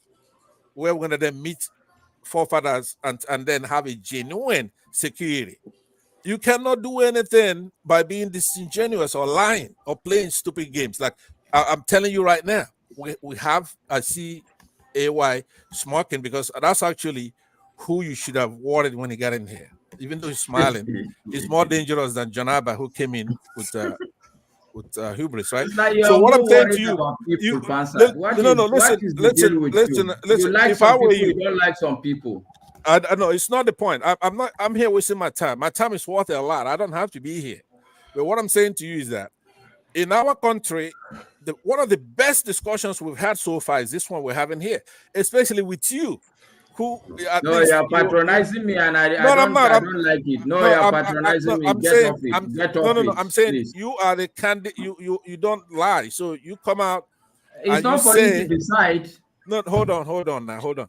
What I'm saying is that you find it maybe you try to play your takia here and there, but you really find it very difficult to lie, right? You made some comments here that are very important for our discussion. You see, Pansad, you see, I've told you, I'm beginning to see through you, honestly, because no, you'll be making you a big don't believe mistake. somebody. Go There's ahead. no point having Can a you discussion guys with let you. other people speak? Let me contribute. Let me contribute. You just First came of in. all, You came in after no, just this 1 minute, Jonathan. just 30 seconds. 30 seconds. Hey, Master. Okay. First of all, I'm really surprised you argue with Mr. No, but I mean, Passer Ewa, just came in. You don't Ewa, flog you a just dead came horse to in. wake up. You would have allowed this. Sorry, gentleman to Mr. kind of Oti. Let me round speak. off on So this discussion. the person you needed to discuss with was Mr. Oti. At least Mr. Oti was asking genuine questions. Mr. Oti, let me answer your question. In Islam, right? If you don't live in an Islamic state, you can't enforce Islamic law on people. It's not allowed. It's as simple as that. And the other thing is, when it comes to the leadership are choosing in an Islamic state. It is a form of democracy. It's what they call Shura committee, just like the way you constitute a body like in INEC to run elections. You have Shura committee. They decide. Shura committee comprised of people that are learned, people that prominent people in the society that are learned. They will determine how to choose the leaders. But in an Islamic state also, the people, you must follow the rules of Islam to rule the people, not the democracy we are doing, where one man is driving 10 cars. No. But I just wanted to clarify that.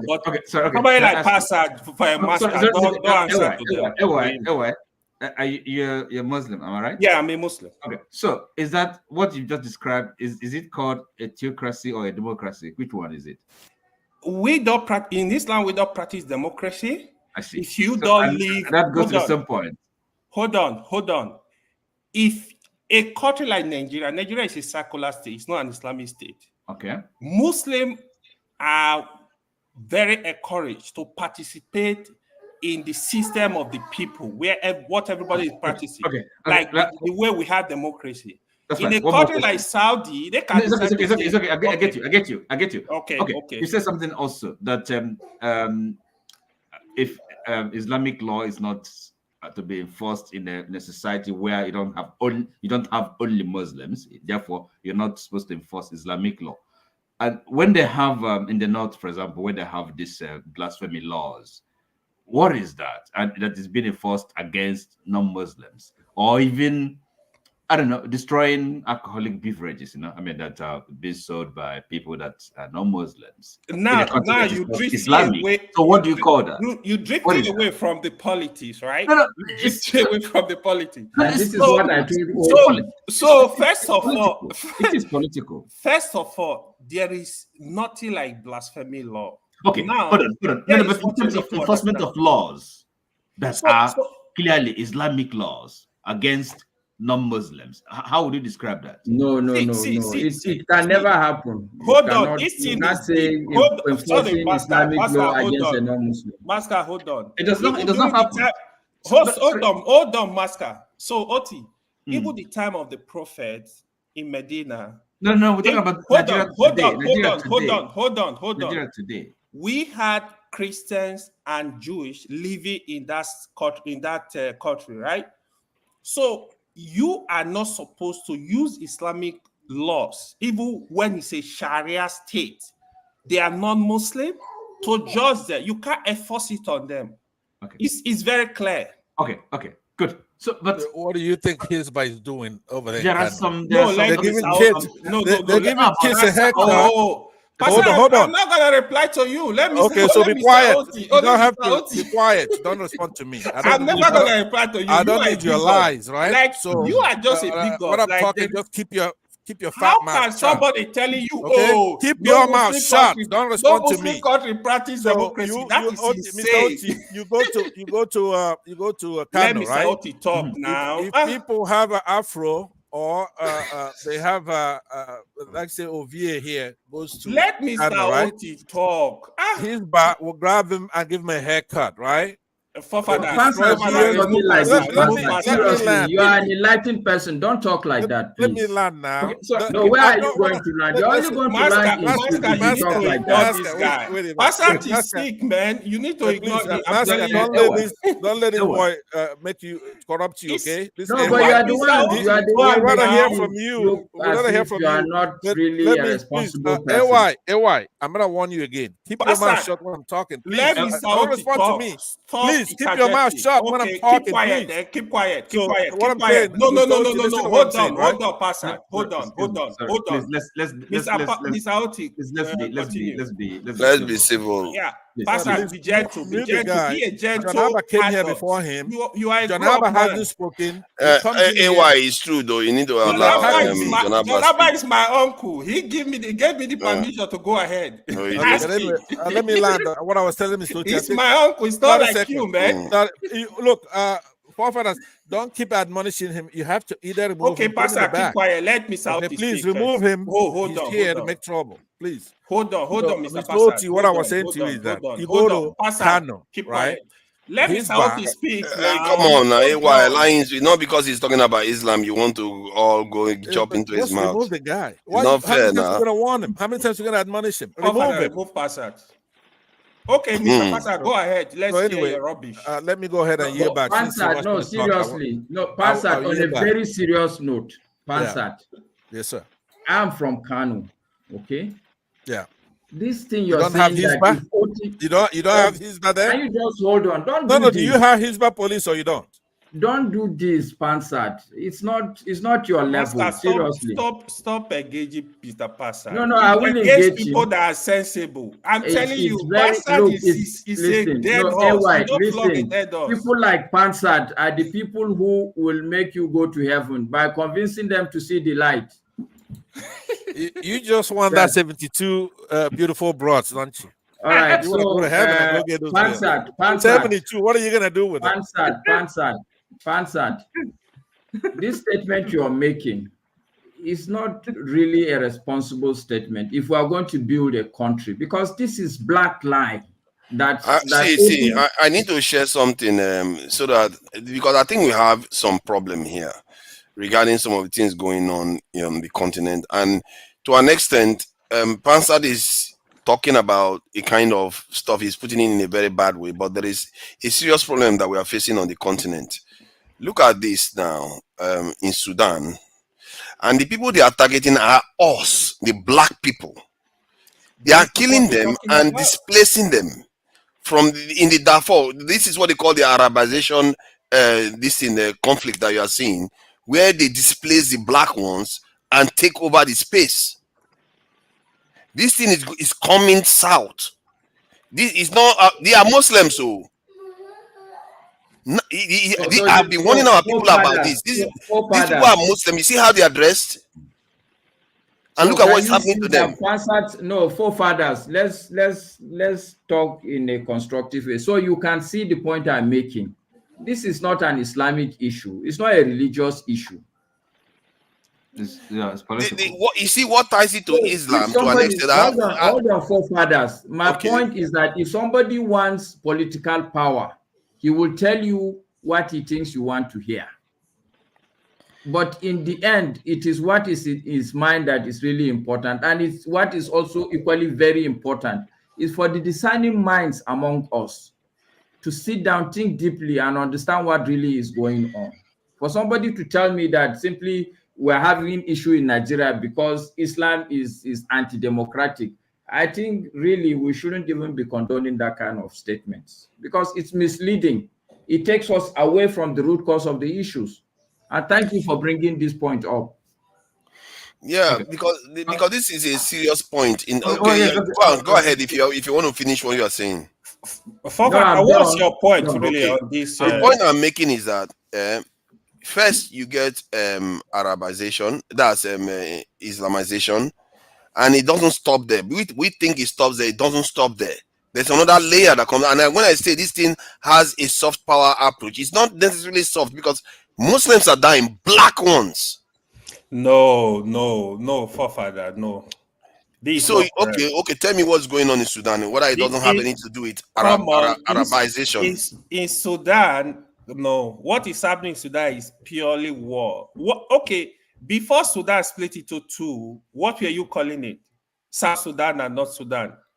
See, these issues, they don't even have color of religion. I was saying this the other day, right? I said if part of this part of Sudan were Christian, by now what you hear is, oh, Muslim and Christian are fighting in Sudan. Sometimes we just these people, don't forget, these South Sudan that are killing themselves, they are almost like 90-something% Muslim. They just killing themselves. Are you saying they are not killing colored people, fair people They that are are in killing the Sudan? black ones. Yes, they are killing the black ones. Don't you get it? Are you seeing the people that are crying? They are killing the black ones. They are replacing them with the Muslims. Come on. Which one is I can't Muslim believe you don't know You this. know, How can you tell? let See, me be this is why I honest. don't like when people are being facetious. You are a smart Exactly. man, AY. Okay. You Yeah, should know but this by now. Well, Go and I find will out yourself. I but will let investigate. me let me I get a don't word have in. that John evidence. I John conclude Abba, it do down. you want to speak or should I So you go don't ahead? I know. want to Look get at a that word in. now. Look at it. This it says latest atrocities are part of a this thing campaign by RPF and allied militia to eradicate the non-Arab. What is wrong with Exactly. you? You should know Exactly. this. Exactly. Forefather. Even the AY that's talking, he is not considered to be a real Muslim These by are us. Fulanis in the north. That these things are happening To, to. to him, he's a Muslim, right? Even Master How can barely you know makes this? the You cut. pretend as if you don't know Master them. barely makes the cut because of he's from up there, right? But a real Fulani You to see, him, Pasad want to it's start not a another real one. a real Fulani doesn't Pasad, consider Master to be a Islam is real one. It Muslim. doesn't matter where you're Would you coming please from. remove this guy here? Calm This down, AY is calm here to down. make noise. Please remove No, him. but So that AY, there's see, a this is why hierarchy. people like Pansa. Sometimes Pansa Forefathers. comes across as bigoted, but you No, can I'm not. see clear I'm not. demonstration of problems that is happening on our continent because it's tied to religion, and now it doesn't even matter No, about religion. They are killing Muslims too because of race. Forefathers. You see, Yes. when we talk like this, we miss the point. Okay. Fundamentally, there are three segments of life. It's either political, it's social, or economic. Every other thing will fall into these three Janaba, if you're talking categories. about the Igbos, you would have come in since you got here. You don't want to say a word, right? You just want to sit there. You don't want You to see, get in. forefathers, when we see events, we as a people need to sit back. This is what I've said before. We need to sit back, interrogate what is happening. I totally agree with you that the human being a social animal, would always want to go and organize itself into group. And for me, what is important really today, every black man, take it from me, is the same as far as the world or global structure is concerned. Call yourself Igbo man, call yourself Hausa man. The world does not recognize that. If you're black, you're black. Okay? It's the same thing that is happening as far as the Europeans are concerned. If you're an Arab, you're an Arab. Okay? Oh my So God. these are the fundamentals. And you know these people are one of the oldest people on earth. So can you remove this? The Can South you Sudan and the Nilotics, they remove have this? some of the almost ancient genes among human beings. They produce some of the tallest people on the face of the earth and some of the darkest people on the face of the earth. and they are decimating them and treating them like trash. Exactly. To But you see, Niger, if you go to fathers, Egypt the right point now, I'm right? making, You go to father, Egypt, if you're you go gonna to see these Somalia, Arabs take over Egypt, right? Which they did in Jerusalem, right? They go, this. If you go, And tomorrow now they will say they own Sudan too. That's how exactly. they move. And our people we just sit here. We sit here. Mask, I told you this before that when we sign up to religion, we need to take control of it. These things, what is going, this is how these things occur. These people converted to Islam. What good has it done them now? Now the next wave is coming. That no, you wave see, has already hit forefather, if you see North Africa. forefathers, okay, what is happening today in Israel and Palestine? Okay, are they white and black? You see, let me say this, and it's a controversial thing I'm about to say. What is going on in Israel is clearly I know that America is using them. However, the Israeli people themselves that are doing these things, what they are doing, they are facing down a force. Like we are seeing that our people are dying from, where they want to colonize you, they want to transform you. That's what they are doing. They are facing it down. Forefathers, And every time they do this, it looks like they are evil, right? but they are not necessarily. They are doing what they need to do. God bless you for growing up here in front of us. You're getting smarter by there the are day. aspects you have to call things out for what they truly are, especially if they are. If I watch these people that are like this lady in tears here, this is not the first time. It's been happening for decades. They've been doing this, and our people, we black people, I don't know what's wrong with us. We watch it happen, and we still worship them. What is wrong with our people? Forefather. I don't understand what is wrong with us. Forefather. Honestly, for me, this is the first time hearing this. The other thing is, are you saying they are not killing other colored Arab people in Sudan? Is that what you're saying? Look at the history now. They talked about the history here. Look at the history. This has been going on. I will do research on it. Trust me. Please you know look me. into it. I will. Go ahead. Okay. Let's call a spade a spade. Okay. I would not want to. The reality is, I have worked in Arab countries. What I can tell you is that an Arab, no matter how Islamic you are, an Arab does not see you as he sees another Arab. Masker, Hold on, no, let me land and make my point. Okay. Even within the Arabs, a Saudi Arab does not see himself on the same level with an Egyptian. He feels he's superior. So the truth also is that I would like to agree with forefathers. Yes, we practice the same religion, but at the very tail end of the day, I also need to know I am black and you are different from me. When we go to the mosque, we come out. Politically, there's a difference between us in the global world order. I'm not talking about individual situations, but I'm saying as a race, as black people. Masker, I have lived in a lot of countries. I discussed this issue. I discussed part of this. But are you telling me that? Are you telling me that racism is not true? No, it's I see forefather. Okay, so what is racism? You think it's only white people that do racism? No. Hold on. That is what I'm telling you. I told forefather this morning. Even the division. It's human being like division, right? I told forefather this morning. I said, even in the mosque, you will see people. Pakistan will organize, Arab will organize, black will organize. There are even masjid that do all this stuff. We cannot run away from it. They are human beings that human beings just like division. Human beings have problem. It's just like even in Nigeria, we did ourselves. But in this context of this one, we are talking about the specific erosion of a people, cleansing of them. Are you looking at the history? This is something they've been punished in Egypt.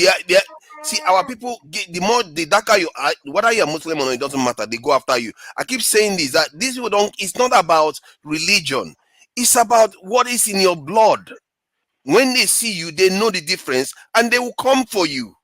It's only us that worship other people's religion as if they don't know. They know the difference.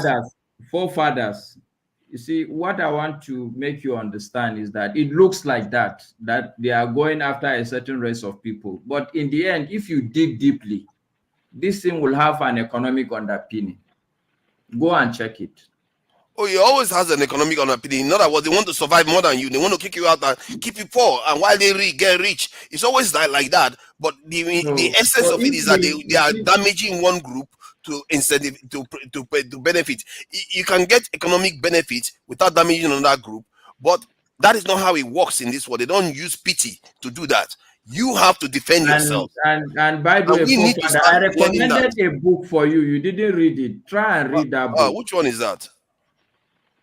I think I This forgot though. Confessions of an Economic Hitman by Parkin. I've seen the video now. Maybe that's No, why I no, didn't read it. go and read it. Go and read that book. You will understand all these things I'm telling you. The world is not as it seems. Okay? So, Yeah. but anyway, my submission to both you and Pansat, okay, is that as long as we keep popping up internal divisions among us as a race, this is what continue to put us down. This is how we decide these are the people that will be taken to slavery, and these are not the people that will not be taken to Our people slavery. are really far behind. Look at how long it took us to just convince them that they need to straighten themselves. And look at we think this is far from us. It's not. It's just Sudan here. When they finish with Sudan, they will keep moving further south. This is how it works. The first time they gave Europeans allowed Africans to have power just around 100 or so years ago. Where was the country they first invaded? Sudan. From Egypt, they invaded Sudan immediately because the people. What do you think is guaranteeing our security? It's not also the North Africa would have invaded us a long time ago. It's the Europeans. We've not taken care of ourselves. And we keep seeing this our picture repeatedly. I don't know, man, when you are going to wake up. I really don't know when our people are going to decide that enough is enough. When people like Pansat begin to wisen up and understand that the problem is not among us. Not at all. Oh. We have to deal. You see, Is these people. Pansat not there? One of the most ancient people on earth. Forefathers. Where is Pansat? This thing and it's this thing. That's Dexter. I don't want to talk behind his back. Pansat is not here. Oh. I don't think. Okay, yes. He's here. No, he's quiet. He's not making a lot of trouble. Yeah, the Nilotics. When I checked their patrilineal line, they are just as old as the Khoisan. They are one of the oldest on earth. If there is a true Adam and Eve on earth, it probably looks like a Khoi. They are like a Nilotic people in Sudan there. Clearly, where human beings are said to have emanated from is very hot, and they are not going to. So it means that they have to be darker, like the Nilotics. They are not going to look likely like the Khoisan that is quite light skinned. And I think they became lighter because they are in the southern region of Africa. And just watch what they are going through in that region. I've seen a video that goes back 1980 or so. Forefathers. Yeah. The people that are fighting in Somalia, who are fighting? What religion? Oh, the same people, clans fighting each other. So at the end of the day, this is my point. Okay, it's not about religion, sincerely, because then Somalia will be the most peaceful country. I never subscribed to religion. I've always said that behind religion is about race. People operate on a racial level now, which is weird because I'm not sure. I think it's always been like that to an extent. But the thing is that what enables them to do it is through religion. That is why I'm saying it. Forefather, I tell you this for free, yeah. Race.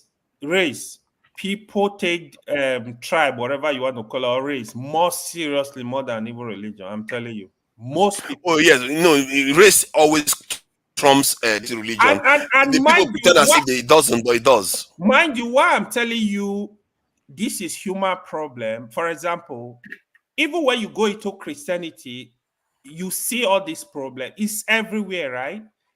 It's human being just like division. I'm telling you, the moment it's few people that you see, they don't like this idea of division. Human being problem, biggest problem. Look at us within Nigeria here. We divided ourselves easily across ethnic line, easily. So it's a problem. If don't mind you, if you go to your local government, you will see another set of discrimination. Oh, they are not from here. Even if you go to your village, you will see another set of discrimination. I'm telling you. Everybody here, we experience it. These are the people that they are destroying. That's the fact of human existence. Yeah, exactly, Miss Houghty. These are the kind of people that they are destroying in Sudan. What's to be Thank God, at condemned least South Sudan is not in the middle of all this anymore. Sorry, you were saying something, Oti. What is to be condemned is unfair discrimination and, of course, oppression. But I mean, that people are different and kind of congregate according to their likes. There's nothing wrong with it, I mean, like this idea of being people loving their tribes or loving their country, loving their it's quite natural, a fact of human existence. But then what is wrong, condemnable, is unfair, not discrimination, just unfair discrimination, and then of course any sort of oppression. I mean, that's what's bad, or killing people for whatever. But I think the point is quite valid that behind all these things is really economic interest, greed, and so I mean, it cuts across. It's say for example, during the Civil War, one would have thought that the white Europeans that brought Christianity to the start of the southern part of Nigeria, especially to the southeast, they would have supported the Biafrans. But that wasn't the position. It wasn't the case. Personal interest. So of course, the British they saw their interest more aligned with the northern hegemony in Nigeria, so and the suppression of the Biafrans. So I mean, so that's the thing. It's yes, so we have to recognize all these things. And, politics. Sorry. And what I wanted even to point out when Pansat was making a lot of noise is that whether we like it or not, why you take Masca so seriously like this, Masca? Oh man! Leave him. To be fair, he triggered this conversation and he got me to remember about the conflict in Sudan because there was a massacre recently, and this is a few days ago. This is not long, as you can see the date. It's not long. The point I was trying to add to you is that here, even in Nigeria, yes, the war that was fought, that you are talking about Christianity, Gowon was a Christian. Yes, of course. So you see that this religion it's not really. The fact is that if you say that the South Easterners are Christians and every Christian should support them, the fact is that the head of Nigerian government then, who led the war, was also a Christian. Even the person that led the Carter coup, the person that collected the surrender, who I think was Obasanjo, was a Christian. Yeah. It has nothing to do with religion. These are some of the things that our people that show that tribe is a kind of more basic, is primordial. Religion is you can acquire religion and lose your religion, but you cannot lose your tribe. Yeah, which is exactly. Something goes to the map I'm showing now, Oti. This is the map of the Hey haplo group of human beings, which is the oldest haplo group of all human beings. And if you see the occurrence of these people, this is over 60%. You see where they are concentrated. This is somewhere in Sudan, and then the Nilotics and some of them in not the ones that they are destroying now over here are the ones we are talking about right now. And then you have the Khoisan in the South Africa region. These are some of the oldest human beings, period, that are treated, that are being giving them this treatment. Before I'm about to leave now. Look, in as much as no matter how in terms of our politics and the understanding of the world, how noble, of course, the idea of African unity, the black people, the black race, and all that.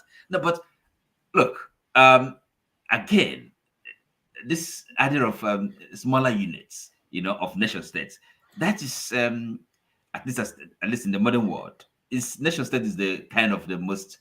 That is how the modern world is constituted. I don't think there's a substitute. So if we have to have for Africa to be strong, the nation states of Africa, or at least the larger ones, the bigger ones, those ones that are much more resourceful in terms of their natural as well as human resources. Nigeria, I mean, would be a prime example. If Nigeria is strong, then Africa, has a chance. And of course, when I mean Nigeria, I don't mean Nigeria necessarily as it is presently constituted.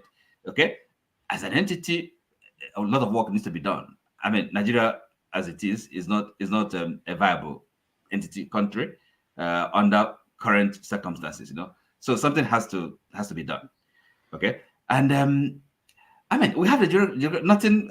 Nobody said that the geographical entity has to be dismembered or. Oti, sorry, can I butt in Oti and just ask? Let me finish. I'm leaving now. Sorry. Okay. So nobody says that this entity has to be dismembered, but the internally, the way it is constituted, it has to be much more manageable and more efficient and fairer. As it currently, no, that's not the case, and there's no viability. We have to be honest about it, right?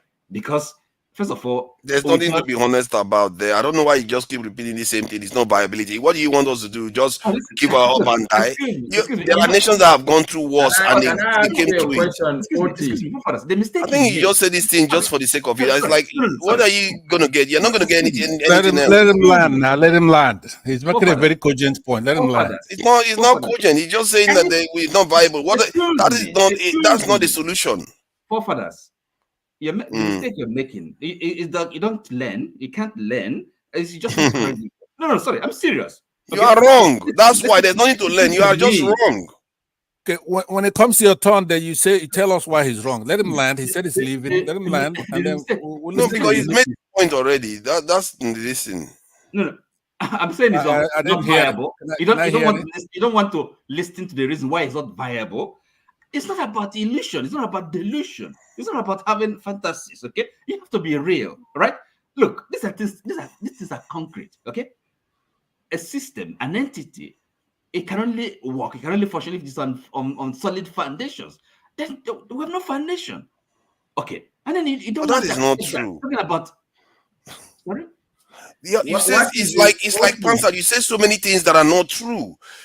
Have you bothered to check other nations? Okay, hold on. When you say these things, have you ever bothered to check other nations? Before you say something, I will expect you to have checked other nations' foundations before you start saying that was Pakistan and India. Let him learn. Forefather, let Mr. Oti finish. The mistake you keep on making each time you talk about other nations. Okay? Every nation is different. We have our peculiar situation. Sorry, so I just want to. But you have to compare now to check. You can't just say stuff constantly. Mr. Oti, sorry. You have to try to find out whether you are correct. You can't just say stuff because you think so. Forefathers, you only want correct. Of all the people, I mean. Mr. Oti, I want to make a comment. Sorry. I don't know why people are saying respect. I'm not disrespecting him. I'm disagreeing with him. That's what I'm doing, and I have a right to disagree with him because he's not basing his statement based on evidence. I see a lot of evidence in what he's saying. Can I say something? Mr. Oti, I am pleading with you. You're raising an issue I would want us to engage on, but my problem is that you said you're going away. Can you give us time to discuss what you're raising? Because it's a very vital issue, and I believe this is one of the things we should have here as a conversation. Please don't leave. This issue, Nigerians are obsessed with it because it doesn't require them to do much. Forefathers, why must you? We are not viable. We should die. We are not viable. We should just give up. Let's have a discussion. Let's talk about it. Excuse me, forefathers. As if it's aliens that have been running us all this while. Hold on. It's not as if I'm not the first person that's saying it. Yeah, Janaba is taking his chill pill this week. He's calm this week. Last week he would have come at everybody by now. Excuse me, sorry. He was on fire last week. Yes, now he wasn't having it. He came you see him trying to talk now that Mr. Osi is saying let's divide the whole thing. But go ahead. Excuse me. And then listen, what I'm saying is not something original. It's not a novel idea. Okay. It's out there. People that are okay. Please give us. Convince me now. Give us solid evidence that is compelling than just saying it's not viable. I'll be wasting my time to convince you. No. Convince the viewers. Convince the viewers, not me. I'm not trying to convince you because you won't be convinced. Convince the viewers, if not me, then. Convince So other I skeptics. actually Because, want to be Mr. convinced Oti, that you could go Nigeria is ahead not and viable. so we have other elucidate a couple of opinions. points. Oti, just to convince him, is the election that is going on in Nigeria. And so it's a waste of time. No, I'm talking about. He Election says is foundation local. of a nation. Election is going It's not on in serious. America Nigeria. had June 6th. America had June 6th. Nigeria hasn't even had that. Listen. See, let's focus on evidence. Yes, that. Look, we're talking about Nigeria. Can you be real for once? Evidence. Listen. Based discussion. Okay. Okay. Keep quiet. Let him land now. As I said, Let him this thing talk, is please. it's not an original point or idea. People have been talking about it, all right? I can name names about the situation Nigeria finds itself. Okay? Talking about I don't know why people are just so angry. Forefather, They don't want to hear hold on. anything. Forefather, hold on. I'm fed up of hearing people. Hold on, I will say this. I don't care about being popular or anything because it looks like what we do is we want to comfort ourselves with this type of things. I don't understand why. No, friend, it's not it. All I'm asking for is evidence. I am trying to push us to get to evidence when we are saying. Damascus just told you that they don't believe in democracy, right? It's a big tradition. I didn't say that. You are a liar, Pastor. You are a liar. Western tradition and I think then forefather, I tradition. think one of the evidence you need.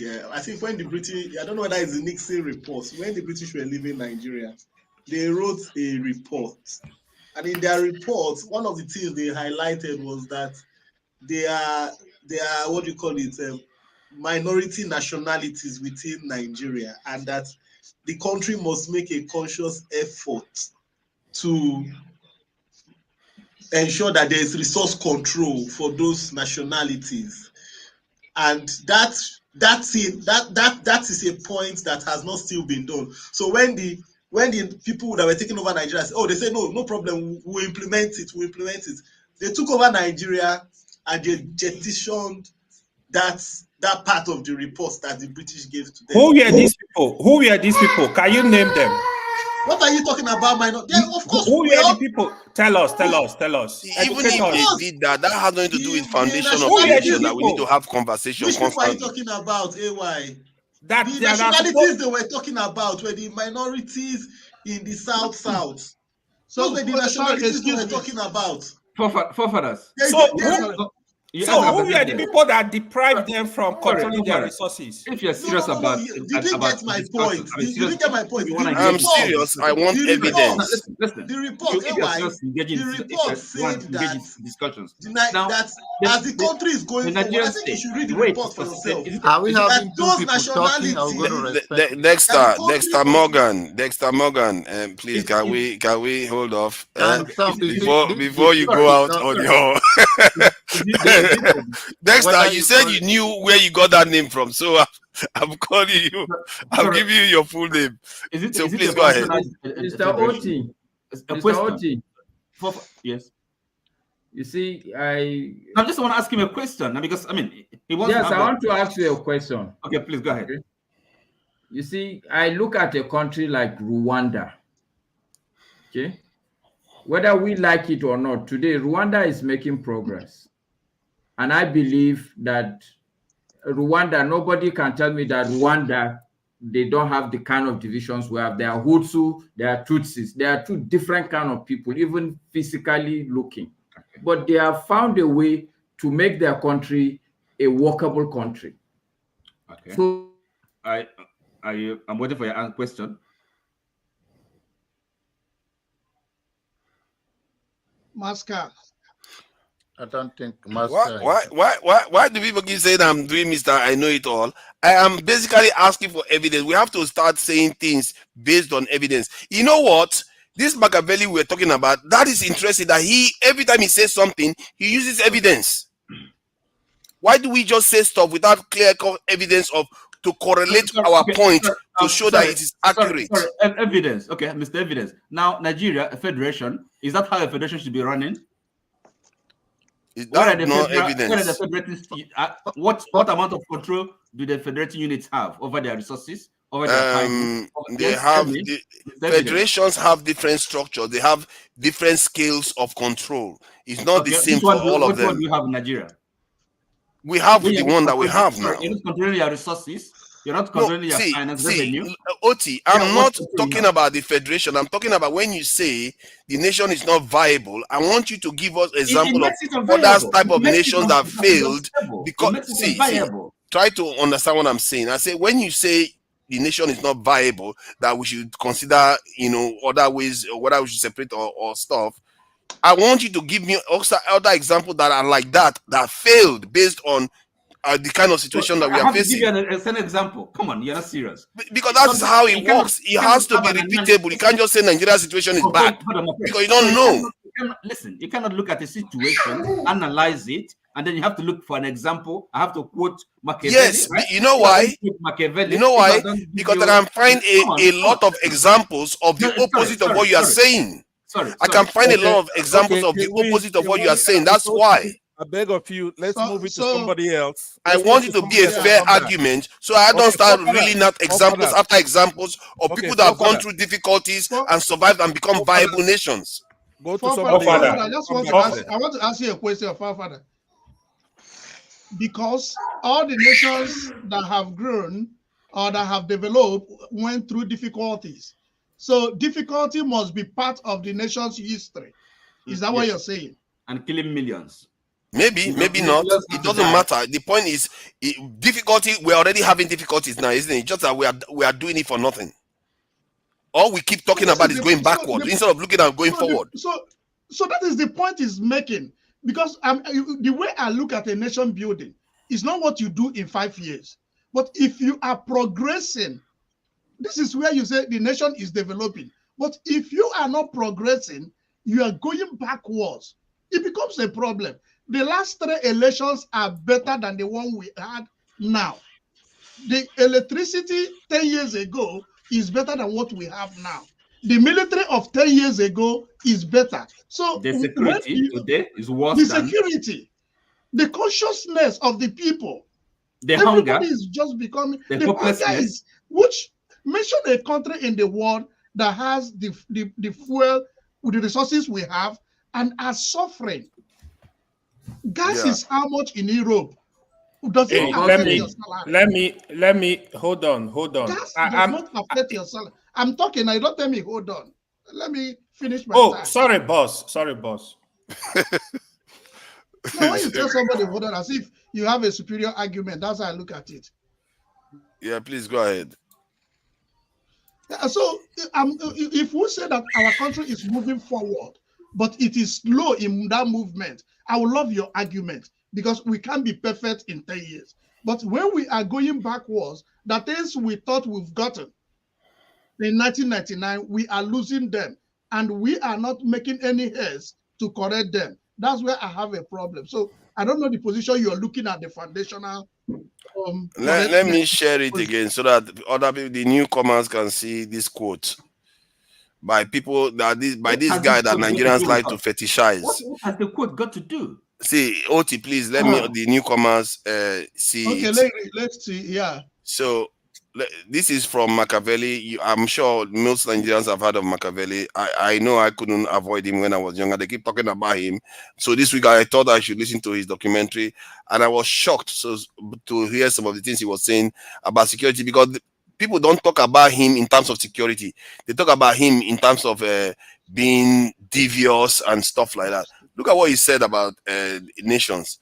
The main foundations of every state, new states, as well as ancient ones or composite ones, are good laws and good arms.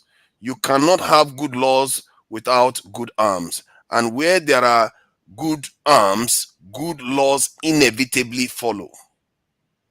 Inevitably follows. So this is the foundation of nations. And when I keep saying it before, that our nation is not founded properly, something is wrong. And people, we think it has to do with tribe. What is missing is this.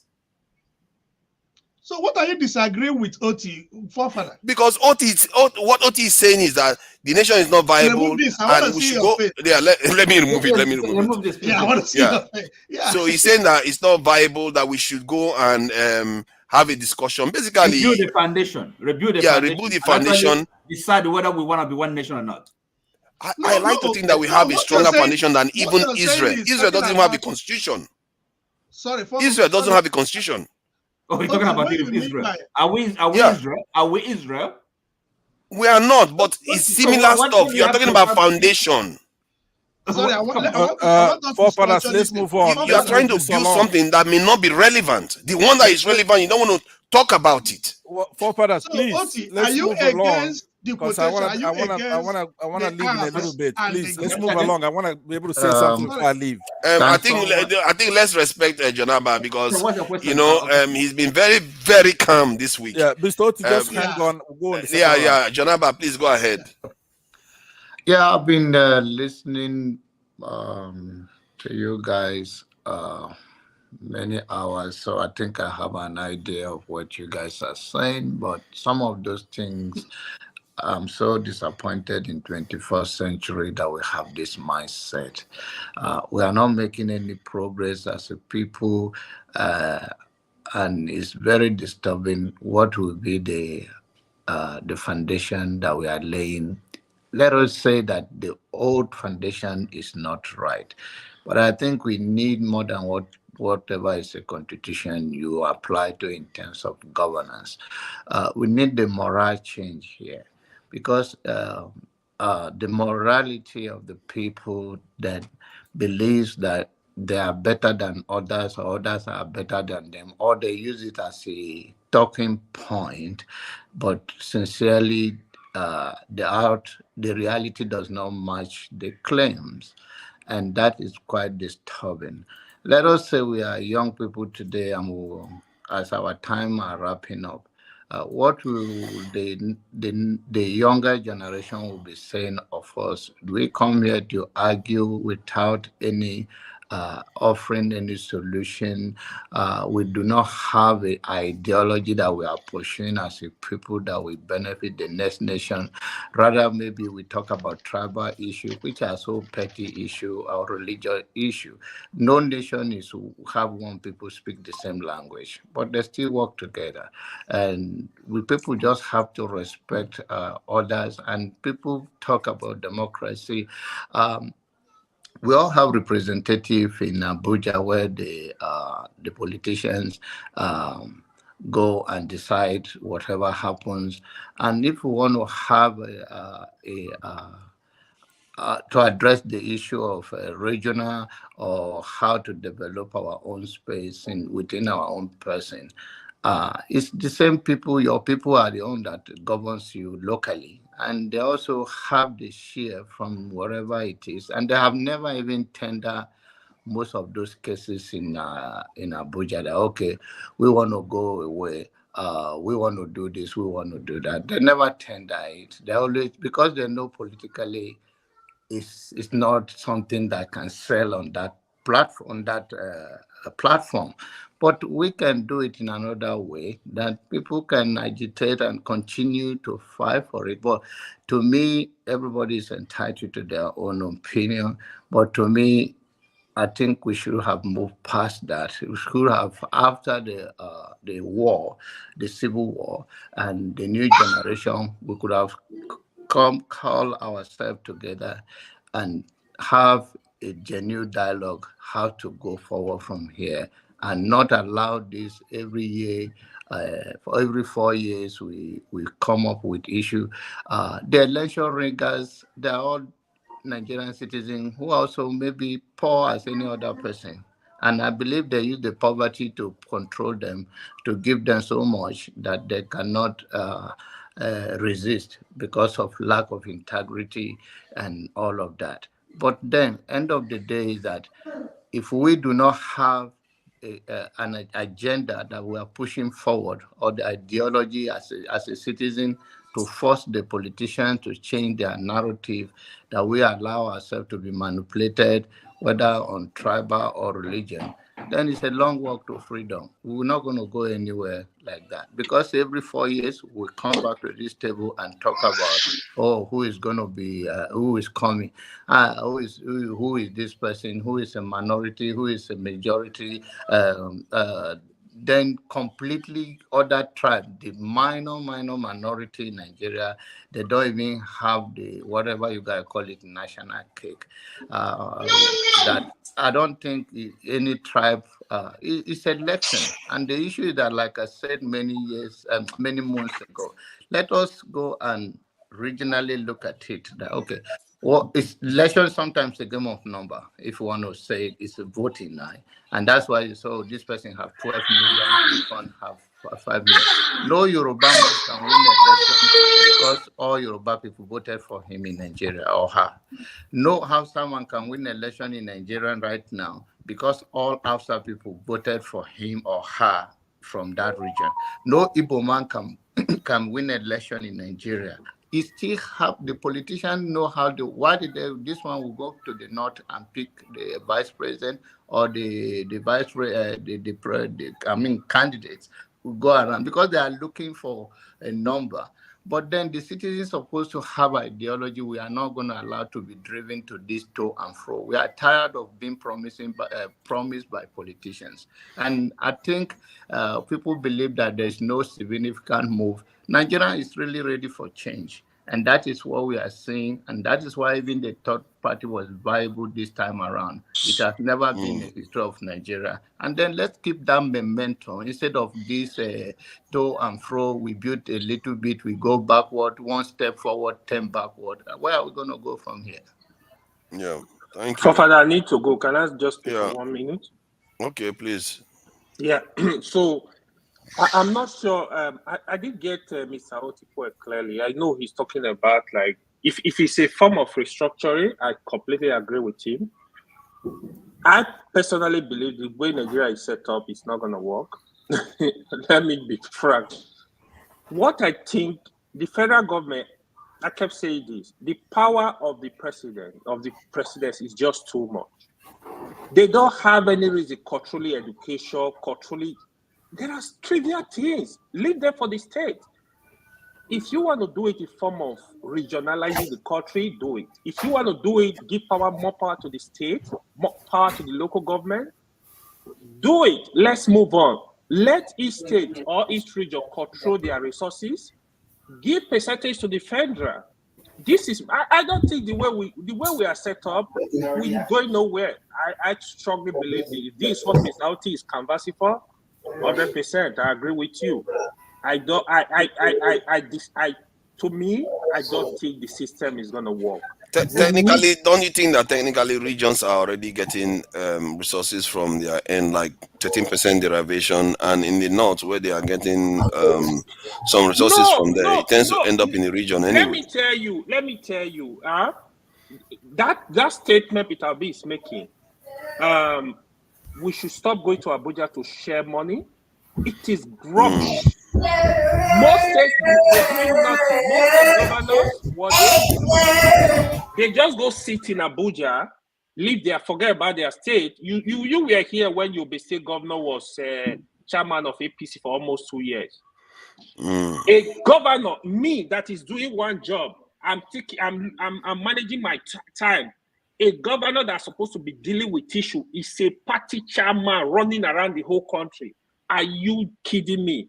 So the system is you can't be going to Abuja to share money every day. You are a governor, generate revenue for your state. What can you do for your state? How can you raise the revenue? If it's not sustainable. We can't be going to Abuja every month. Allow this generate revenue. Courts agree on percentage to the federal, limit the power of the president. The president does not have business with some of the things they are evolving in Nigeria. Don't you think you are talking from the point of view of either America or other countries? Because many nations, the central, like in the UK, if I'm not mistaken, the oil that Scotland gets goes to the central. This in Scotland doesn't get the money and shares some to the United Kingdom. Most of the states that are like that, for example, in America, it's the percentage. You can give reasonable. See, federal government give this percentage to them, let them hand over the security. Let them hand over the currency is from a CBN, EFCC, the police. Why do we say? How See, can you not understand the country you are in? But we have to do something. Yeah, to do something doesn't mean you go and do the wrong things. It doesn't mean you go and do the wrong things. No, they are not wrong. So Because the reason why I say that we were confederate once. Look at what happened within 6 years. We made a mistake. I collapsed the state, right, or whatever. That was a serious mistake. To me, we started where then. Collapsing the state, it was. I mean, I'm not saying we should not be together, but do that in a way that if Delta State is not doing well, I want to move to Anambra that is doing well. Go get a job, go stay there. Let there be some kind of competition, sincere competition. The only silver lining I see, based on what you are saying, is a gradualist change, which technically is what is going on now. No, that's not because it's not going on. It's not going on. The reason. Let me just finish the point I'm making. The reason why I say gradualist change is better than a constitutional one where you just go to the center and have a long conversation. You are going to come out there and you're going to see a lot of people that disagree with it.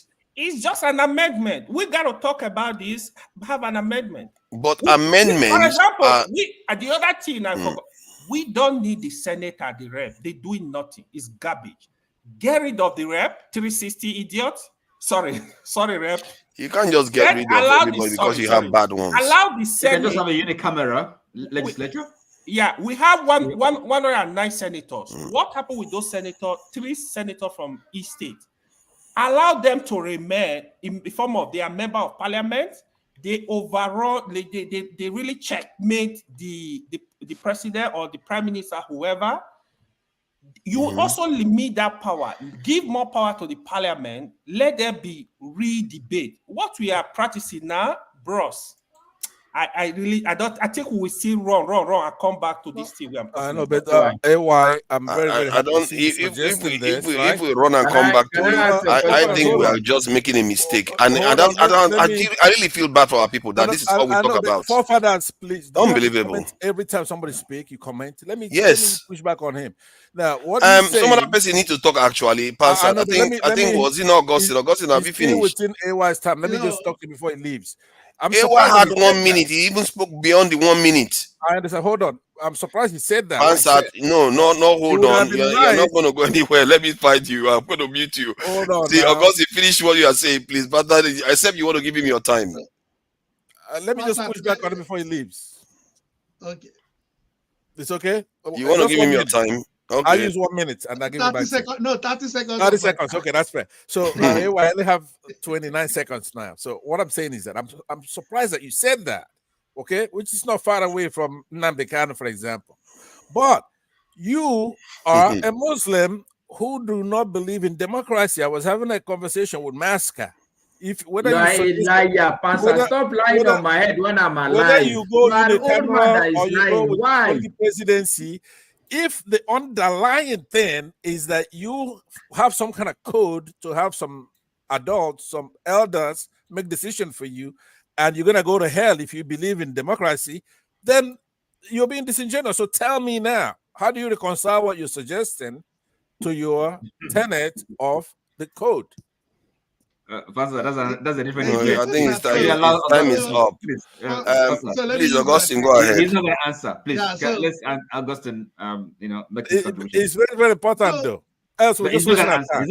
He's not going to answer the point, So I really will come back to the conversation you guys were having before I came in. But on the conversation we're having now, you see, when we live outside Nigeria, and we still have the mentality that the president has all the authority. I think it is not fair. I'm thinking that we should look at, and when we say citizens should do this, we are calling for the state of nature. When you want citizens to do things, everything, to hold the government accountable, no, this is why we have institutions. And when you have institutions that are active, The president doesn't have all that power, because I know that the president will not be the one that would stop everything. He will use people, and whoever that is using should be under a checkmate. Like you're using a civil servant have an institution. The only problem we have that to the nation, and it is because we don't have the culture of training ourselves to be part of that nation, to build a nation. We still have a country until we decide to build a nation, and all of us believe that this is where we belong.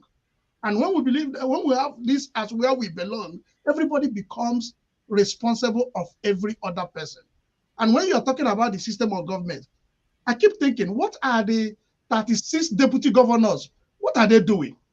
So why would they have a forum where they become part of the Senate in the law, in legislation, and they have something substantially doing because they are being paid and no job being done?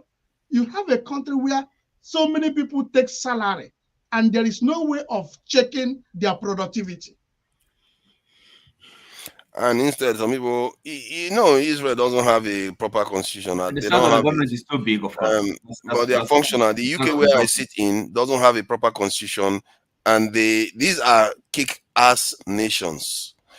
And somehow, this is what I talk about deductive reasoning. And I think one of the things I'm going to be doing is when we talk, we have to be qualifying it with evidence a lot of No, the we're time. not Israel. We're not every look. We're That not is Israel. not evidence. I mean, That we're not Israel. that is not evidence. Nigeria. See, it's like saying that. But It's Israel like doesn't have saying. a constitution, doesn't mean that we don't need Hold the on one. now. It's like in saying when you Nigeria. give somebody Panadol to cure headache, because the two people are not the same, it doesn't apply. You can correlate it, even if they are not the same. Just because the countries are different, we are human beings. The So societies are similar. with our constitution, we cannot govern ourselves, and then you think without the constitution we're gonna do better. Yeah. You Without really think so? if you take care of the real problems, What are the real problems? that's my concern. We look away from the real problem Who and defines just those argue real amongst problems? ourselves. Is it not the constitution that defines the problems? No. So We have a better constitution than many countries out there. When we talk about constitution, I no longer believe about constitution, because if the president signed the INEC document into law and we celebrated it and it was signed into law and the INEC did nothing with that, and the law, the court upheld the erroneous actions of INEC. So what are we multiplying the laws? Is it Augustine? I agree with you. You see, here today or tonight, I've said before that yes, there are problems with the constitution, but even much more. Okay, because you mentioned culture. So even in other words, kind of first principles. In other words, the government actually acknowledging, understanding that that's what is called the rule of law, the principle of accountability. Mm-hmm. In other words, they have to know that they are, bound by law. They have to respect the law. So it doesn't matter how beautiful the constitution is. If these elementary principles are not there, we're not going anywhere. Again, it's a question of culture. Mr. Oti, and when you talk about laws, guess what? After the discussion what I had did Machiavelli say about laws? Yeah, hold on. After the when you talk discussion about I law, had what did with Machiavelli say Nasca about here, laws? right? So this is Who why hasn't I spoken? feel that it's Everybody has genetic. spoken. Good. I believe that Africans are not fully developed up here, right? We're like some kind of animals. You already know we are not animals. We just don't have a similar experience. No, you say like we're animals, so we can make it like we're mammals. So what I'm saying is that you already know that the Islamic tradition does not believe in democracy, right? We are back here again. I wasted my time here talking about it. They turned off their beavers. There's nothing democratic about these people in anywhere.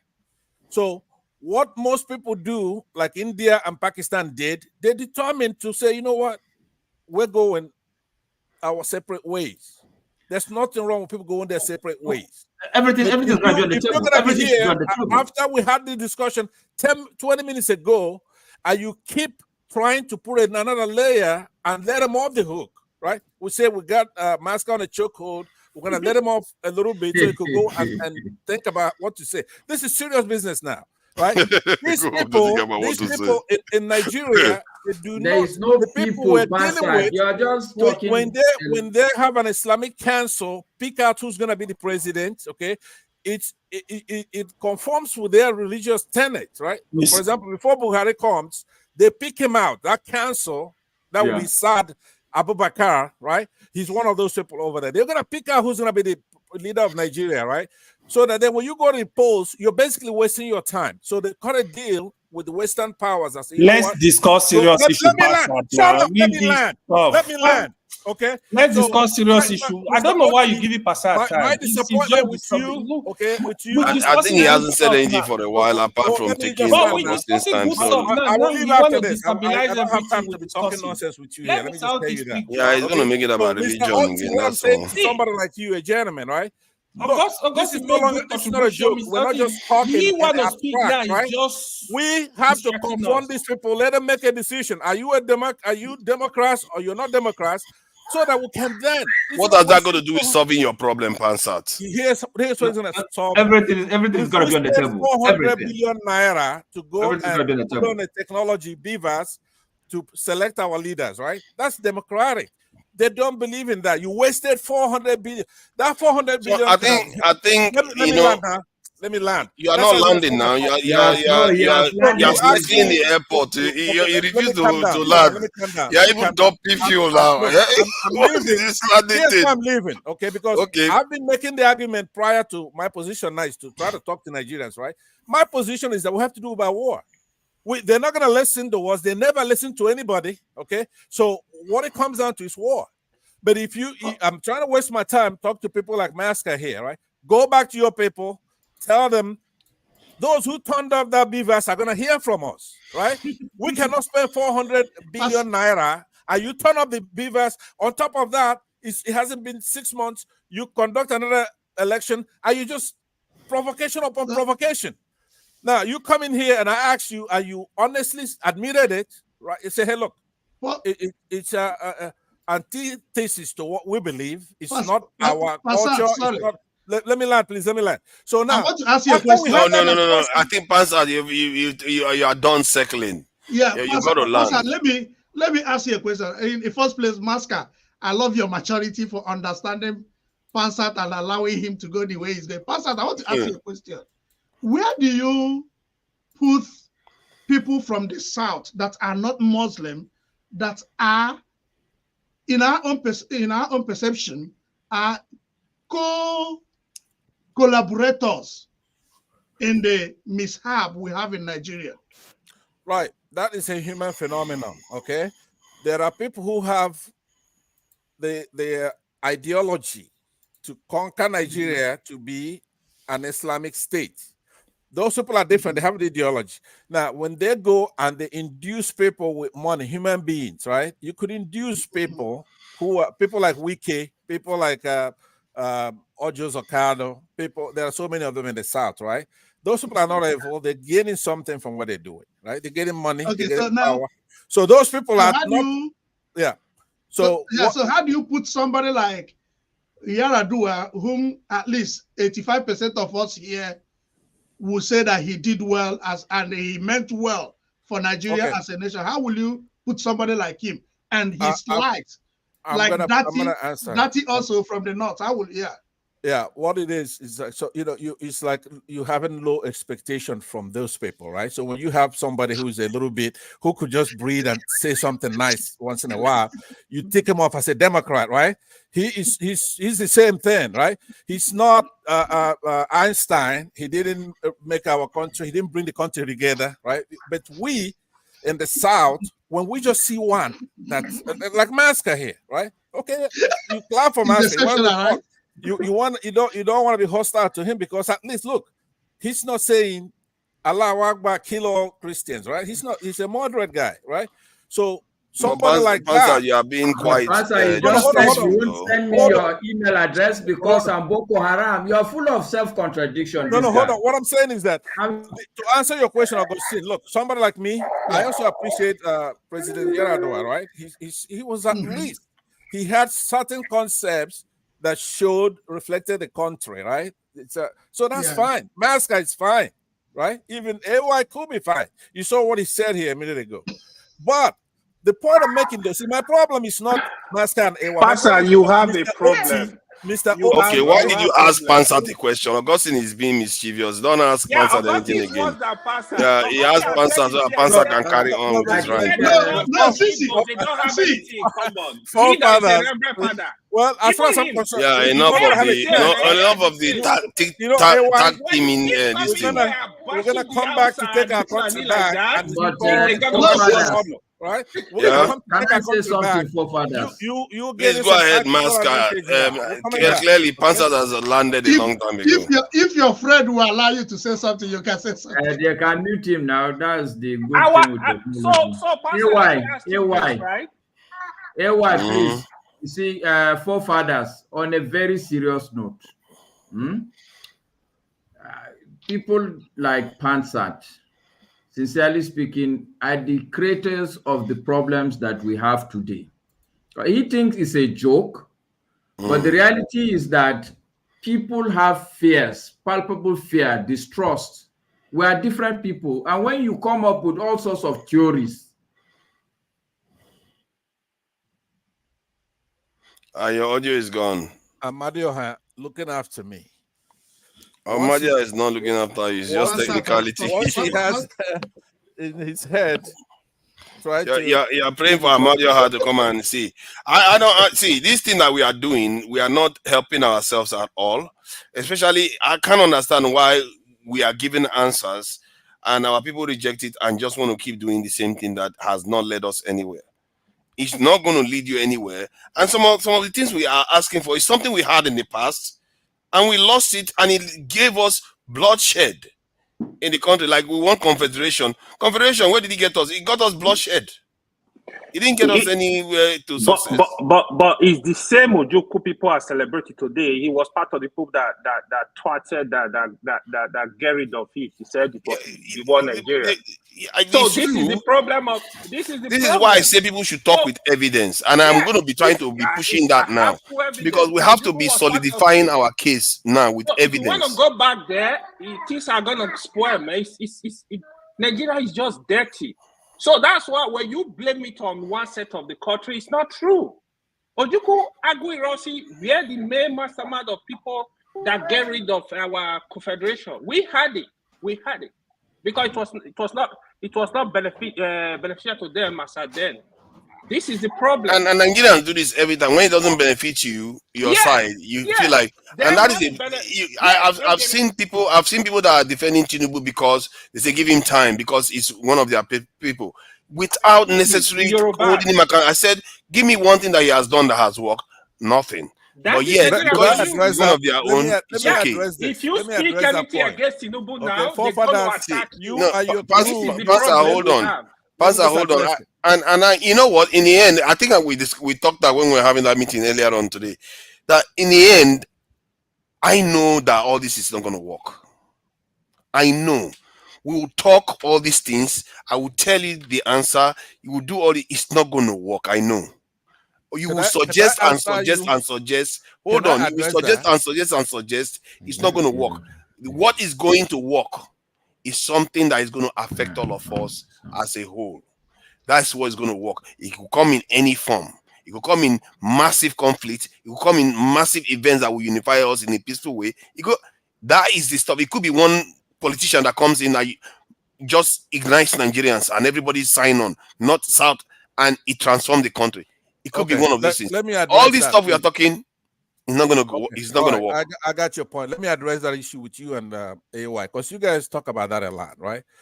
Some time ago in the past, in the 60s, a nascent republic, Nigeria, got independence, right? The North dragged their feet. They really didn't want to be. They said, hey, we're too stupid to be independent right now. We want to stay with the British, right? They were cajoled and they finally agreed and we went into independence, right? At that time, that is not the case. They didn't want to join Nigeria. Hold on.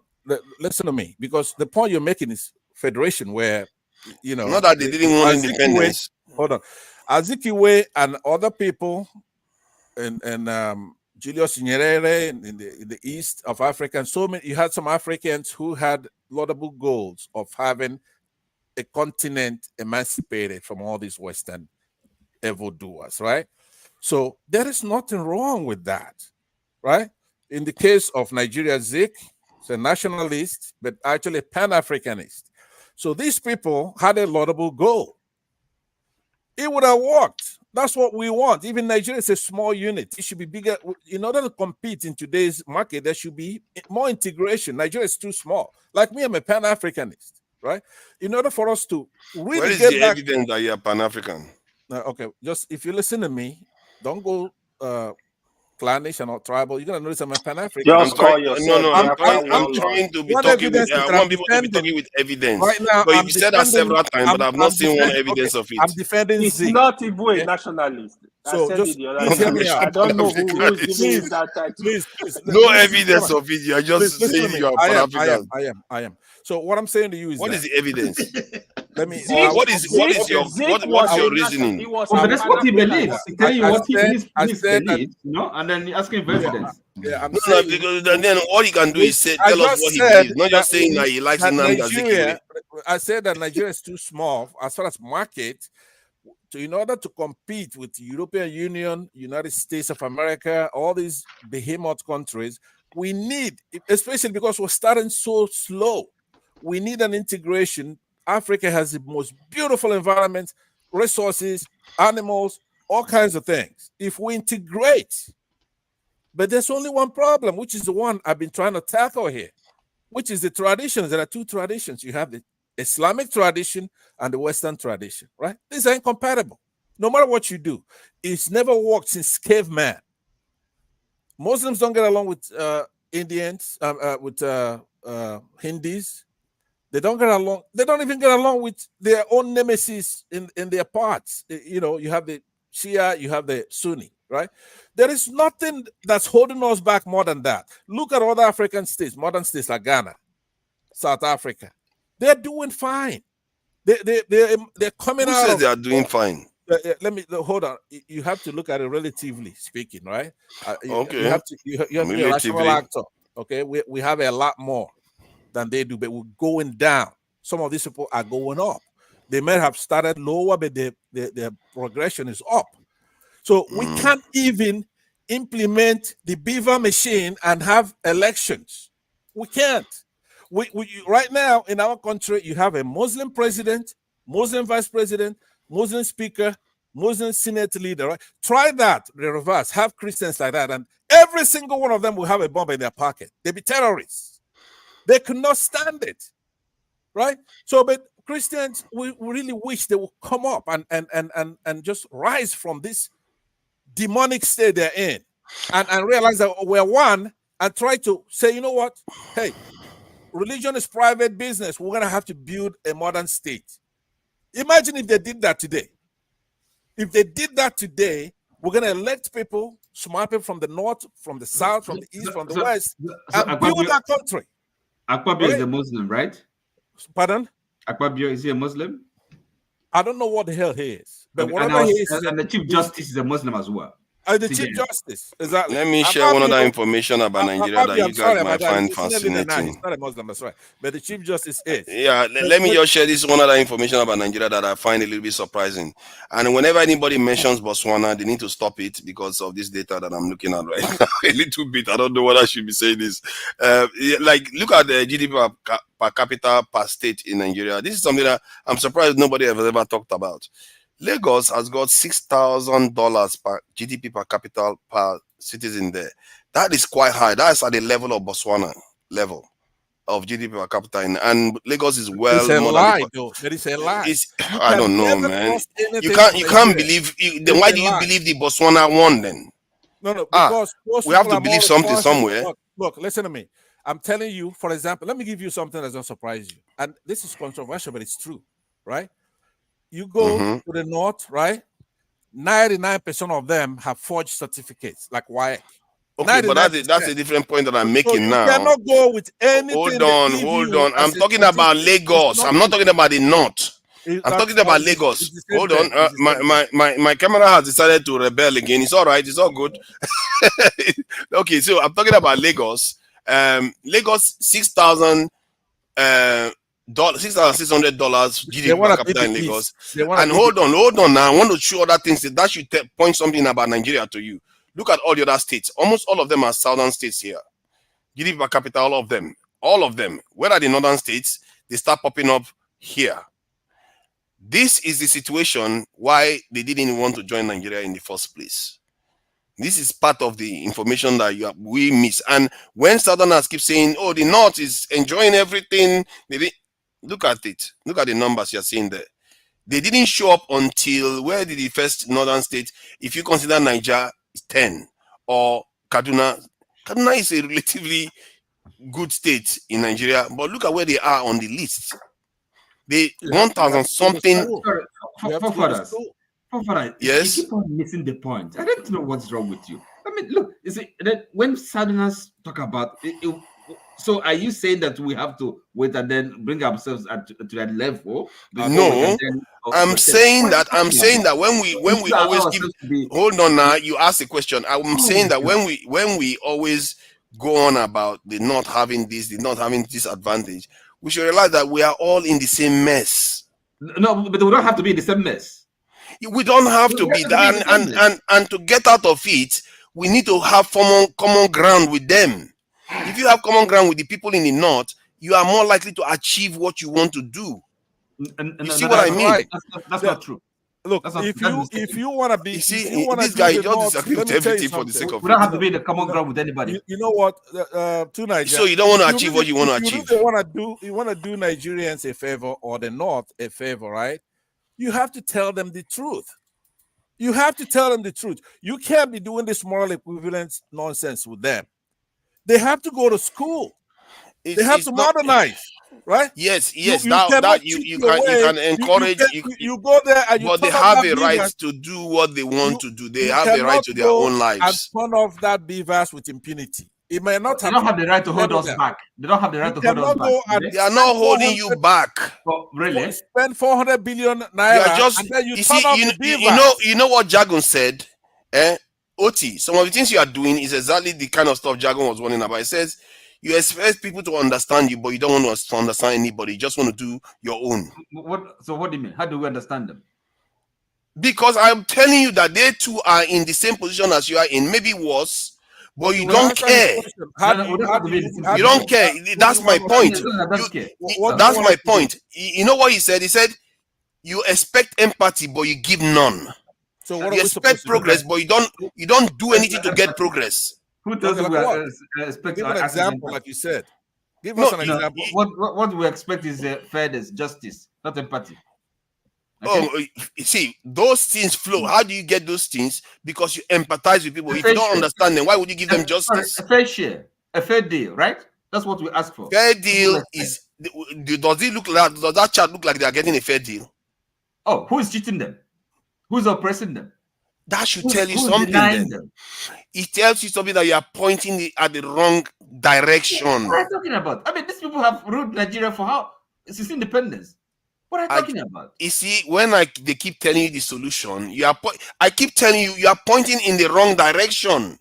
I just told you who is the speaker. This is what I've been trying to tell you all evening. You are looking in the wrong direction. You think it's between. Wait a minute. We are all in the same mess. Yeah, Steph, maybe you have it's to come even in. all the way happening in Sudan. Let's have another voice. Dexter, Steph, go ahead, because this guy is succumbing to his normal minority mentality, which is to cause trouble between Wazobia, right? You want to be exempt from. Now you started with this. You have to with this delusional talk. You have to know the role that you minorities play. For example, in the Civil War, it was you who made the deal go sour between Ojukwu and Gowon, who had made a deal, right, in Aburi. But the minorities, you keep equivocating between these major tribes, hiding your this thing, like what you're doing here now. We're trying to get to the solution where Nigeria spent. You are not getting to a solution. You are just dividing. You know, you gave $8 billion to Dangote to do a refinery since 2021, right? He took the money. 8 billion. We don't have any money. We have state refineries right now that could have been refurbished with 1/10 of that money, right? You have him doing all the, closing all borders, only him manufacturing rice or importing rice or whatever the hell he's doing, and a bag of rice is 50 or 60,000 naira, right? Right now, if anybody else did that, what would they say? Right? You take over the whole country. Women don't get a fair shake to get into government or do anything. You're not sending your people to school. You don't have any patents. You don't win any Nobel Prizes. And you want to be in charge of everything. Well, you don't know anything. You cannot govern. You turn up the beavers that we spent 400 billion naira to put together. Well, see, our if you entire get the effort beavers, to how do- is that going to solve the problem? shake him down, get that $8 billion back from him right now, because we can use that money right now. We like to talk $8 about it, but it's billion okay. I did $8 say billion. that You we know how can much say all that these is? things. It's not going to go anywhere. It's not going to matter. No, look. To Niger, I'm never gonna participate in anything you're hosting again from today, because I'm sorry, Spansad. My heart bleeds, Spansad. How can you say such a hurtful thing? I'll yield. How can you say such a hurtful thing? Let Steph talk. My heart bleeds. Come on. No, don't let your heart Go and have bleed. discussion elsewhere. If you want to have discussion without evidence, it's up to you. Go elsewhere and do it. forefathers. That's your problem. Yeah, I please have go more ahead. evidence on my pinky toe than you have all your life. Yeah, right? good luck I with that told one. you by observation. I wish you shared that with me. By observation, Dangote took our $8 billion. He didn't deliver the refinery, and they're going and arresting MFLA and other people. Who else is there to arrest? But somebody who took your $8 billion. Do you know how much $8 billion is? But I gather that he built something. Now he built something. Nothing has happened yet. I think they are making fertilizer, if I'm not mistaken. Where is he going to get the oil? He's going to. Nigeria is supposed to give him crude oil. Nigeria is partly delaying the process, if I'm not mistaken. We're just their slaves. He's going to come over in the south and take that oil and take our $8 billion. And then what impetus do you have to arrest anybody from the south? If this guy is doing all this stuff he's doing in this country, it's just not fair. Oh my God, man! You know what? You see, Masca. Hold on, Masca. I think Masca needs to see this chart. Is something Masca, as somebody that is of the north, needs to look at that chart that shows that the first northern state GDP per capita shows up in 10th position. Yes. Forefathers, can you hear me? Yeah, I can hear you. Go ahead. I'm very conversant with the poverty level in the north. Yeah. And that's why all the things that Pansa is just, to use the right word, is just cock and bull. Okay? Well, it's past 3 o'clock. I have to go and sleep. It's been nice talking to you, gentlemen. So yeah, it's been nice having you here too. Yeah, you're always welcome here, this is Masca. And I know you try your best to. It's been enlightening. Yeah, I'm trying to convince people like Pansa, but some of them are lost causes, because you can see at the end he has gone to his real element. He's the South. Yeah, they don't see anything else other than just one thing repeatedly. Can I come in? Yes, please. Mascat, I really appreciate your sincerity in most of the things that have been discussed. But the area that somebody like me have issues is not when it comes to people like you. I know there are quite a few of you in the northern part of the country. It's not a few, sorry, please. I'm a coming. Few. No, when I make my point, you understand what I'm saying. The issue I have is that when certain things happen, that I'm going to give some specific examples now, how come there is always this collective silence? For instance, when that young student was set ablaze and killed, how come there was this selective, silence from some people that are supposed to talk, not the Christians in the north? There are some people I expected to make some statements to condemn certain things that happened. but nobody talked. How come that not too long ago, when somebody like Sheikh Gumi makes some unguarded statements about not being comfortable when a Christian is in charge of security, his security, but it should be okay for Christians to entrust their security in the hands of non-Christians? How come there's this silence from some people that are supposed to condemn it? That's just my worry. It doesn't really speak well of us as a country, that people like that will make such statements or certain incidents will happen and nobody will talk. So that's the thing that sometimes yeah, that sounds like a very fair question. Fuels those mutual suspicion that we have against each other. Thank you. Masca, sorry, your audio is off. It's really a shame because I wish I don't know whether there are any other Northerners that condemned him for what he said, but if there are none, that is not good. That's for sure, because what all those divisive talk, you should expect elders to come out and say, you know what, stop it. We are Nigerians. That he's not speaking for us. Yes, exactly. That's what you expect to see. We are Nigerians. You can't say that kind of nonsense. We are not going to tolerate it. But if nobody came out, Can you hear then me now? Yeah, we can hear you, Masca. Oh, you are gone again. Sorry. You're gone again. It's a bit of a shame, though.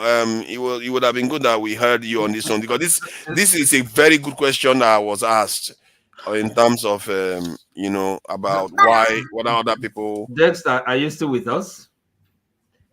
No, Dexter he's here. He's there. Dexter, yeah, you can unmute. Frozen in time.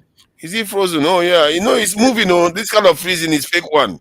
He's he's very much moving. He's right there. he's doing us Dexter Morgan. Does everybody know who Dexter Morgan is here?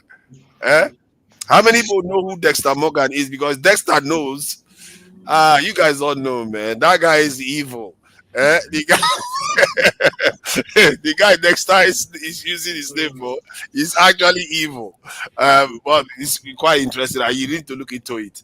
But that GDP one surprised me a little bit, because I expected to see maybe Kano in top 10 at least in Nigeria. But no. Lagos, Rivers, Akwa Ibom, Imo State, Delta State, Anambra, Ondo, Ogun, even Bayelsa. Oh my God. Okay, Bayelsa got oil, let's face it. But still, though. That shows you that a lot of what happens is that it shows you the production centers in Nigeria, basically. Wow. Niger State 10, Kaduna 11. Then before you start seeing Benue, Kano 13th. But when census comes now, they will tell you that you have more people in Kano, so you have to allocate more resources to Kano. Yeah, I think let me get Masca back. They have more local governments, and of course, they have more local governments. They have people, not GD, not money. They have people, not necessarily a lot of wealth. What do you guys expected? Have you all forgotten the origin of those state creation, how they were created? It's politics. They have more land now. They have more land. No. One man just came in and decides to allocate it. Another man come in, just start allocate it. So that's how. But they have more land now. Why are we saying that now? They have more land. Based on land. Why would population? Why would the state be based on land? Land and population together. Why will everything be based on population? Then why should it be based on what you want? What is your criteria again? Just divide it by 36 and let it be evil. Let everybody get the same thing. State could evolve by itself. Come on, you know that you're not being fair yourself. What are you saying? Hold on, listen. The way it ought to be done is actually not for states to create local governments by themselves and not to do with the government, federal government. If there's nothing to share, Nigeria can even be just 3 states. Exactly. There's nothing to share. That's true. And it would not matter. It will not matter. Because there is something to share. Well, that is, Nobody, that's most the people don't reason. like That's 3 the states, reason. so That is the If reason. there's nothing to share, the whole of the North can decide to be 30 states. I mean, after all, we had the And Eastern South can be just region, one we have the state. Eastern region, Northern You region, understand? Western And it will region, not matter middle anything. belt. Okay. you mean the regions that led to that created the first Oh, secession that's not movement what as led to it. Ikataka Borough? It wasn't very good. I think we remember this thing with rose tinted glasses Can you guys because hear it's in the me? past. Yes, we can hear you.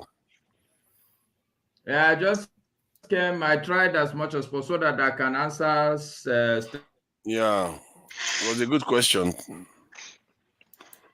Yeah, the question was about whether there were northerners that addressed the point Sheikh Gumi made, that to condemn that he was being divisive, was stuff like that. Your audio is gone again, Maska. I'm sorry. Your audio is gone. I really regret it because this was a good point for you to answer, really.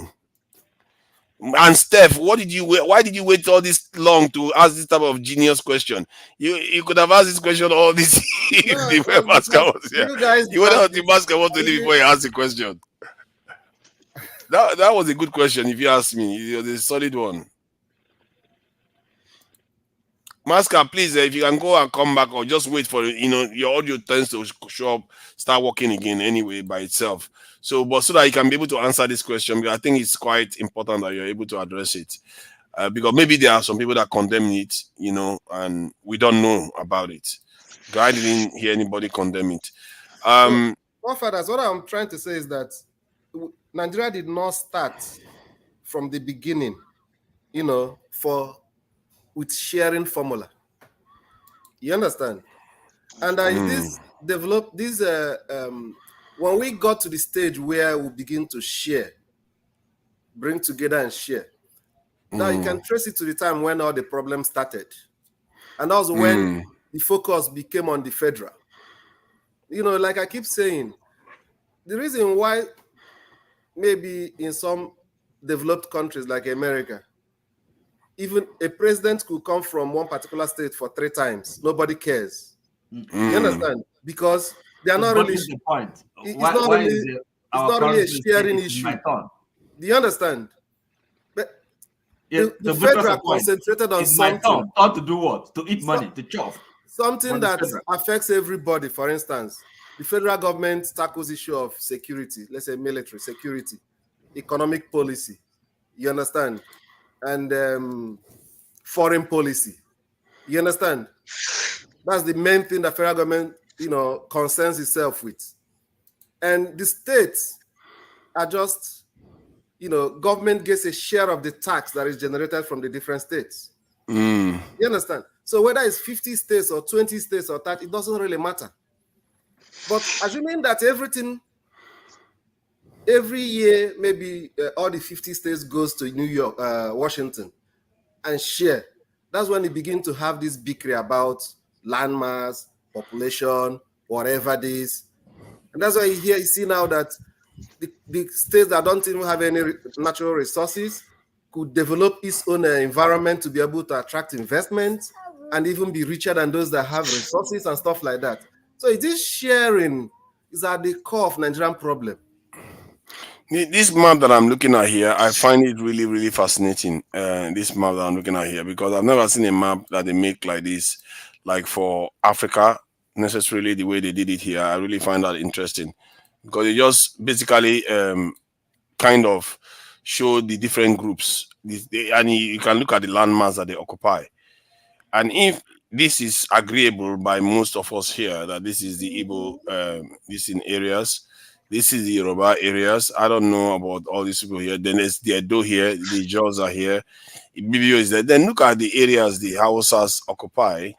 That area. Then there's the Nupe people. All these people, they don't even consider them Hausa properly. All these I don't even know about. I don't even know who Ekoi is. And and this is why when Pansat just says some people are minorities, you are robbing people off the wrong way, because look at the major groups here. Then if you look at it, they don't even make up like the majority. If you put the other groups together, they are bigger than all of them. They don't make up that big. They are a minority themselves. It's just that they are bigger minorities within the entire nation. And this is one of the misunderstood nature of Nigeria itself that people don't know, and when you don't know, you have false expectations, and it can lead to frustrations. So, And if what are you no, talking about? no, there's this case that I heard recently, and I think that man was correct. I was watching this program, and the person says a man should not overestimate their worth. So what's the point you're making? Because you can reach faulty expectation. Why? Like now, if you look at strategically the other states in Nigeria, all the three major groups in Nigeria that are really big, only one has access to this in the ocean, really, which is the Yoruba group. And guess what? They seem to have done the best out of Nigeria. They have done the best out of because Nigeria. of Lagos. So what are you talking about? No, yeah, it's because of Lagos, but that's not the point. It's telling you. Do you think if Igbos were here, it wouldn't be different? It would be different. Lagos was already a major export route long, even before. Yes, for a very, very long time. That's true. Don't forget that they have Igbos in the Niger Delta as well. That's where they are. That's why they put them here. That's them here. If they were not here, they were down here, it would have been a totally different case. As you see, so you have to understand. If you don't understand the advantages others have over you, you don't necessarily know how to approach the problem properly. You see my point? That's why I'm saying you have to know your position to counter whatever the forces. If you want us to accept a weak position? No, I'm saying my own suggestion is if you understand your position here, that you don't have access the advantage that the others have, you want to have good relations here. That is the only way to gain the kind of advantage that these people have here. Like what kind of advantage, please? Access to the sea. Have you seen how many seaports that they build there? Have you seen all the things that keep moving to Lagos? Their GDP per capita is ridiculously higher than almost every other state. Look at that. I think that 6,000. The closest state to it is 2,200. I thought you are a nationalist. I'm a nationalist. So must every state in Nigeria have access to the ocean? No. We're talking about the Igbos. Will it be a disadvantage to them not to develop? He said, you see, why for me, my own, from the point of view of a nationalist, one of my biggest issues is that because we have this hang up with tribe and this national politics that is going on, the toxic faction, this is a waterway here. This is a natural waterway that God has given us. Let me just read the point. This is a natural waterway that God has given us. But this area is not being developed because the people in this area are not organized. No, Forefather, it's not because they're not organized. It's not their power to develop it. That is under federal government. Yeah, but if we organize, we'll be able to make it happen. But instead, these two people are busy arguing amongst themselves. They're not arguing, Forefather. They're not arguing. That point is wrong. Are you aware, Forefather, that the colonial times, the British built, they had a waterway from Imo State down to the Atlantic Ocean. Are you aware of that? They still do. It's just that it's not deep. Now, it is lack of political will in Nigeria to develop other national politics. That is what it is. Yeah, when you keep hearing, when Nnamdi Kanu shows up and wants to destroy things, why would they want to develop it? That's the problem. Forefathers, let me be hard on your map, okay? You know damn well that map is not to scale, right? You know very well it's not to scale. I have, my village is bigger than what they're representing as Igbo right there. It's not to scale. It's just jealous. Oh my God, man! Nigerian. Passad, seriously, you want to go there? Let me be hard on it. It's not to scale, right? By observation, you know that Igbos as a tribe, there are more Igbos than every single tribe you see in that Nigeria combined. There are more Igbos. Jesus Take that Christ, to the bank. Mike, there are more Igbos in the restaurant right now.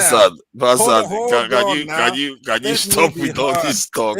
Let me be it's hard. not physically possible. Let me be hard first, then you could disagree. I want you to really have time to respond because it's not fair to you. After we go around, then you talk too. Okay, but don't spoon feed me when I'm talking. I know, Okay. I said, I gave an analogy earlier that, see, the problem most other tribes in Nigeria have is that they went through what's called an incomplete metamorphosis to be Nigerians. The Igbos went through the complete metamorphosis. As a butterfly, they emerged, right? They went to the egg, larva, pupa, and then they fought a war. They did all kinds of things, and then they emerged, right, as a butterfly.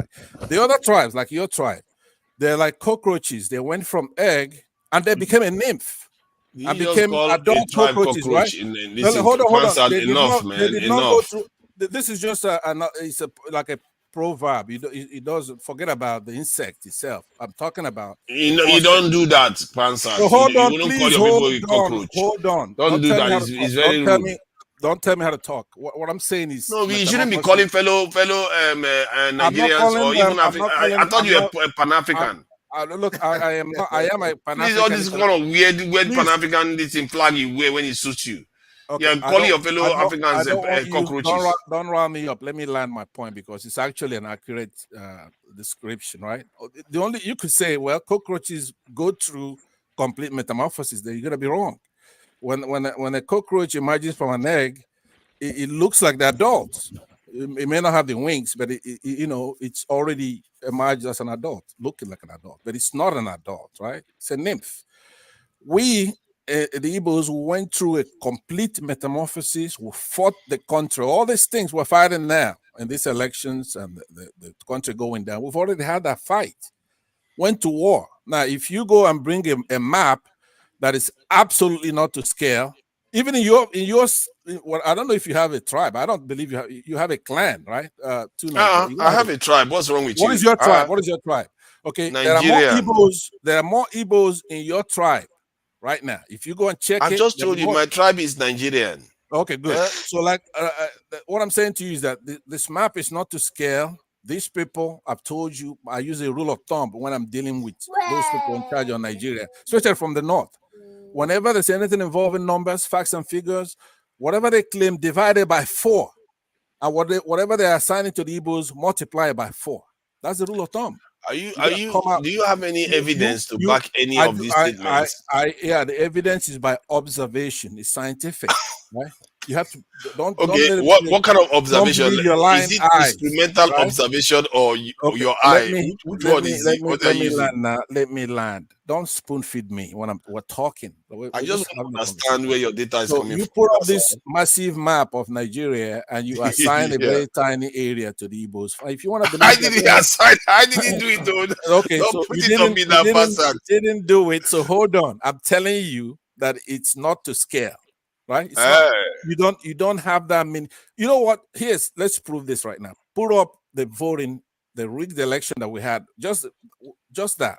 Forget about the fact that we have more PhDs in the Southeast than you probably have the Hausas as a population. That's true. Now, it's so warped that when somebody makes the right claim, he's going to look crazy. Nigeria is the only country where the more you go to the desert, the larger the population. And that is not true. You've said this before. That is not true. I've said it before. Jesus and I want Christ. You to How can you just be making prove me wrong? Prove me wrong right now. unsubstantiated claims? I'll prove you wrong now. Let me tell you something. Before the Oyibo, before the Brits found oil, okay, Igbos were in charge of that country, militarily, economically, and otherwise. We got independence. Right? Hold on. These are historical facts. We got the independence for Nigeria, the Igbos. And they were the light and the conscience of the country. That's the reason for that. It's their natural domain. You find Igbos everywhere in that country. There's a reason for that. Let's show you this in the map again. If you come, let me land. Let me prove to you that you are wrong now. You have been going on now. Come on. Okay, go ahead. Let me prove it to you. You see, okay, what just happened here? I thought Pansat had made this thing disappear. You know, you're capable of quite a lot. I don't know now. So, see, you said the closer you get to the sea, move away from the sea, the greater the population increases. but that is not necessarily true. Decreases. Yeah, that's how it's supposed to be. Yes. Right. So, but yeah, that's what happens in Nigeria too. See, look at the population in this southeastern area. This area is relatively small, and they I have told just you as it's not much. to scale. It's not Hold to on scale. now. Let's assume it's up to scale. We have to go with what I have, please. Okay. So let's say this area has got almost 80 to 90% the population of the Hausas in the north. And yet, look at the space they occupy, all the way from all these regions to all the way north. Like all these north, the area they regard as north. They do not occupy those spaces. So just hear me Okay, out. they occupy these spaces now. Which area do they occupy then? Hold on. You yourself said it a minute ago. There are so many tribes interspersed. Yes, there are so many tribes. Will you be quiet when I'm talking so that you don't spoon feed me? I don't like that. Let me talk. Okay, go ahead. Let's hear it. The first statement that I made that is self-evident is that the more you go towards the desert, the less the population. Do you accept that or not? Yes, generally. Okay. Even when you want to talk about the population of the north, quote unquote north, when you're looking at Abuja, you call that the north. It's not the north. It's all part of this nonsense that they're doing. You have a lot of tribes that are not Hausas. You have a lot of tribes. There are only about 3 million, 4 million Fulanese. That's it. Yeah. Problem in the world. So now, when you look at Igbos, in my village alone, I probably have more population than your entire tribe, forefathers, your own. Kendrick. Right? So listen, you want them to be right. It's not Hold on. accurate. You want them to be right. They don't want to do census and do it properly and be honest about it. Why? If they had more population, they want to do it. Because it will show that they're liars from pit of hell. If Nigeria, if you think about people who are playing soccer right now for the Nigerian team, right, from time immemorial, you go there with the population they're claiming, either they're not talented. Then what's his name? Sorry, Pansa. Let me ask you this now. You can't just keep going on now. Of the team will be Hausas with the population they're claiming. They don't even show up to wear the national colors to play. How many people do you know, Pansat, on immediate level, in terms of number of children that they have that exceed 4? How many people do you know like that? Okay, you and I have had this conversation before, so let's first of all make. Are they that many? No, because yes. Let me tell you. Hold on. The point you're making is that Islam, they marry more than 2 or 3 or 4 wives, and Christians don't. Then I referred you to Niger and Chad and said they're indistinguishable both in culture, tribe, religion from northern Nigeria. They're just the exact same thing. But what is the population of Niger? And what is the population of Chad? With your theory, they should be in the hundreds of millions. But they're like 20 something. Will you hold on, please? Because that's how you catch liars. Okay, carry on then. Okay. Geographically, they're located in the same proximity. They are the same race, same religion. They marry 4 wives and all that, but they're like 20 something million people. Okay. Okay. So what's happening in the Christian section of the country, in the coast, is multiplication. And what's happening with the northerners is addition. So if one person marries 4 wives and they have 4 kids, it'd be 4 plus 4, right? But when the Christians do it, it's 4 times 4. Now, 4 plus 4 is 8 for them. 4 times 4 is 12 for us.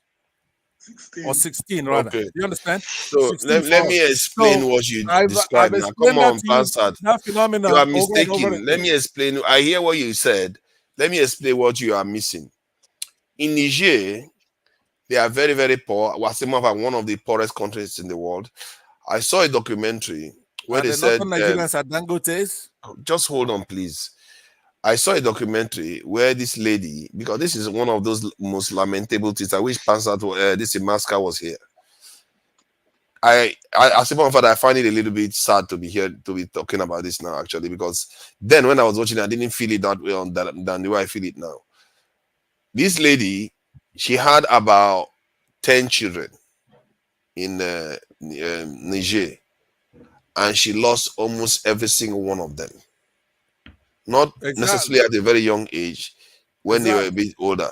So they lose a lot of their children because of the poverty in Niger. Exactly. Same thing And in the northern now, Nigeria. calm down now, calm down, because this is going to be tying to other issues too. In Nigeria, the northern part of Nigeria didn't suffer the fate of Niger.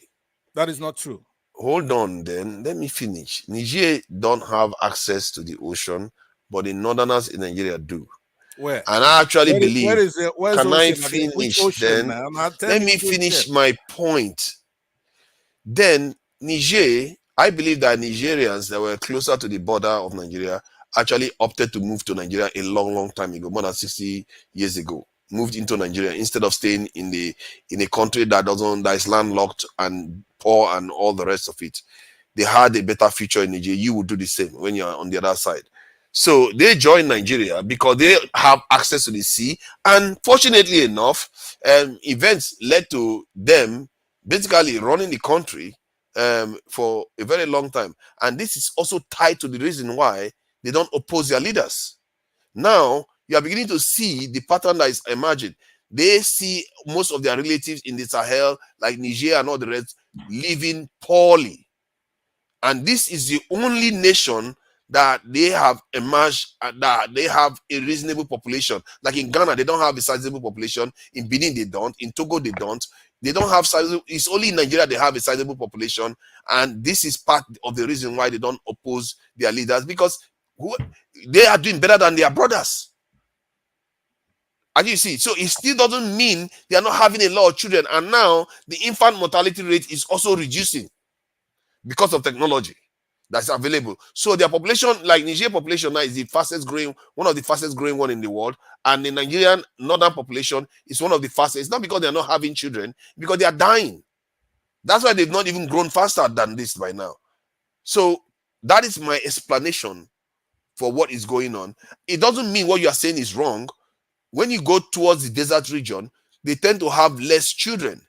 But the south has a lot smaller land too. So the land that they have is making up for the fact that their population density is quite low, a lot lower. All right. Let me just say I will not prolong this debate. It's totally useless. One Einstein is better than 1,000 Amajiris that are running around not going to school, right? That's not. I don't want to engage in something that's neither here nor there, especially where you will You not are being reveal offensive again. No, but it's no, hold okay. on. You should reveal your own tribe, right? You don't reveal your I own just tribe. told you I'm in Nigeria. Move on. Yeah, so remove this thing that has ethnic stuff. Oh, you don't like it? No, I'm saying you don't like it that your tribe is Nigeria. So let's just talk about Nigeria. Forget See, about the tribes. If right? this is Don't worry. accurate, anywhere near accurate, Yeah. what it is telling you is that It's look at not. this so-called minority that you call them. This one is 20%, Yeah. almost 22, 24, 26%, also, going to 30%, and more than 30% of the population of Nigeria is minority that is not part of the major group. Look, and yet, hold on. Let me finish my point, Pansa. Come on, man. You are just blocking now.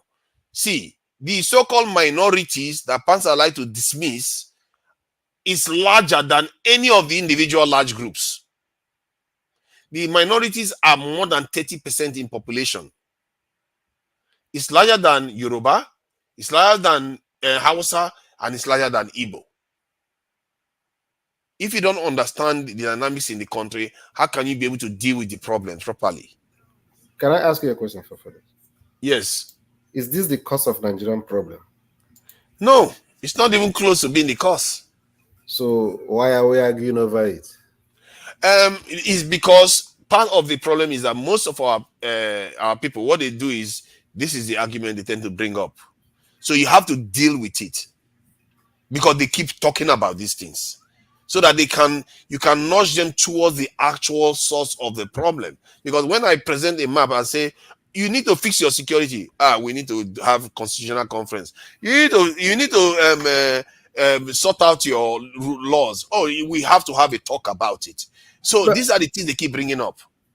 But it's neither here nor there, because if you say we need to fix our security, who's stopping the Supreme Court president from fixing security? Because the people are not aware. Is it me that will make them to be aware to fix it? Whether They are I gave them traitors right whether I now. gave them the mandate or not, they have the mandate. Why don't they fix the security? Because they are traitors. Huh? Many of these people are already traitors to their own people. So why would they fix it? And some of our own people are even traitors to our own people. I'm telling you right now, some of our own people, Oyibo man will give them gun, go and kill your own people. They will do it because they'll say that man is on our tribe. I will help the Oyibo man do it, just like the Oyibo man used it to colonize us. Honestly, my problem is that the security you keep talking about is like, I think we have different perspective on that security. Because sometimes you talk as if you're talking about internal security. In one other breath, you're talking as if you're talking about preparing our country against external aggression. All of them. Exactly. Which one? No, but your body doesn't have only internal security. Which one is the pressing thing that you're talking about? The most important one is internal. But if you have to create the internal one, it has to also be able to prevent this in influences from external. What kind of security and how long? How many years do you think it's going to take us to prepare Nigeria against external aggression? It doesn't even take 2 years.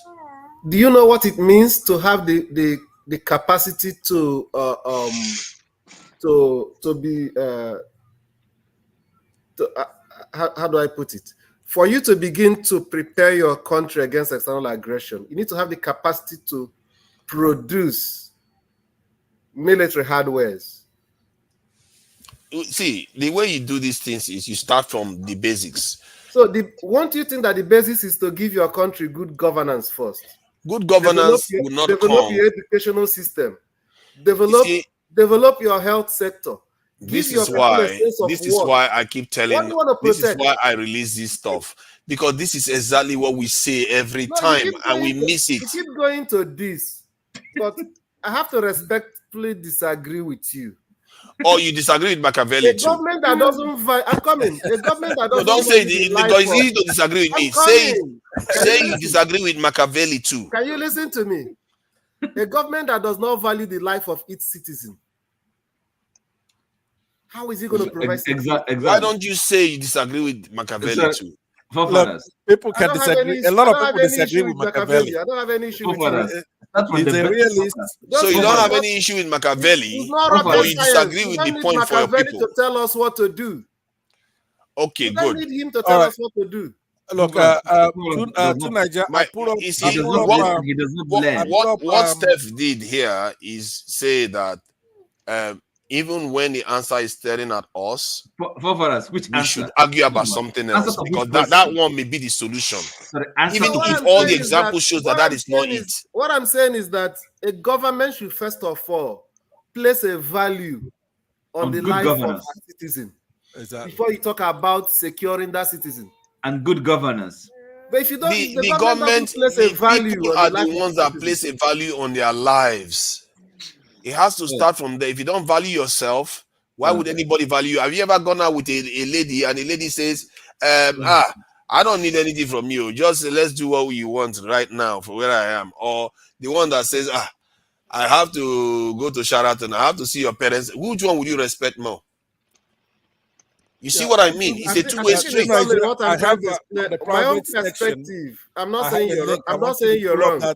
For me, please. I'm not saying you're wrong. On the private section. You understand? Yeah. But my own perspective is that you have to have a responsible government first. Right. A responsible government that is not putting that legitimacy did not come from the Supreme Court, but from the people. You see why I said you cannot have a president that will go overseas. When there is a government, a president that derive his power, a government that derive his power from the people, it's gonna put the people first. It's gonna secure the people. It's basic. First things. It's gonna provide welfare for the people. We're talking about, But when could you make this graphic a little bigger, please?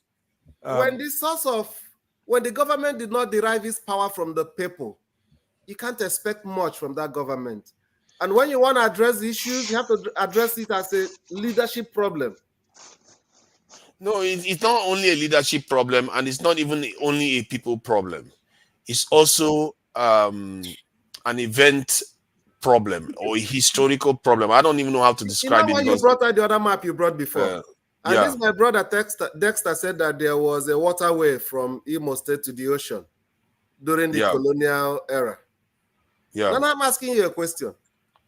If you have had a successive government since that time to today, do you know the reason why that waterways was not maintained or even dredged and made to become a port? Access to you know the reason? Because you have saboteurs for leaders. Do you know the reason? You have saboteurs for leaders. Do you not know? Do you know the true reason? That is the reason. No, because there's a civil war that was never ended. That's civil war. That's why the GDP per capita of those civil war area is higher than the one in the north. I don't know why we believe all these things. You just saw a GDP per capita that is higher than that of northern states. You are talking about civil war. I'm coming. The leaders of this country, from independence to today, they know what to do to develop this country. They know what to do to make this country to be economically viable. But they're not going to do it. I agree with you on that. They are not fools. They are reasonable people. Don't let anybody why do deceive you you think that they don't know much. They know. Why do you think they are not doing it? Because it's to their benefit, forefather. It keeps them benefits. It keeps them in power. It keeps them in power. Forefather, whether we like it or see, forefather, ever since Nigeria had a civil war, deductive reasoning, people, deductive reasoning. You see, forefather, we can't. You see, they said, except can two work together except they agree. You know what's happening in Nigeria? You can't force a people. You can't force development. You know, based on your terms. The truth about it, forefather, is that whether we like it or not, historically, when Nigeria was left after the British left Nigeria, the truth about it was that the southern regions were moving too fast. The southern regions were moving too fast in industrialization, education. They were moving very, very fast. And one of the problems the northern region had was that those regions were going far ahead, that the north will become more like a poverty center, and the southern regions will be very wealthy. So at the formation of the unitary government, what happened is that, why do you think that there has been a consistent bastardization of Nigerian education system? The system has been rigged completely so that everybody moves at a slow pace. That's what is happening basically in Nigeria. In fact, in 1963, forefather, Eastern Nigeria was one of the fastest growing economies in the world. It was, not was one of it was. You understand? So what has happened is that I have stated just as much that they keep our country strong enough not to collapse and weak enough never to industrialize. These leaders betray you. The only reason why I say these things is because we need to start understanding what we need to do. If you don't know what you need to do, then you just be groping in the dark. It's not going to work. No, I'm not groping in the dark. We know I'm just saying it. I'm saying it because this is the real world we live in. It doesn't obey you. It expects you to fulfill the right rituals to succeed. If you don't do those things, you can pray all you want. It's not going to work. Okay, but you have look, to do the right thing. You are being schizophrenic, though, right? Look, if you believe what you're saying, right? Yes. Then there's really no difference amongst us what we're saying here. I gave you a graphic before to show how they are making Nigeria and other African countries to have the least quota for production for OPEC. And because of that, you don't have investors, because of how small it is. These investors then go to the United States and other countries instead of investing in Nigeria. So even the mega quota that Saudi Arabia is allotting to us, Nigeria is not even meeting that quota. They have about 30-something million people in their country. Why don't you go and argue with them? You are what army? Go and argue Pardon? with them. I No, say, no. why are you not going to be able to argue with them? Go and argue with them now. That's what I'm trying to say to You you. and what army? Is You are your our 150,000 leaders, army. if we pick the right leaders who do not want to be a part of the They'll go OIC and kick our backsides. We'll organization, be begging for right? mercy. Some of us will even be begging to go into slavery. Look, it's becoming very difficult. We're doing very well here, where you spoke and I spoke and everybody else spoke, right? Oh, you don't So like it when other people start being what extreme I'm saying, too? well, I know that you like your buddies here, and they ran away because we brought the truth, right? So the They didn't people run away. They have they been here for hours, man. they can't hang tight here It's going to because 12 hours. We are going to be rounded up soon. What are let's you round talking up. about? What I'm saying, they've never rounded up earlier than you before. They usually here talking nonsense, right? But what I'm saying, the revenue for a country of 213 million people, right? You have the Saudis, they're about 30 million people, and they're doing 10 million barrels. That's why I wanted to show you that so you'll be upset. If you're looking for Why would I security, be upset? because you want security. Where's the money gonna come from? See, The if Nigeria you has get to it be. first, Let then the me money land now. you Let get me more land. Let me quotas. talk. Let me talk. Okay. Because I'm tying it together with you. If you want security, the army has to be well trained. Let's just say you even just talking about actual military security. You're not talking about food, education, stuff like that. Just military. To have a well trained army, have a research and development part of that army to rival any adversary that may want to try us, right? You have to have a lot of revenue. You have to have a country that's unified. Remember how the United States dealt with Iraq, right? Because they were divided. They had the Sunnis and then they had the Shia. So the US was able to come in there and use the Shia to fight Saddam Hussein and his Sunni Muslims who were minority in Iraq, but they were in charge of the country, right? Which is the way I don't know why you said that chart was showing quotas that we have. That's not quota based. That's production based chart. Right. But it mirrors the quota. It's just that Nigeria is a little less than its assigned. I think it's almost 2 million Nigeria has, and Nigeria is doing 1 million, 1.2 or 1.3 million. 1.3, yeah. I think our quota is 2.4 million or something like that. Yeah. Even if it is, right? Even if it is, Saudi Arabia has 10 point something, right? 10 point something with the 35 because they've been million, developing theirs. What is it? 35 million people with a quota of 10 million. It's like chicken and the egg. If you have enough quota, the investors will come in. If your quota is 2 million and the government's already borrowed 1 point something million in advance, we are not even hitting the 2 million. If we hit it, you can argue. Listen to my point now. The point I'm making now answers that. If you have 10 million quota, investors will come in knowing that you've borrowed on 1 point something million already. They still have 8 million to play with. But if you've borrowed 1 point something million, whose investors are going to come in for like 0.1? You are making an argument that has no basis because that is not how they price or why investors come in. Investors will come in because they know when they generate the oil, people will buy it. I know, that's but what they're if your quota, no, listen to what I'm saying. If your quota is 1 point, no, you think Russia cares about quota? No, I'm not going to hold on. You need to let me talk too.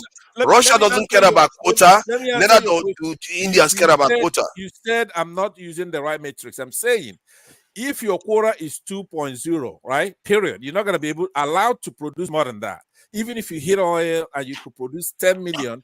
Because US and Russia is not even on that chart. I don't know why you're worrying about US and Russia are not part of OPEC. That's OPEC. Exactly. So they are not holding us down. They are not the reason why we don't have oil. If I don't finish, you're not gonna get it. Let me finish. Okay. If the quota that OPEC assigns you is 2.0, right, and you're producing 1.5, you're not even meeting your quota. It's because you don't have that capacity, you don't have investors, you don't have people who are going to come in there and produce it, because if they produce 2, which is your maximum, you already borrowed on the 1.5 that you were producing. Maybe you sold that last year. So there's no incentive. So you have to have enough quota to develop that sector to this capacity. But right? That is inaccurate. That is that if they don't have the right quota, it will affect their borrowing this in capacity or their capability to be able to borrow or access to Unless you loans. have indigenous But, ability. but Hold in on. reality, oh If you don't goodness, have can indigenous I just ability, make a clear point so that we don't keep talking over each other? In okay. reality, what provides access to funds? One, if you have access to the oil easily, and they can be able to refine it, like let's say you don't have to go offshore, they can be able to refine it easily and transport it out, and the environment is stable. Yes, you will get them, they will come in, get that sweet oil, Brent crude, and run away with it. They will come and invest. They don't need quota to incentivize them to this thing, Okay, then go and let me explore talk for to you. oil. Right. So you're gonna It's listen to me I now, think I mostly right? differ. whether you have I the right might. environment for it I and whether think they can make profit from it. I think Dexter, go ahead. I won't 100% agree with the statement you've made. I mean, just think about it. If you're an investor and you are supposed to go somewhere and they tell you, okay, a place has a capacity of 10 million barrels per day, and another place has a capacity of 2.4 million barrels per day, and it's not actually meeting its 2.4. The one that has 10 million is meeting its 10 million, and the one that is 2.4 is probably producing 1.2. Where will you put your money? You will go to where the 10 Good. this thing So, million but is. forefather, let me just educate you, notify you or something. Are you aware that over the last 8 years, the oil companies, the oil majors stopped investing in the facilities? Yeah, They I've heard stopped. of it. Yes. Do you know why they stopped doing that? Before then, Because before they are looking to transition. it's not just that they are looking to transition. It's not that they are looking to transition. Before then, the agreement was 60%, the NNPC pays 60%, the oil companies pay 40%. Now, the oil companies were actually doing all the maintenance. The NNPC was not meeting up its obligation. But by 2015, the moment Buhari came up, they stopped investing because it was clear that the administration was not committed to those investments. So they as well left it. In fact, Mobil has been trying to sell out. Mobil has been trying to sell out their facilities. They want to sell it out. I think we like to believe anything that confirms our biases. I No, it's think not. I'm that's not trying Okay. to. we are experts Forefather, at doing that, I'm and not it's trying to. scary. It's scary how Forefather, I'm easily we not do these scaring things. you. Fine. It's a sector.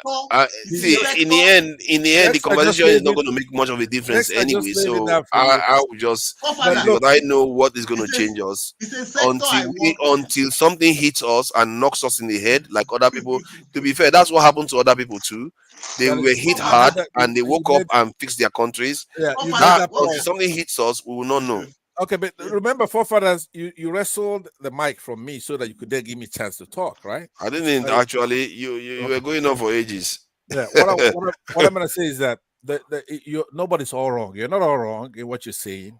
Or many natural things affected Africans from being aggressive and defensive and offensive, right? There's so many reasons why we're the way we are. That's true. If people live close to the snow, they're usually stronger, more capable technologically in order to overcome that environment. That's true. But now, let me say Well, to you, though, that that's actually not true, but it's all right. no, no, that's it's true, true. Forefather. That's true. But Actually, it's not. okay. Historically, it hasn't been true. The ones in the sun tend to do better. But if you Okay. look at where they Well, build most of the monuments in the world in it's the not ancient really time, my point. they are The quite point I well lit. was making was if you, let's say you're an individual and your name is Nigeria and you have 400 kids, right? Let's say you're from northern Nigeria, you have a lot of wives and you have 400 kids. And then you have a peer who is Saudi Arabia, called Saudi Arabia, and he has 10 kids. And you're going to go into a cartel with them to provide food for you and your children, and you're gonna share some kind of quota. If Saudi Arabia tells you, look, to Nigeria, your quota is gonna be 1 point something, and mine is gonna be 10, would you accept that in Yeah, that if case? they are doing their production, if they can meet their I'm not talking production, about if production now, I'm talking about quota. Hold on, just quota. In essence, the quota quota that you is are based on your capacity to produce. no. It's not. That's not what it's a way to restrict the oil so that the prices will not fall. So Yes. it's done in advance. That is your quota. Period. It's not if you're able to produce, you're not going to produce more than your quota. You are trying to make a case that doesn't exist. I'm sorry. That is not the reason why correct me then, correct me. we have not been able to develop our oil That's resources. not what I'm talking about. OPEC is not responsible for that. Paul, could you please help this guy? He's your friend, right? I'm talking about the quota. You assign the quota, then you're supposed to produce up to that quota. If you go in there, you cannot, in order to be in that cartel in good terms, you cannot produce more than that quota. You forget about production now. We're talking about the quota that you assigned. Lately, Nigeria has not been able to meet its quota, right? Because it's all engineered. They're picking dunces for us who double up as petroleum ministers, and they don't know anything about geology. They don't know anything about You oil. just make up stuff just to accuse people of something that now, because of OPEC, that's why we don't get investment to develop our own natural resources. Are you serious? Hold on. I made that point about 5 minutes ago. I just made a new one here, but let's tie it together. Are you that naive? Are you talking about security and you don't know that a country can be undermined by other countries? Yes, I know that, but not OPEC. Okay, so you cannot then be dismissing any conspiracy theory that I bring here because you're a security-minded person. You are gonna take it in and say, you know what? No, because there is no evidence to read. If you have evidence, I will believe you right now. Hold on. Let me, first of all, when I talk, it's evidence, especially compared to you. Oh God! When I talk, it's evidence. When I talk, it's evidence. Okay. Hold on. Let me land now. You are dribbling me all over the map. What I'm saying is that for 213 million people, right, compared to 35 million Arab states, that the quota system being in OPEC is retarding our progress. People like Norway decided that. You know what? I'm going to search online just to help you out to see whether Nigerian the Nigerian state has been affected by OPEC in any way, just in case Nigeria has tried to make a lawsuit against OPEC. Go ahead. I want you to and see why Norway decided not to be OPEC because it puts them in the same politics. Okay, OPEC uses cartel to fight Western tradition. Right? They're using OPEC as a weapon. I'm getting a feedback. There's feedback from Jago's mic. Jago, that's why I'm meeting you, Jago. There's feedback. So, for somebody like you who is hypocritically talking about security all the time, when we talk about unity in the country, you dismiss it. When we're talking about fairness, equity, due process, you dismiss it. When we're talking about all kinds of things in the country that needs to buttress the kind of conversation we're supposed to be having. I don't know how you're going to have security when your people are not developed or didn't go to school. You're just going to go to the Western countries and buy weapons to defend yourself. While your president will go into another country, a Western country, let's say France, or God forbid, Britain, and undergo intrusive surgeries. In some cases, they stay there for 100 days. What do you think these Western powers will do with these people when they go? When your president, who is the most powerful president in the world, he goes to these Western countries and lay there, and their surgeons operate on him. And you hear talking about security. Once you bring that person back, it's a zombie. This goes maybe as far back as 100 years ago. They have that kind of technology. That's why you don't have good hospitals, you don't have infrastructure, and you're talking about buying weapons to fight who? With saying, let's develop our country, let it be sound. A country that is making people to school, education, priority, infrastructure, women, development, taking care of the elderly, making sure that the birth rates and the kids are born without so much of them dying. Things like that. The security, unity, security. If you don't have unity, for example, as a Biafran, if United States can help me, I'll fight to be free from that country. So it's easy to divide the country just based on that. One of my prayers is that they do what they did for Iraq for us, to liberate ourselves from this iniquitous country. Right? Yeah, So I'm just trying to see whether there's a case that you have made online, and I'm struggling to find one what are you where looking for? Maybe I it can help. talks about OPEC affecting our production. Father, of course, me and Panzer, we talk about this in the morning. There is no Yeah. case. The thing is that when you even check the sharing formula from the multinationals to Nigeria get 51%, the multinationals get 40%, then they keep 9% for maintenance, and oftentimes, I think June 15, 2014, the US government started buying crude from Nigeria. That affects us tremendously. Then from that time again, simultaneously just go back and do your research and everything. That's when you started seeing more Nigeria started getting more of these oil wells, because the multinational, they are throwing out, they're selling some of their assets, those oil wells in the deep offshore and everything, they're selling it. And Nigeria started buying it. Probably they're happy. But these people, they started thinking in terms of clean energy, that may also affect. Then Nigeria as a country, we are not even taking these things and say, okay, these people are not buying. We still understand that this thing's still going to last up to, say, 2050, 2060, as the case may be.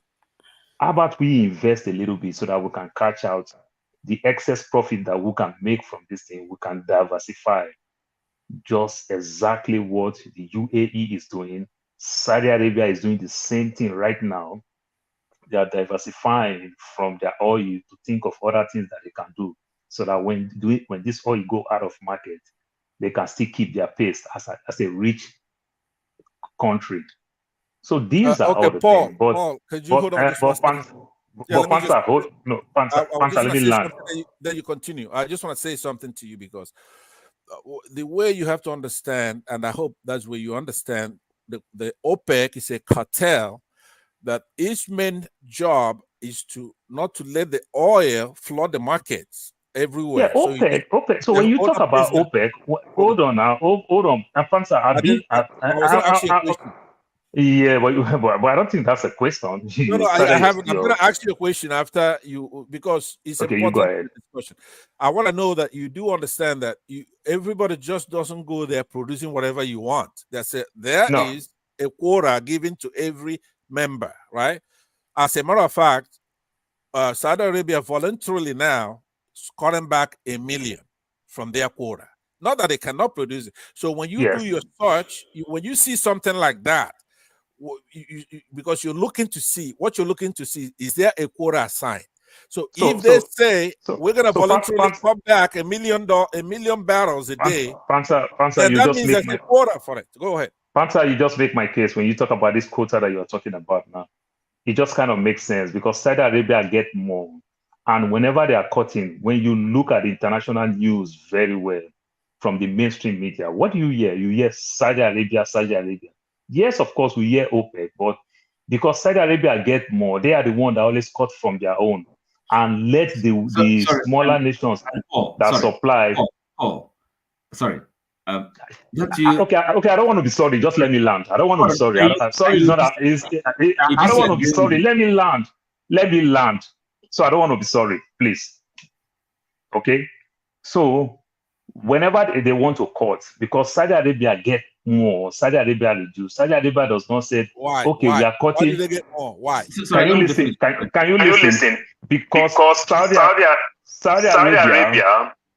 Oh man, I'm getting feedback. It's me. It's me. Okay. They get the most. So because Saudi Arabia get the most, and whenever they cut, Saudi Arabia will take all. Saudi Arabia will not say, okay, we want to cut 2 million barrels. So for that reason, the 10 OPEC member going to take every of the 10 OPEC member going to take 200,000 barrels. No, they don't do like that. Saudi Arabia take from their own down. Nigeria as a country, That's we what we're don't need. saying. Then that, Well, but that's what listen, the debate is all about. but That's what we're listen, saying. That but that is not the case. In as much as we still talk about OPEC member, at the same time, who are your customers? How do you deal with your customer? Remember that this crude that we are talking about, they even pay you upfront. So who are your customer? How do you have your customer? When Nigeria lose, Sorry, when can you stop? Nigeria, I don't want to accept this. Or sorry, let me land, please. let him in. You want to make me miss my train of Let him thought. talk. Let him in. Please let me land. Yeah, so your sorry is not accepted. Sorry, it looked like I'm so hard on you. I'm so sorry for that. No, it's okay. Okay. So when who are your customer? When Nigeria lose the US, it was hard on us. At the time, we were even begging South Africa. India had to come to our aid. You understand? China was even pricing us very cheap at the time for China to be taken from us. So the OPEC, when they said OPEC is a cartel against the big market. The buyers like the US are buying. You understand? We are using it to punish them. Not OPEC like Saudi Arabia is using it to control other OPEC member. You know the beauty of it. If you want to leave OPEC today, you are free to leave. That's what Not I'm like you sign any contract. If Nigeria want to leave today, they are more than free to leave. That's It's what I'm not like suggesting. it's not a contract. So OPEC is not our problem. We are our problem. That's Okay, where after I'm Mr. going. Oti, I want to respond Thank to you. you, thank you. Let's let Jagmu say something because we are going to be rounding up soon so that everybody has a chance to speak. Hopefully this doesn't give feedback because it can be very disturbing. I've been listening for a while, and I until Paul came, you guys didn't know what you're talking about, where the oil situation is concerned. You know, OPEC as a cartel, as Paul rightly said, is set up to moderate and to play against the international markets, most especially the USA, who are not digging their own oil at the moment or for a long time. Now, at the beginning of last year, Biden, obviously with the fact that there was so much going on in the Middle East, especially where oil was concerned, and countries like Iran, Libya, not producing at all, and Venezuela not producing or allowed to feed into the market at all. The Americans began to drill their own oil, especially in Texas. I'm not sure if you're aware of this, Paul, but they drilled for a long time. And they was expecting for OPEC to, at that time, reduce their quota, as it were, into the market. But they didn't, smartly enough, from the Saudis. What they did was to wait 2 years before now the American capacity dropped, and then OPEC dropped by 1 million barrels per month. They dropped by or Saudi Arabia dropped by 1 million barrels per month. And this was intelligent because now the oil prices are such as they are, which is pretty high. And the Americans are having to buy off the international market. So, you know, we have to understand that these things do affect Nigeria. And unfortunately, what's happening in Nigeria is that even though we have one of the best oil grades in the world, most refineries need Bonnie in order to refine their products correctly and most easily because it's very low in sulfur. Very much like the Libyan oil, which is very, very light. It's a light crude, not like Brent. Brent, as you said, forefather, is the British measure for oil, the British costing. It's nothing to do with Nigeria. That's the way the British trade their oil. They trade it on the Brent market. So where Nigeria is concerned, with the lack of performance, the lack of performance comes from the lack of the oil structure in Nigeria, which is it's not being well maintained, is what I want to say. So the maintenance costs are very high, and as again Paul underlined, NNPC has not been able to take on its responsibility, because NNPC, unfortunately, is not an oil company. It's just a place where politicians go to grab money. So they're not really looking after what they're supposed to be doing as a company, which is a shame, again, on Nigeria. Yeah, This Diego, does, Diego, could you yield me 1 minute? Just 1 minute. I will yield back to you whenever I'm speaking.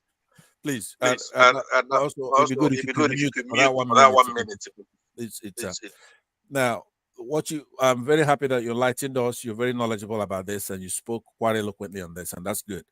But what we're talking about now is the politics of OPEC, right? And the disadvantages that we suffer as Nigerians. Now, if you recall, in 1973, I think it was, OPEC embargoed the United States because of the Arab-Israel war, right? And for those who are not familiar, you could look it up. So they're political, right? It gets us to be in that cartel, put us in a block with these Arab states. And they're dealing with African countries like we are orphans. A whole Nigeria with the population of 213 million, they allot us a very small quota. And the same for Angola and other Africa. If you actually look at the OPEC and the allocation, you're going to see from Saudi Arabia, then it start going to other Arab states, Gulf states, and then it comes down to Africans, real Africans. And they're just, they're dealing with us like we don't know anything. We have more population than all of them combined. So what I'm talking about is that quota, the allocation, and the politics involved. We can be like Norway, pull out of OPEC because there's a hierarchy, an Islamic hierarchy. Not only that, then they pick our leaders. They pick the prices, they pick the supply amount of how much we're going to produce, and they put us in harm's way. They make our president to double down as oil minister, and he doesn't want to develop it. It's just like our refinery. Well, this is it. I mean, no, Pansat, I hear what you're saying very well. And I do understand where you're coming from. But that's not the position that Nigeria is actually in. Firstly, we're not Saudi Arabia. We can't pull out 10 million barrels out of the ground, so to speak. Why? Well, because our capacity is not that much. And our oil is quite different. We just have wait, Pansat, wait. Let me just quickly now. And I hear what you're saying. Now, I know that Nigeria's capacity is possibly more than 2 million a month, which is what our normal quota is. But we're producing about 1.8 million a month out of Nigeria. So where our oil is concerned, we also know that there's heavy thievery going on where our oil is concerned. Up to I would suggest up to 1 million barrels a day. So I would say that our quota is 400,000. Nigeria is stealing oil from the south. No. Nigeria's been doing that. Nigeria's been doing that, and Britain has been doing that before we even knew that we had oil. There's been a lot of oil thievery, and I would suspect that Nigeria is the worst on the planet. Where I'm oil saying Nigeria is the thief. Well, yes, we appreciate this. We appreciate this, but I don't believe that it's the oil necessarily that is making Nigeria fall. Even though a lot of there's a big connotation that says if you have oil, it's rather a curse rather than a blessing. Well, we can appreciate this given the state of Nigeria, but it really doesn't have to be like that. It's like that because people are stupid and people are greedy. And again, that is still down to the way Nigeria conduct business. It's what gives impetus to this northern Nigerian Muslim not to go to school. Well, this is why I don't want you to look at it like that. You see, this is what Pansat, my brother. This is why I don't really want you to look at it like that, because you see, because the oil is in the south, has been notably in the south from the 1960s. We knew this. What the thing that went wrong, I'm telling you, bro, I keep saying this. The thing that went wrong was between the Igbo and the Yoruba. We did not protect those minorities within our enclave. If we had protected them and come together to make sure that what's in the South is protected, as opposed to the juxtaposition of being aggressive with each other, calling each other names, and causing unpleasantries between everybody in the South. The South is the least unified area of Nigeria. Yet it should be. Wait. I hold you black NSC. You see me? Yet it should be the most. It should be the most tightly compacted, unified part of that country. I know, but we have with the Yorubas we have. Well, I'm a Yoruba, bro. I'm here. But you know, I can put the same back. I can put the same back. Wait. Let me say why I differ from you, because I know where you're going. It's not about the North. It's about the Southern politics. The Southern politics was always a competition between the Yorubas and Igbos. And that competition largely was set up by the British before they left. Unfortunately, we in the South took it too far. And I will put it to you, especially the Igbo, took that competition way too far, to the point where we had no negotiation within ourselves to bring a politics to the rest of the country. Because the politics of Nigeria should be held in situ for our coming generations, blessed from the Southern leaders. The Southern leaders were supposed to come together. You know the story very well, Pansat, between what happened with Zeke and Awolowo. That should have been the first union. That should have been the thing that took us out of our misery. However, our friend Zeke decided to go with the North. So you guys were the first to entertain the North as a partner. So this is where the country is now. The country is in a position which we were left with, creating a unity government away from the Awolowo aspect of making sure that we were a federation, rather than regions, rather than unity. By the way, Jegun, you are a fair man, and you actually make a lot of sense when you talk here. And I've said that before, that you are a very intelligent person, right? But you know, I hear a lot of Yorubas and other minorities, such as Paul, make that argument all the time, ad nauseum, right? Now, the Awolowo's position, even 1992-93 election, all the Southeast never vote for Abiola. Right. These things have been there for a very long time. I understand, but let me handle it It this way. repeats itself the second time again. Yeah, let me handle it this way. What I'm saying. But when we go that route, we have started playing dirty politics when we go that route. No. But I will tell you, the three major ethnic groups, like it's fondly called, the Hausa, the Igbos, and the Yoruba, the South have two. If these two don't come together, they can never take power. It's different when I talk about it, and now I'm going to talk about it. It's different when you talk about it. Number one, of course, when you look back with hindsight, right? Then but just like as I tell you, 92 election, we still did not betray when the Yoruba person was coming. The myopic view of Awolowo, right? Then maybe you should start appreciating that, right? But look, people like Zeke who are trying to build a Pan-African country, at least in Nigeria, who is national, right? That's the best way to go for those who say one Nigeria, right? That with hindsight now, we could look back and say, okay, look, maybe regionalism. So these are not contemporary issues. So to go back all the time talking about what Zeke did, what if Zeke got bro, you're quite right. Let me land. Okay. Let me ask you. Go on. It doesn't. Nobody says that Nnamdi Azikiwe or Awolowo or any of our fathers were inerrant. Nobody's. You only say that to somebody who's making that argument. They tried in their time what they could do, and they achieved some things, including independence, other things, unity. So now, don't forget that was a different epoch. There's been all I can say, Pansat, in agreeing, my brother, in agreeing with you that these are our forebears, and they're in many ways they were more brilliant than we are today.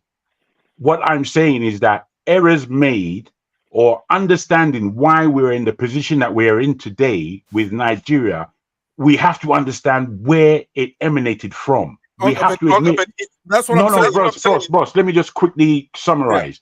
We have to understand where these decisions took place in our polity to bring us to where we are today. Now Nigeria is so blessed with its natural resources, both human and that which we have as minerals. We still are at a position where we can quickly weeble out of the mire that we are in. It is most unfortunate that we've had an election that I'm sure most of us were using as the last hope, or were very hopeful at least, that the correct leadership regime should come on. Now, in my understanding, that should have easily, it shouldn't have been a tight race. It should have just easily been Peter Obi. Why do I say that? I say that simply because he was the freshest character.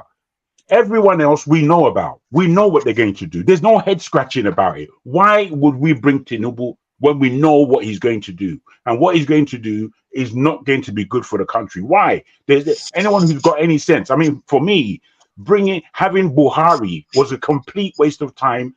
I knew it at the beginning. Why? Because I've seen him before. I know who he is, and I know he is not an administrator. He cannot bring this country from where it is to where it needs to be. He cannot do it. So he spent 8 years sleeping and going to hospital.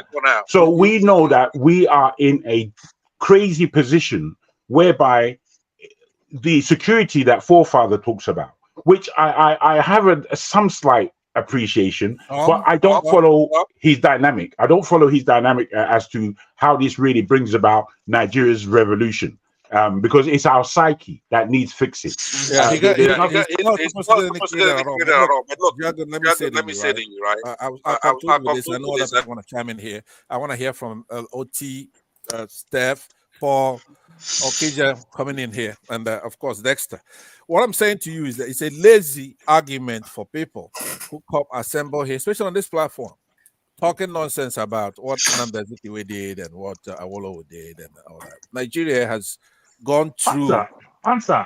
Let me land now. Answer. Yeah. You are the one that started this state with parable. You are going somewhere with it. When you start talking down in other tribes and every other thing, but when they go back to you, you want to change it. No, I'm not. Listen to me. You do it all the time, but you don't know because you are talking to other people. You are not talking to yourself. I'm not working on eggshells because other of our people, gentlemen, such as Peter Obi, he's not beyond criticism. Still, gentlemen, right? I'm not a gentleman. Like I said to you, I'm gonna have to tell you the truth, and I prefer that we settle this score with people such as yourself, for one. Now, what I'm saying, I believe you are not comfortable when I use the word. What I'm talking about, I believe you are not comfortable when I use the word at 1992-93 election. The Southeast did not rally round for Abiola. I believe you are not comfortable with that word. It was a Yoruba. Please pull up. You know what, Paul? Let's do this one now. Let's do it now. I use the word clearly. I believe you are not comfortable when I use that word. Hold on. I want forefathers, if you could hear me, pull up the election results for the Abiola election, please. I want us to show on the screen. Now, what you're going to find is that Abiola did not win some of those southeastern states, but it was like 57-47 with some, 52-48. So when you say somebody did not vote for somebody, it's like say Buhari, right? In 2015, you're gonna see 90-something% for whoever he ran against, Jonathan probably, and then 2 or 3%. But when it's very close, you didn't win it, but it's not like people didn't vote for you when you get 40%. You understand? 47%, 48%. So you want to be, I want that data shown on the screen right now so that you're going to stop saying that. Pull up that result for that election, because the only time you could say a state didn't vote for you, if it's like a blowout. He won one state in particular. I forgot which particular state. Anambra State.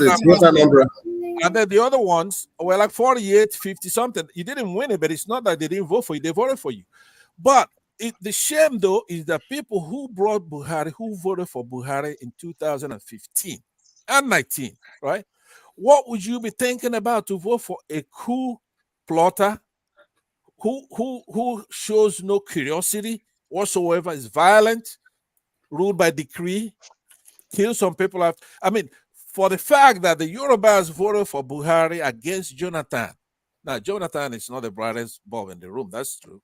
He's not that smart, and he's naive, but he's a Democrat, right? And he's educated. But they chose to vote. Go and see how the Igbos, Southeasterners, voted on that election with Buhari, and including the last time, 2019. So you can't be going all the way back the politics of the Southeasterners in the 60s, whereas contemporarily you're the one who gets it wrong all the time. And then when I pointed out to you what you're doing wrong, you get offended and you want to go back. You have to Pansat, my brother. No, Pansat, if I may, right? You see, we can, if we wish, forget the past and wash our minds of all that's happened and begin again. And wait. How to do that now is what we want to discuss, because I think the politics of Nigeria is a failed politics altogether. And I think the freshest voice, as I've said, was Peter Obi, that would have partnered, I think he would have partnered the people very well in changing the country over a 4 to 8 year period. Now, how to really do that in terms of, wait, let me land. How to really do that? Yeah, wait, before you go through the graphic, what we need to do in the South is create real politics. And what I mean by that is that there has to, if we want Nigeria, if we want Nigeria and we say that Nigeria isn't going to break up, even though we're all in the hell that we call Nigeria, if we want a Nigeria, it is incumbent, it is most important, it is at the most, deathly emergence that the Yoruba and the Igbo. Do you really agree? Do you really agree? What I want you to do, Paul, what I want you to do from today, I'm admonishing you. After you look at this, stop saying that. I am talking right now. Jago, please, can you mute? Yeah, sorry. Okay. So Abia State. Hold on, Abia. 105. Abia State 105 to 151. Abia State 105 to 151. 151. So only about 51,000 votes. So we are talking. I'm talking now. This is supposed to be your own region. That South is our own region, because, like they say, the opposite of North is South. How did we struggle? Right. You understand? How did we even struggle? And we lose everywhere. We only win one state. Okay, but you understand? That's a big lose for us. Igbo man was on the ticket on the other side. You don't get it. Not only that, Abiola was not a state. Abiola had a Muslim. I want you to know that. Okay, Abiola had a Muslim ticket, and the one was on the other ticket. So there's no difference in pattern. That's the whole thing. Look at the pattern for, let's say, Borno, or you look at Delta, for example, right? Edo. There's no difference in pattern. It's just that he didn't win it. It's not something to isolate. No. You call Delta. It's 327 to 145. Okay, look at Delta. It's 327 to 145. I know, but it wasn't 90% to 10%, right? So that's way too good. So how many votes did Peter B? How many did he get in Ondo State, for instance? Okay. So, but the point I'm making to you though is that it's not supposed to be a 2x4 for you to, whenever you get on a platform like this, without this data, you're making it look like it was lopsided. Whereas there was ethnic thing on it. So when you blame other tribe, an election come, you people did not vote for your own, but you are blaming other tribe. You think it's okay? What did you say? You think it's okay? Paul, exactly what are you the point you are driving? Because the statistics. Dexter, I believe you're here, so I understand where the question that you're asking clearly. Jagu said it clearly that what the British said is what is catching up with us in the South. You understand? Because we have three major ethnic groups, the Igbos, Yoruba, and Hausa. And two of these three major ethnic groups happen to come in the South. If these two major ethnic groups unite together, easily we can get there. And the context that Jagu said it is that the two major ethnic groups did not protect the minority. That is what Jagu said. There is a point we make. Well, listen to me. And that is the context that I use in saying what I'm saying. But listen to me. But you listen. No. Hold on. Let me land. Hold on. Let's turn it to marketplace. Right? Then maybe Fofana will take two of us out. I won't stop. I'm the one talking. Okay, so I'm talking. So when you said that, then you said, look at Paul, this minority and everything. But Jagu, who happened to be a very more matured, who happened to be a Yoruba man, said it clearly that these two major ethnic groups, the Yoruba and the Igbo, did not protect the minority. That is what Jagu said. That is what Jagu said. Hold on. He said the Yorubas and the Igbo did not protect the minority. That's why the Northerners is managing our oil. That's what Jagu said. But you are taking it, you want to blame. And it's okay for you to blame. But guess what? When you want to throw stone, you are feeding the other side stone to throw back at you. That's what I mean. Okay. You understand? I busted this is myth tonight, right? By pulling up. What did you bust? You did not vote. He happened twice. Please, let me mute him, please. So what I'm saying is that every night I turn on this stand here and I hear you talking about how the Igbos did not vote for Abiola, right? And this is the first time I'm talking about it. This is the first time. If you can pull that video, I'm going to transfer you $5,000 right now. Let me land, please. If you can pull that video, I'll transfer you $5,000 right now. What are you talking about? Let me ask you a question. You say you want to answer my question. Why you want to ask me a question? Let me ask you a question. Will you answer mine? So yes, I will. My question is, you really be shouting that how a northern Muslim switch off the election, the beavers for 2023. Right. How come you are not shouting, telling us how an Igbo man refused to declare Abiola a winner? He connived with IBB to cancel the most trusted election that ever happened. Oh, Jesus Christ. Why you know the history? Why are you rewriting history? Humphrey wants to why are you rewriting history? That's why we don't need to go there. Again in 97. He was beaten. What do you mean rewrite? Why are you trying to rewrite history here? What do you mean rewrite? Humphrey wants to announce the results. Don't you think Yakubu is also guard? Don't you think they also guard Yakubu? Don't you think they also guard Yakubu too? What do you mean rewriting history? Went to Benin Republic and announced the results. He went to Benin Republic. Hold on. Yes. When you announce result, you suppose, as an INEC chairman, you're supposed to declare the candidate winner. Sorry, AY. Did he declare a winner? AY, let us stop deceiving ourselves. That is what Mahmoud Yakubu did. You knew the conditions. At least he told the truth. Even if he ran away, he did not. He was part of the deal. He was beaten. You don't know the history. Okay, AY, how do you know? Okay, AY, how do you know? Forefathers, you're gonna bring order here. How do you bring order? The person that's supposed to declare a president winner in an election, the chairman of INEC. AY, stop. What are you telling me? Just be honest with yourself. Eh? Okay. You were under a military regime, and there was pressure on him. So you're saying he declared the wrong candidate. Who did he declare then? Who did he declare? He did not declare anybody the winner. He did not declare anybody the winner. So how did you get that? Oh, I confirm. This is a fact. We should leave emotion alone. This is a fact. They were under military regime then, and if Bangla didn't go ahead, he cannot. Another meeting. Esther, hold on. Sorry, hold on. You know why I'm asking that question? I'm not asking it to call out any. I'm asking it because I'm just want to step aside the evil in Nigeria. This evil were committed, or they are It's still not about committed to tribe. them by all of them, all the tribe, Igbo, Hausa, Yoruba, Exactly. and everybody is Okay, involved. let me respond to you this way. That is Hold the on, reason AY, why I'm asking you the question, Besta. Let me answer I'm you not this way. asking. So you are saying let me answer you this way. he did the evil as well. Let's put this to Prophet bed, Of right? course, It's not about tribe. Oh yeah. But Pansa is It's not taking about it to tribe. tribe.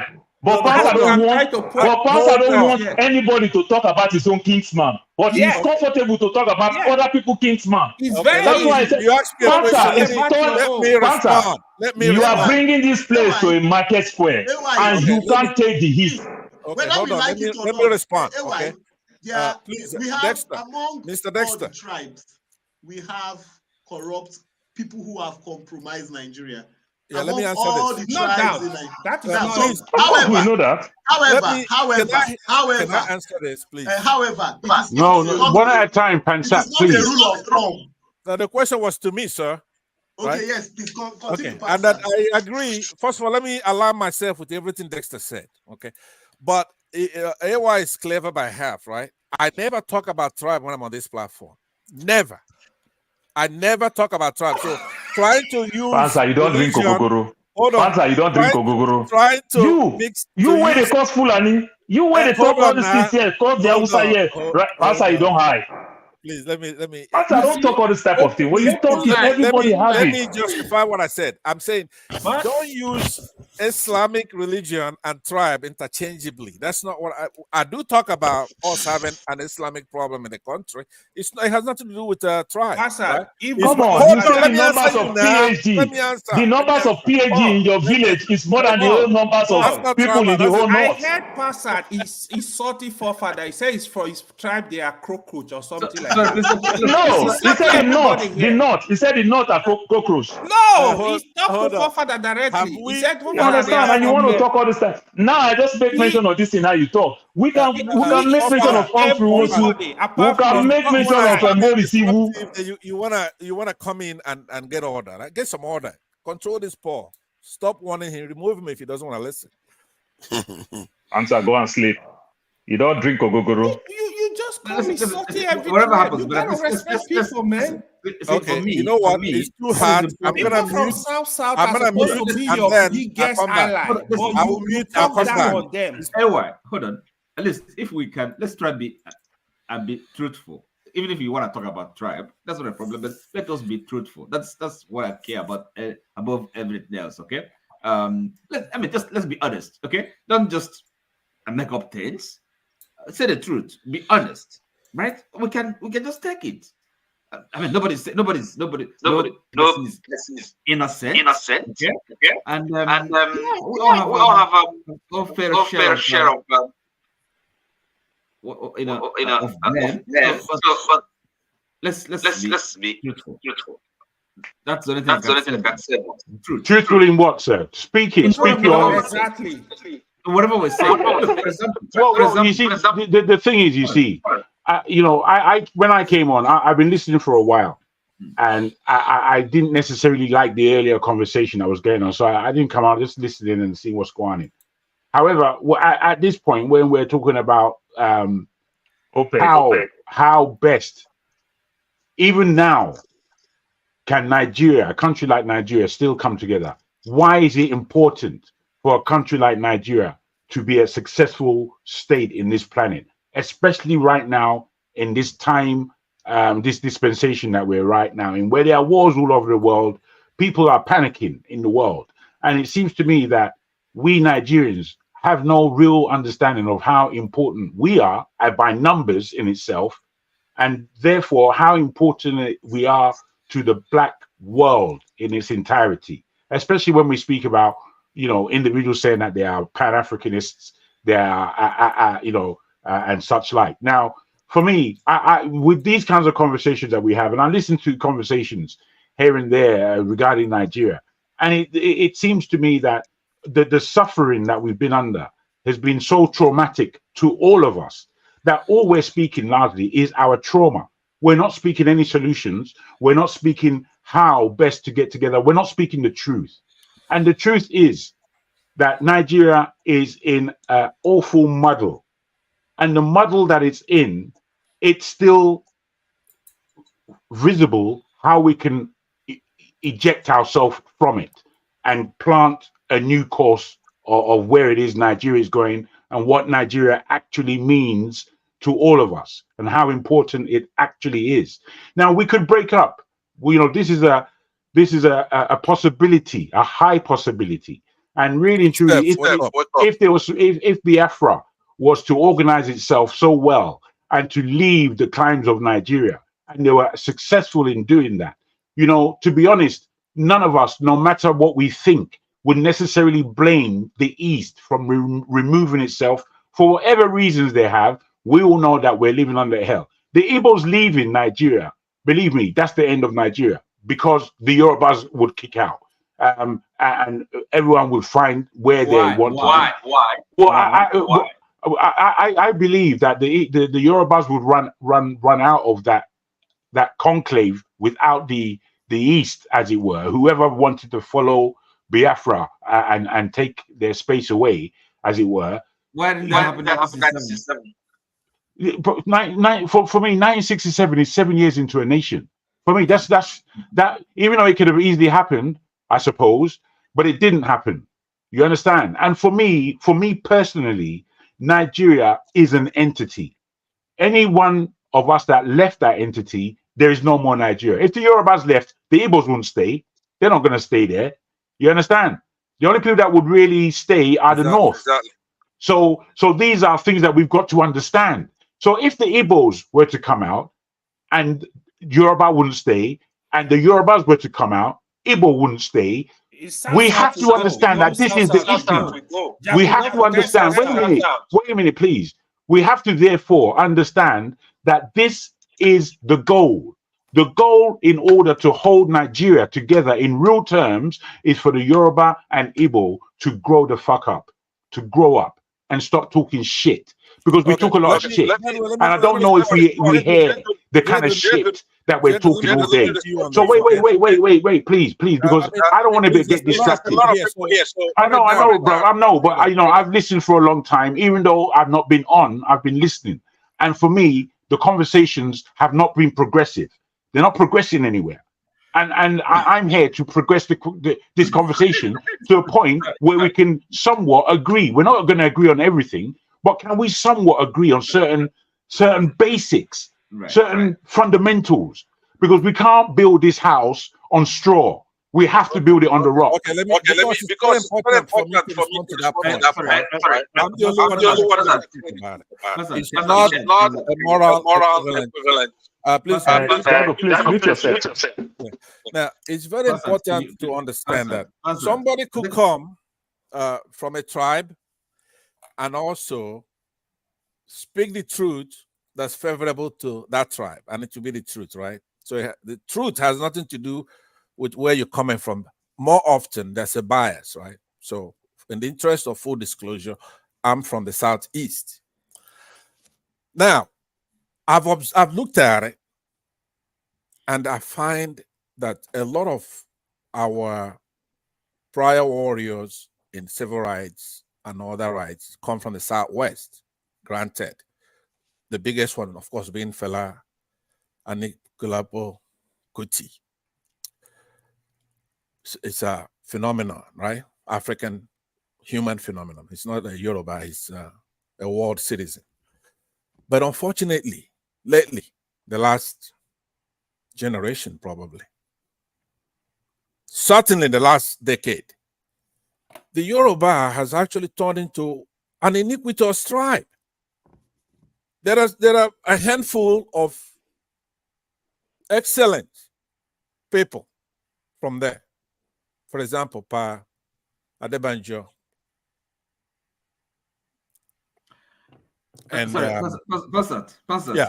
I don't know what he's talking about. Let me land on this. Hold on. Listen, you don't need to land anymore.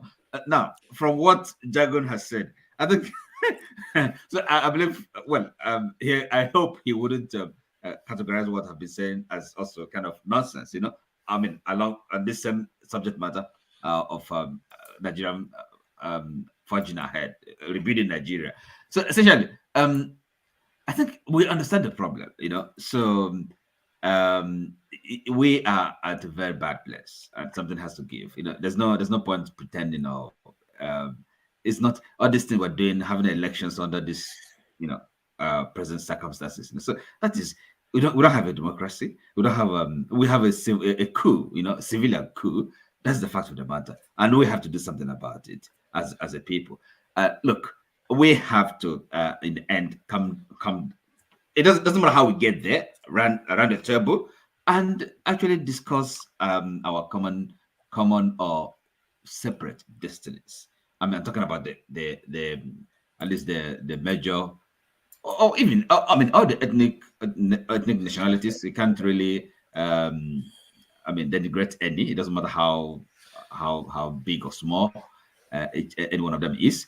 So long as they are a kind of a nationality, a nation state, not a nation state, but a nationality. So there will be they will have a place at that round table. So we discuss how we go forward. It doesn't matter. Nothing should be off the table. It's not impossible. So many people have been hinting at this. It's not nothing original, nothing novel. The other day, who's his name? Emeka Nyoko, the former Commonwealth Secretary, was talking about a new constitution. People talk about restructuring and all that. That should be the game in town at this point. What these people are doing, this is an illegitimate government. We have to say it as it is, and name it. You see, when something, you have to name something. When an evil thing happens, you have to name it. Yeah, let me reclaim my time. So I appreciate that, and that's milk toast, right? That's you tried. It's good for us to get along, right? We're not gonna be here the whole day, so I'm gonna just go to the point I was making. Here's the point I was making, and it's the truth, right? In this election that went past, 2023 election, Nigeria actually produced two great candidates for president and vice president, one from the southeast and one from the north. Excellent. Somebody that even America has never produced that kind of quality, right? Somebody who's incorruptible. Incorruptible. You could say whatever you want because there's a lot of talk, foolish talk about Peter Obi and this. He's not a saint and this and that. The fact of the matter is that that's an excellent person to bring us where we need to go. He's not a panacea. He's not going to solve all the problem, but he's going to just nudge us into the right direction. And Nigerians came out and they voted for it, aside from some areas, some enclaves, especially in the Southwest.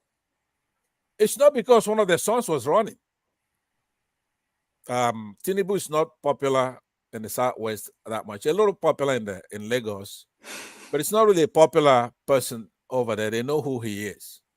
To buttress that point, the socio-cultural group Afenifere jettisoned him and endorsed Peter Obi and Baba Ahmed, right?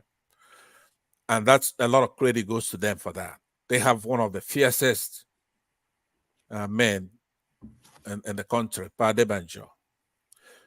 They didn't do it because of some of those things that Paul and AY are talking about here, that maybe in Igbos didn't vote for Abiola, a lot of ignorant talk.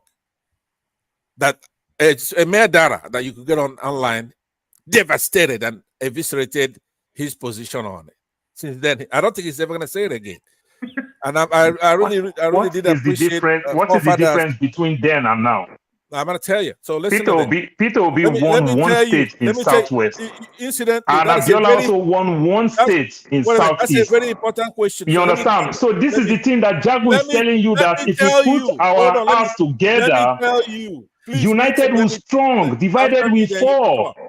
But you keep breaking, but if I hit back on you directly, you don't like it. Right? In 2015, the country witnessed something that is just unbelievable. They brought back Buhari into office, and people were. And who told you 1992, 1993 is not the same thing? Let me finish now. Do you know what we're going through with what we're going through with IBB? Our fathers is doing this on purpose. Why are you sounding like I'm older than you right now? He doesn't want me to learn. You're sounding like I'm older than you. You talk when I was talking, But you don't like me when I talk, when you're talking. 2015, Nigeria's eyes, they had an epiphany. Their eyes opened. That's exactly how it is, 92, 93. We were tired of IBB. The country was going down. All right. Maybe that's the time you jump out of the country. You don't know anything. I want to believe that. He don't want to listen to facts. At all. Okay, so what I'm saying to you is sounding like I'm older than him right now. What happened in 2023, right now, there's a realignment.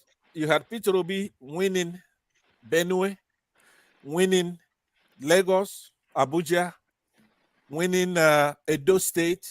Is that not how Abiola also won Core North? So even when the Northern is contesting, can just allow him then. Don't tell me to allow him. When he was talking, when I was talking, did you say that? Nigeria's eyes opened up with Buhari. They noticed that, hey, look, what the Igbos are going through, we have empathy, not sympathy. Everybody's in the same boat. We have to move the country forward. That's what the revolution was all about. My Igbo people can have empathy, but not you. You that I see, you don't have empathy, nor you have sympathy. The individual called Panzer, you don't have it in you. Pansat is completely heartless. Pansat is heartless. Okay, so what I'm saying, you're an extremist. You're supposed to come from a Hamas group. The funny thing is that sometimes when I'm not on the panel, then Paul comes in and he's defending the truth, what I'm doing here now. So I am not scared. I'm talking to you right now. Why do you think I'll be coming behind the scene? If I want to come on the platform, will I call you on phone? What are you talking about when I'm talking to you directly right now? I'm saying I'm giving you credit in the sense that whatever it is you think you're doing here, I've seen you actually play a good role, which is to tell the Yorubas, and I've seen you do this face to face, without fear, that they have to do better, right? So they did not, like I said, make this choice based on Panzer,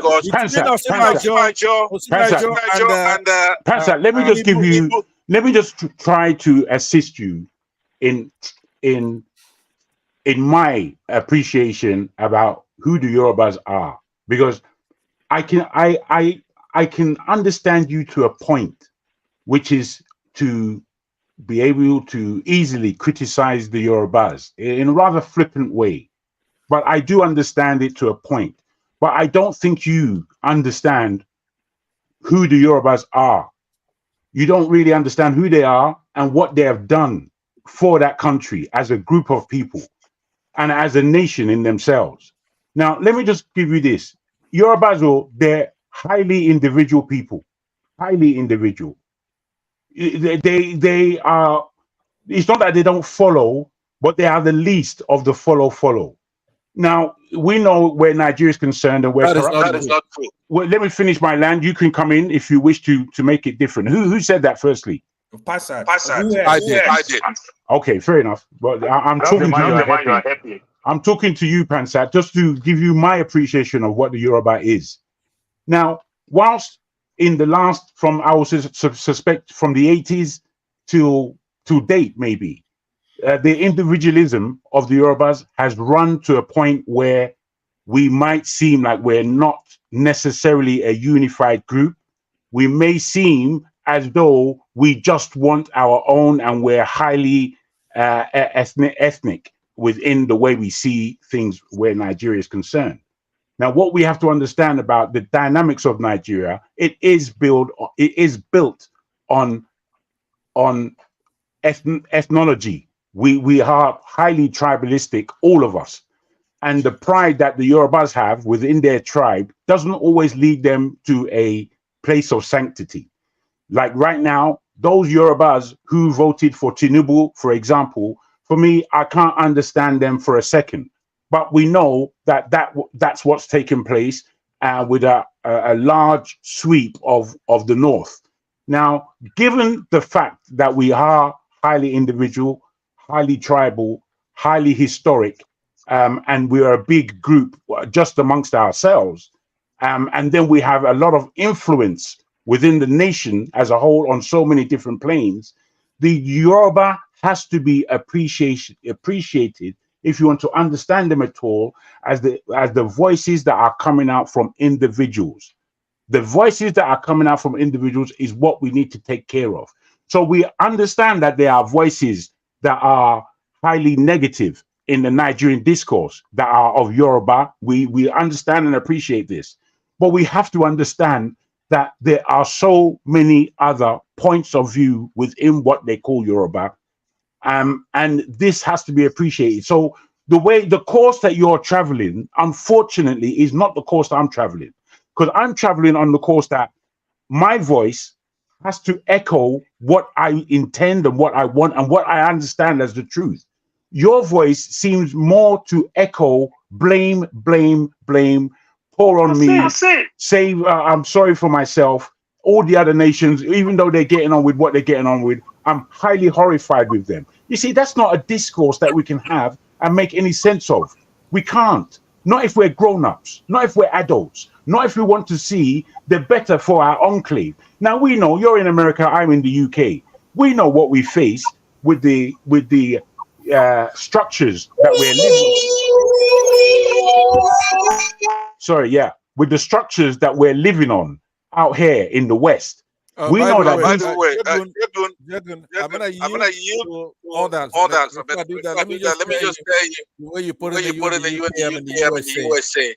We are $30 trillion economy, and you're just about 3 or 4. No, that doesn't matter, bro. Whatever we're adding to the economy. I'm in a democracy here, and we hold your line over there. No, bro. No, if you understand real geopolitics, then you'll understand. Wait. Let me. I hear what you're saying, but unfortunately, you're not accurate again. Because if you really understand what's going on globally, then you will understand the high importance of the UK. Now, games are being played in this world. I don't know if you're recognizing the games that are being played, but there are heavy games being played right now. And if you feel that the UK is so much different from the USA, then you're blinding yourself and you're getting involved in an argument that's not yours. Because I don't care about the UK. I don't care. Wait, bro. I don't understand. I don't care. No. I haven't finished what I'm saying. You see, what you're not doing is listening. That's your issue. If you were to listen for a while, what does that mean? I could have. All I need is a plane ticket. My friend. All I need is a plane ticket. Nigeria is not a kingdom. They're gonna have to let us be a little bit. You've never in your life voted for president. You don't have a constitution. Right? You don't just say I'm the United States because we don't get any respect anymore. I'm here. I'm the United States. What's he talking about? Bro, you see, I'm not having side arguments. I'm not Pansat, stay focused. Try and stay focused because I'm not having a side argument. Me living in the UK, you living in America is not what I'm speaking about. I'm only speaking about the infrastructure that we're living in. We're living in structures that are not built by us. They're built by the white people for the white people. I remember when you were talking to somebody from the United States, you have a little respect. Right? No, man, I don't. I'm not like that. I'm not on that level. Pansat, honestly, you take that level. Pansat, my brother. Pansat. It'll be. I'll tell you this. I don't know if you're an American citizen, but it'll be easier for me to become. If I came to America tomorrow, I could become an American citizen within 10 days. I could become within 10 days. You understand? Just because of the passport I hold. You more likely holding. I don't know if you hold an American passport. No, I haven't finished, my friend. We have time. To do with it. I don't really understand. Sorry, Oti. I mean, what is the difference about America? Hey, bro, that's not my argument. That's interrupting obtusely. No, Panta, I understand what you're saying, but put it down because it's not interesting. Somebody who's in the United States here, right? I want you to know that we're not getting all the respect we should be getting from people who are not in a democracy, for one thing. And what does that mean, Pastor? That means that a lot of problems we have in that country is emanating from Britain, right? So when we're here talking, in a way, but he just flippantly saying that he's over there in the UK. I'm over here in the United States. Without respect, I'm here in the United States, and I do want you to know that when we're talking over here, we have a lot of power from where we are. There are a lot of Nigerians here. Bro, stop all that. Stop all that. Because that's all you're creating is a new war. There's no war. There's no war between me and you, living in where we're living. I just hope that everybody's listening. I just hope everyone's listening to this, because I'm going somewhere and it had nothing to do with a full stop, break, question mark rubbish that Pansat is dealing with at the moment. I'm not dealing with any of the nonsense that you're dealing with. That's how I talk, bro. You know me already. But with the argument, Pansat, I'm not having an argument with you. I'm speaking to you in reference to Nigeria. I'm speaking to you in reference of Nigeria. If you just let me land, yeah, because I'm speaking quite focused. What I'm trying to put to you guys is that we're all out of the country, and we're living under different structures, and these structures only suit us on a week-to-week, month-to-month paycheck understanding. Some of us are running our own businesses. I don't know what levels we're at in these businesses, but again, it's still a week-to-week, month-to-month paycheck, and that's what we're doing out here. Now, I've lived my life in such a way that I've lived a good 10 to 15 years where I wasn't working for anybody and I was doing my thing on a global basis. At that time, I was living in Spain. I can live anywhere, Pansat. I'm a global individual. So it's not because I landed in America that all of a sudden I get all this respect for myself because of America's 200 years of their energy being used in building an economy. That's got fuck all to do with me and you, bruv. You didn't build that economy. So don't take it upon yourself. In any case, what I'm trying to say is that we don't really, we don't, no, because we have more respect for ourselves.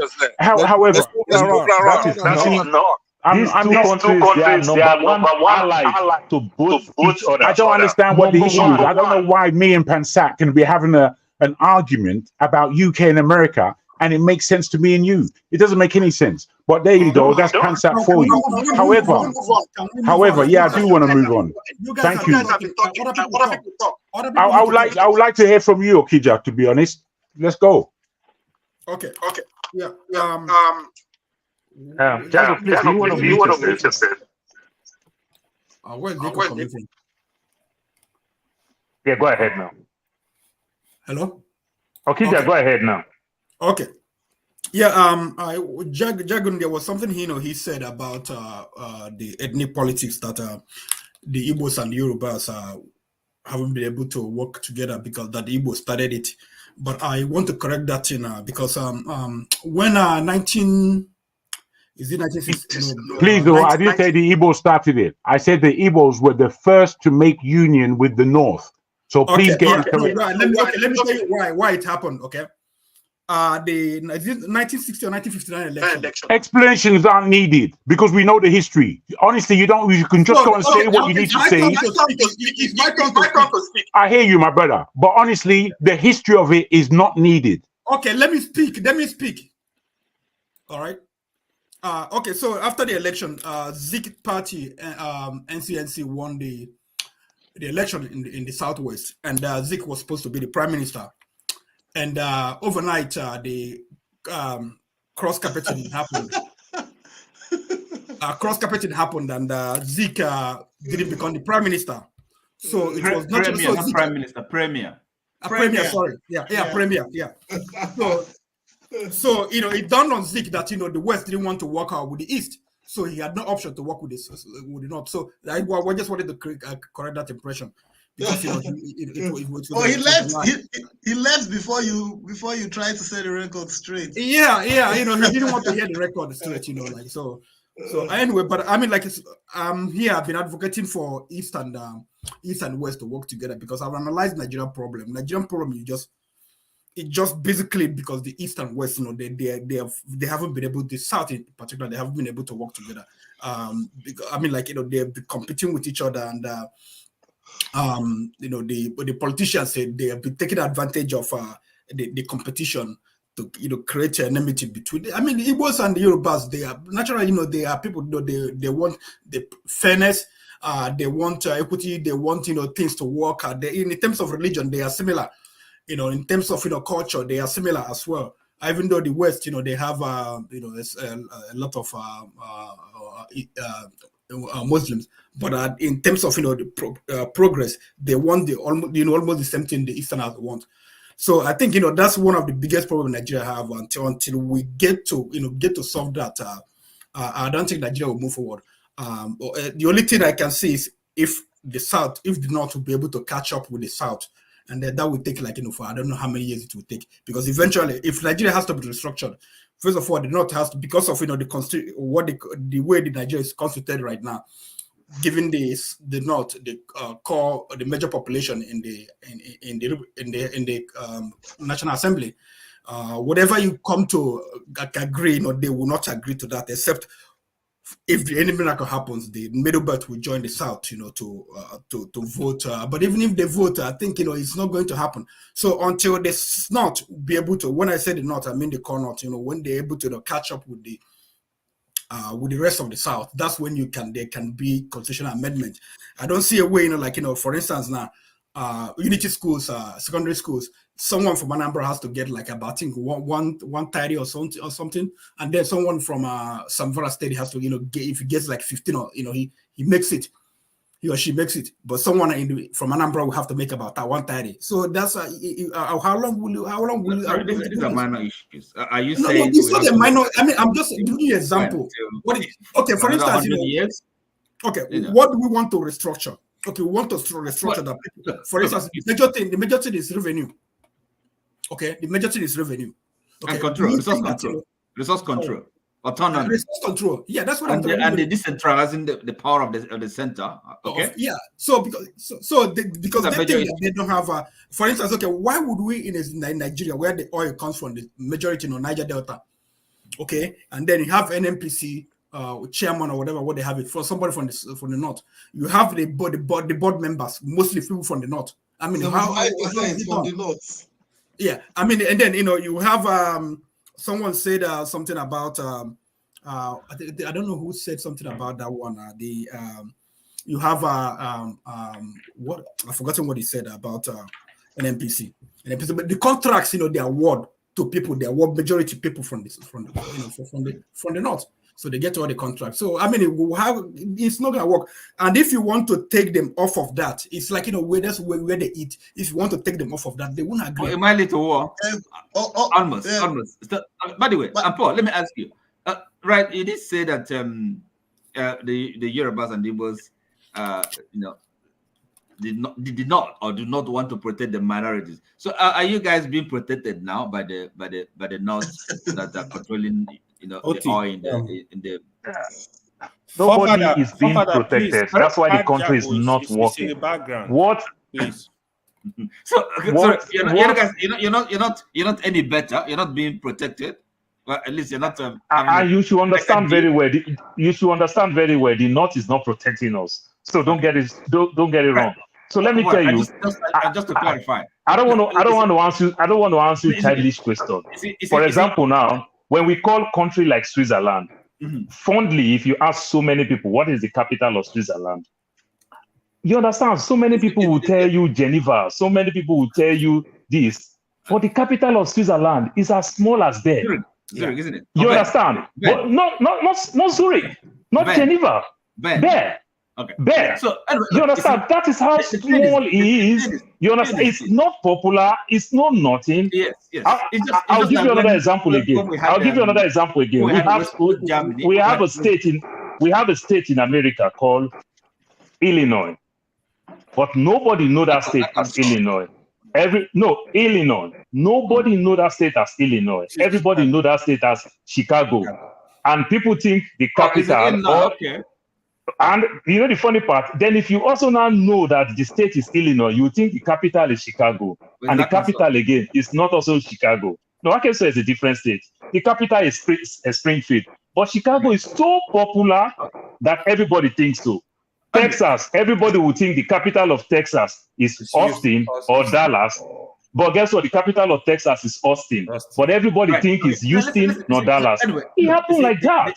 The thing is this, you know, for everybody's interest, you know. You see, it's justice and fairness, okay? And if you don't have it, it's not gonna work. That is a whatever, you know, that's the thing. But the majority or minority, whatever, you know, that is something you cannot deny any people justice, and then you expect to have peace. So it boils down to really kind of having rebuilding the foundation. It's broken. It cannot It work. is.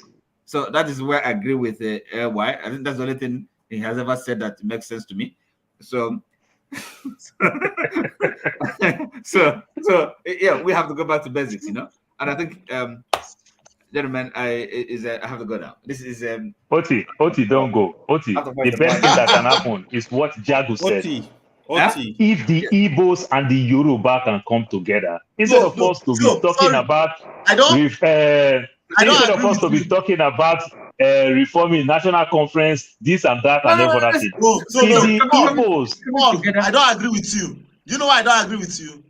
What you are proposing does not solve the Nigerian problem. What is coming together? We need together. How? Marrying to each other? Is that what you mean by coming together? They don't marry each other. They've been marrying each other for a long time. Well, we need to solve the Nigerian problem holistically. It's not about two people coming together to supplant one thing. So Dexter. So I agree you don't agree with me, but this is what I'm telling you. The day the Igbos and the Yorubas come together, the Northerners will listen. I am telling you, the Northerners will listen. But if the Igbos and the Yoruba don't come together, the Northerners will never listen. Look, the Igbos have not come together amongst themselves, or have the Yorubas come together amongst themselves? No, this kind of thing, you know, look, is a job, it's a serious job. You know, it can be done. People sit down and do serious work. You have to do justice to every section of the country, okay? Have a new set of arrangements, okay? Yes. That's just. It doesn't matter whether people come together or not. It's not about people liking each other, not disliking each other. No, that won't cut it. Are you with me? So when you're talking about coming together, what does that mean? So when I mean come together, you must understand what I mean. When I mean come together, the unity within the Igbos and the Yoruba, because it's easy for us to get more votes in the North. The North might have 19 states and the South has 17 states. But remember, the North is also very, very polarized. You understand? You're missing it. You see, this new arrangement is actually, we aim to kind of break this, this kind of arrangement. Okay, I mean, because that's really what is holding. Is like I don't know how to is a stronghold. It has to be broken, right? So it's not coming together. People forming broken in what way? Are you asking for secession or? I'm talking about the Nigerian goal. A constitutional arrangement that would kind of distribute power, decentralize, and possibly make it possible even for any region to go for a referendum. Nothing should be off the table. In other words, so that constitutional conference, if the Yorubas and the Igbo come together, it is very, very easy for them to win the minority. Oh yes, over. Look, I mean, okay, look, you see, I don't see why they should. It will be in their interest. So correct. Kind of making a particular argument about their coming together, I don't think it's not necessary. They would say that it's in their interest. Okay, perhaps it's those who are benefiting from the current flawed Nigerian system. They only want people that can perhaps resist or not want to change. Definitely. Look at the insecurity everywhere. Look at the killing everywhere. Yeah. Who is it favoring? Who is benefiting from that? It doesn't favor, but at the end of the day, when you trickle down, we blame individual among ourselves.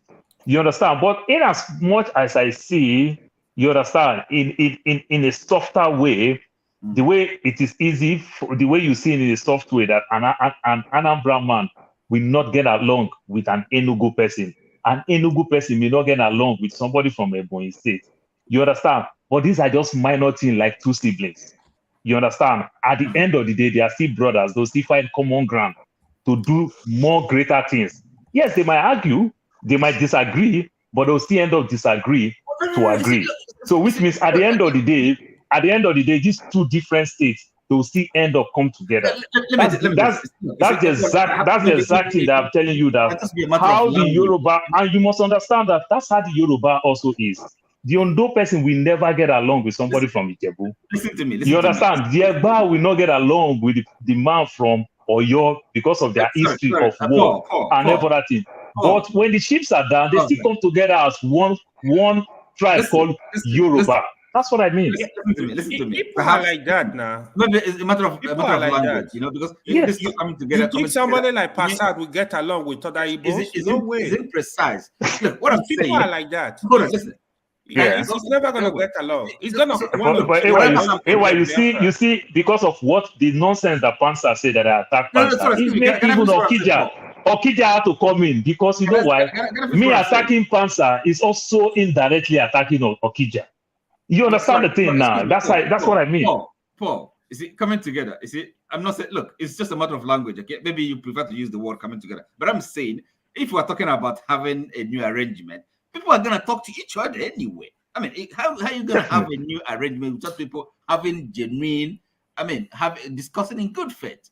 So if that's what they mean by coming together, I'm up for it. But it's not gonna be just between the Igbos and the Yorubas. The other parts of the country are gonna be part of it anyway. So, but because the Igbos and Yorubas, maybe in the south. No, Oti, that is the easiest way we can use. What I mean by that, the easiest way is that if we can divide, I keep using this word all the time. These three major ethnic groups, two come from the south.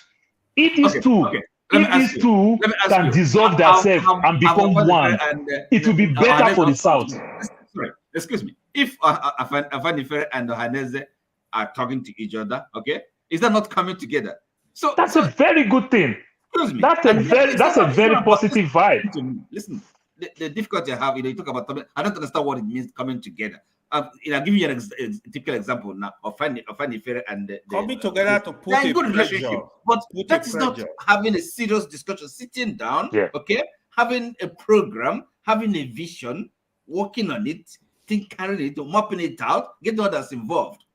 Are you with me? So that's, you talk about coming together. It's not clear to me what you mean by that. But Mr. Oti, you know what it is that in the last couple of years, the Igbos and the Southeasterners and the Southwesterners came together to stop Roga and to institute Amoteku in the Southwest, for example. We supported that. When the South were fighting environmental, quote unquote, they're fighting environmental war, we supported that. A lot of our people were in the trenches over there fighting the oil companies. We support anything that is progressive, not to the exclusion of the Northerners. That's another mistake you keep making, Paul. You're from Orobo or something like that. You don't get along with the George on the local level, clannish stuff. You're always going to have that. It's human nature. You're going to have tribal competition. There's nothing wrong with that. But on the big scale, right, when we're trying to build a country, I don't want the Yorubas and the Igbos coming together. Now, you hear me talk about Islamic problem we have in the country. It doesn't mean I love our northern brothers and sisters. I'm the only one that bring about the thieves and their plight and the Shiites in Kaduna, in Zaria, right? I talk about these things. Nobody pays any attention to it, right? Chibok girls, I'm one of the heavy supporters of finding those girls and doing the right thing in the country. I don't want the Yorubas and Igbos to come together at the exclusion of the Northerners and be like them, come down to their level, what they're doing over there. We want this country to be progressive and move very well. One of the best politicians right now in the country is Baba Ahmed Dati from Kaduna, from the north, a Muslim. But he's a conscientious Muslim. He's a good guy. Educated, courageous, strong, not corrupt, right? Hard worker. That's what we want in that country from all over, Yoruba. Stop this your Yoruba and Igbo stuff. Because when it comes down to it, since 2015, something has changed. That's what I'm trying to tell you. We now know there's an agenda to Islamize the country, take indigenous lands. These corporates, they're doing havoc in the thief lands. Who, like, go on, is from over there. He was the chief corporate in the genocide against my people. Pansa, can you tell me the meaning of secular state? Secular state means that there's no religious bent. Okay, we're not bent to any religious tenets, even though we actually. So it means everybody can practice whatever they want to practice. Right. All right. Everybody can. So why are you blaming one part for practicing what they are practicing? No. That we had a good conversation with Masca. As a matter of fact, I had him on a chokehold, and I was urged to let him go because he's the only one here, and we had him. Besides, he's an honest guy, right? Even though he wants to take some of it back and things like that, but it goes to the point that you ought to get. There's something you ought to get from this conversation today. Every one of your premises has been proven to be wrong. Now, we haven't dealt with your conclusions. One of those premises that the Igbos didn't vote for Abiola. Every time you're on this platform, that's what you're doing. You talk. Sometimes I've never said that. I've never said that one time in my life. Never. This is the first time. And I said it in the context of when Jago said what he said, and you replied me.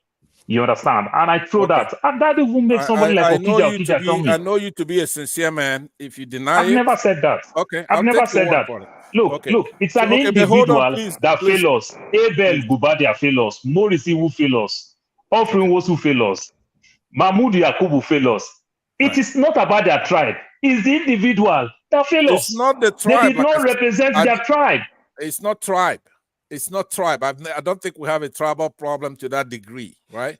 What we have is a tradition problem. You have Western tradition, then you have the Islamic tradition. Correct. It's known. That is the punishment of a secular state. That's the punishment. It is the good part of a secular state and also the punishment of a secular state because different people practice different things. Look at America today over the Hamas and the Israel issue today. Right. You understand? That's where they're going. The evangelical is standing on Israel.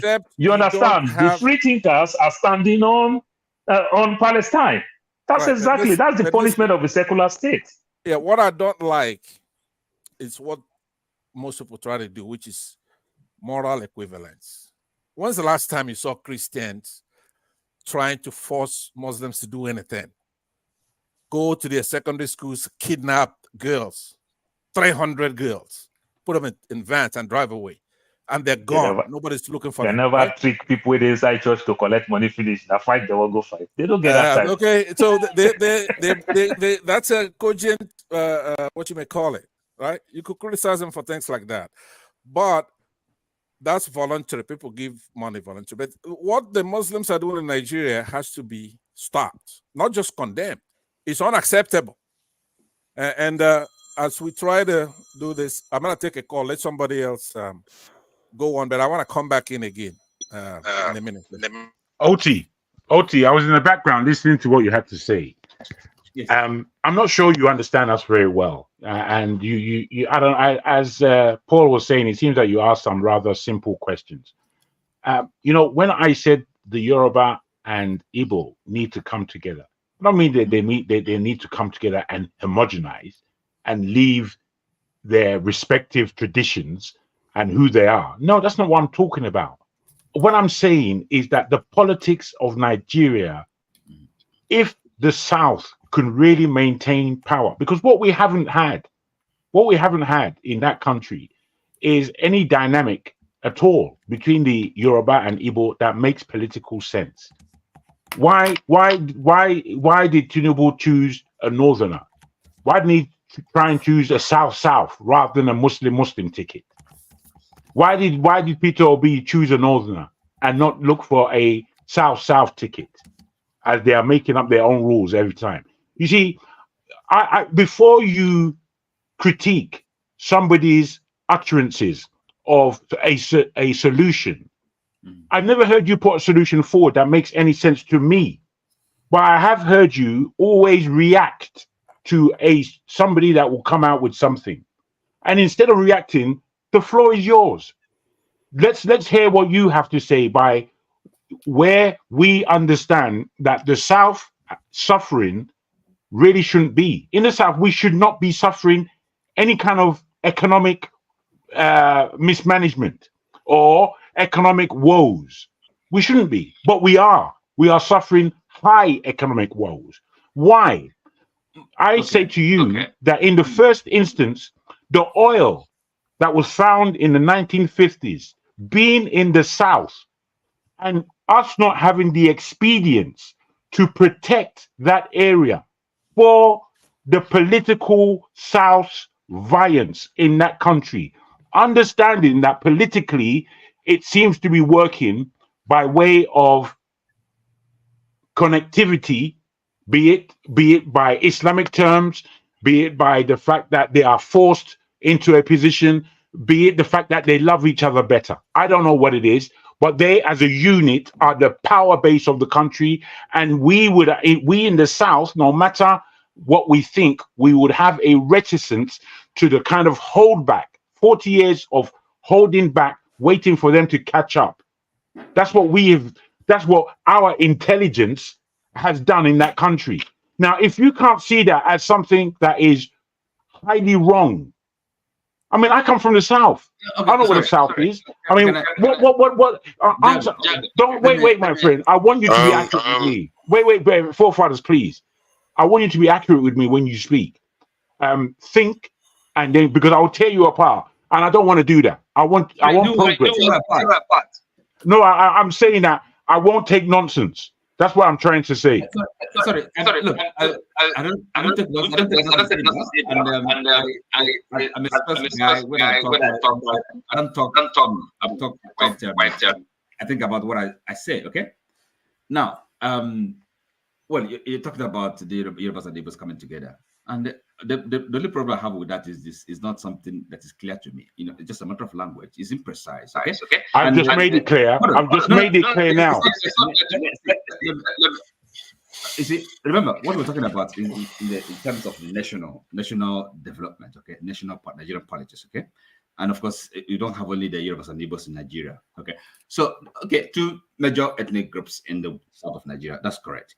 But in the framework of Nigeria, and of course, thinking about the solutions to the Nigerian problem. And I said, it's not a matter of the Yorubas and Igbos coming together. Nigeria as an entity going forward to survive in whichever form, everybody has to be on the table, right? And by the time everybody, every stakeholder comes around to sit around the table, they're gonna engage, they're gonna discuss, and they're coming together. But that act alone, and I did raise the point. The Afenifere representing the Yorubas and Ohanese representing the Igbos. I mean, they're talking. Is there any coming together more than that? Are you with me? There is coming together more than that. What I want to steer you towards. Wait. Where I would agree with you. These entities, Afenifere and Ohanese, they have made understanding within themselves, whatever that may be. The people is what I'm talking about. Now, I understand that the Igbo is very different from the Yoruba and vice versa. Wait. I'm saying to you, sir, that we have a lot to defend in the southern states of that country. We have it economically, we have it politically, we have it in terms of our traditions. When people look at Nigeria as a whole, they don't think of Hausa. That's an afterthought. They would know the people from the south in terms of internationally. So internationally, I'm here in the UK. You're in the UK as well. There's a lot of us in the States. The Yorubas and Igbos in the States, the Yorubas and Igbos here get on. I won't say a lot better than we do in Nigeria, but in terms of regionally, we don't have that complexity. So we have a way of our communication, and our communication is straightforward because we are more alike than unalike, given the other aspects of the nation. So I'm saying to you, the breakdown of the southern politics, the breakdown of the southern economy, these breakdowns are because of the tribalisms that occur within the south, because they don't occur in the north in the same way. Okay. My view is right. So again, I don't know if you could. So this coming together. We're talking about politics. It's not a cultural relationship. Please mute jargon, please. Right. So, I mean, after all, the Igbos, perhaps amongst other groups in Nigeria, the ethnic groups, maybe the Igbos and Yorubas, that they get more, this intertribal marriages. Okay. So, but that's not what we're talking about. Okay, it's politics, and again, this the element of political competition, you cannot remove it. It can be healthy, rivalry. That's a good thing. Nothing wrong with that. Now, as I said again, we're talking about Nigerian politics, okay, and national politics. So when everybody comes around, to discuss Nigerian and a way to move forward. So yes, of course, the Igbos and the Yorubas, they're gonna play a very prominent role, but not necessarily they're coming together or having a special relationship. I mean, the success or failure of Nigeria wouldn't necessarily depend on their special relationship. Okay? Everybody, every party has to be represented. Otherwise, it doesn't work. Don't forget in the south, every party, the way Nigeria. Let me just say, I still don't believe you're really understanding what I'm trying to put across to you. There's somebody else who's giving feedback on their mic. What you see, my brother, we as Nigerians, most especially in the South, have had a good 45 to 50 years of waste. And that waste has been largely human and financial. Now, we have in the South, especially in the riverine areas from Ondo State, particularly more so than Lagos State, all the way through to Calabar and everything in between that. There is oil coming out of the ground. There are so many minerals, beginners minerals. These are minerals that would charge you forward. It doesn't seem like you understand this. I'm saying to you that in terms of the education of the oil industry, within the oil industry, in terms of the structures that are to be built in that area, in the South, there are still people that have no inkling, who are in the oil industry. We haven't been able to build an oil company. Nigeria should have been able to take over a company like Shell and BP before they left, ENO. We should have been able to take those whole companies over, given what we were taught. But you see it fit that a Fulani, who isn't necessarily a full Nigerian in terms of they're the last comers to that nation, to that area we call Nigeria. They are the people who are controlling the oil of the South. Now, how does that come about if the bigger entities in the South were strong not to allow this to happen? No. Hold on. We are going to be rounding up soon. Let's allow I speak that through. No, I'm sorry. Let him just say what he needs to say so that I can round up, because we stayed well more than longer than we should have actually. For no problem, we can go offline. Yeah.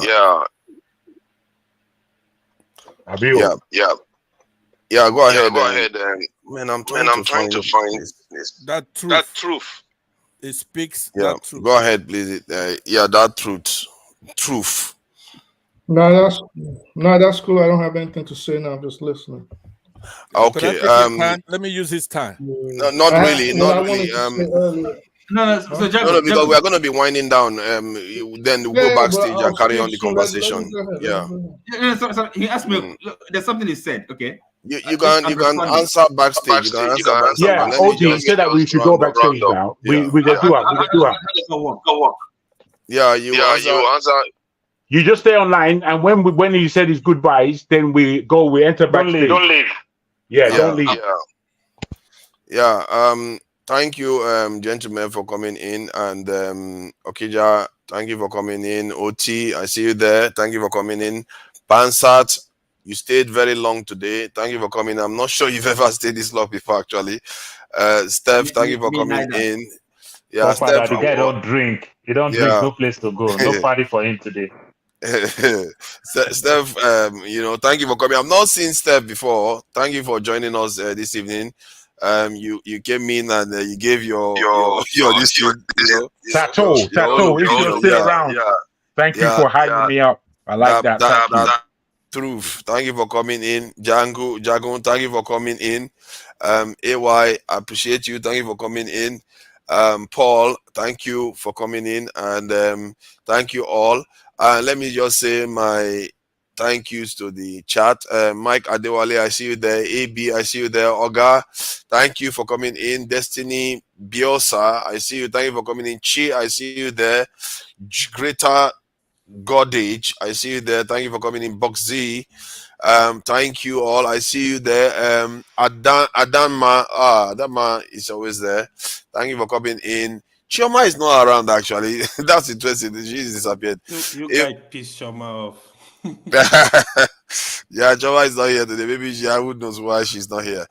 Maybe she's just off. Jeremy Robinson, thank you for coming in. And I've said Biosa, Adam, I see the Papi. I see you there too, Papi. I didn't miss that one. Let's see Destiny, and let me to the donators so I don't miss them out. Alexander Gomez is there. Kolata is there. Kolata again. Tijani Lanry, thank you for the donation, and Kolata again. Till next time, and we'll say goodbye. I think it's still tomorrow, actually, not just that long ago. It's tomorrow. And I think Rudolph should be here to host, one of the sessions for Sunday. I think it should be for around 3 o'clock. Whatever 4 o'clock, it can be a bit confusing because Nigerian time is different now. So till next time, bye. What, 3 o'clock Nigerian time?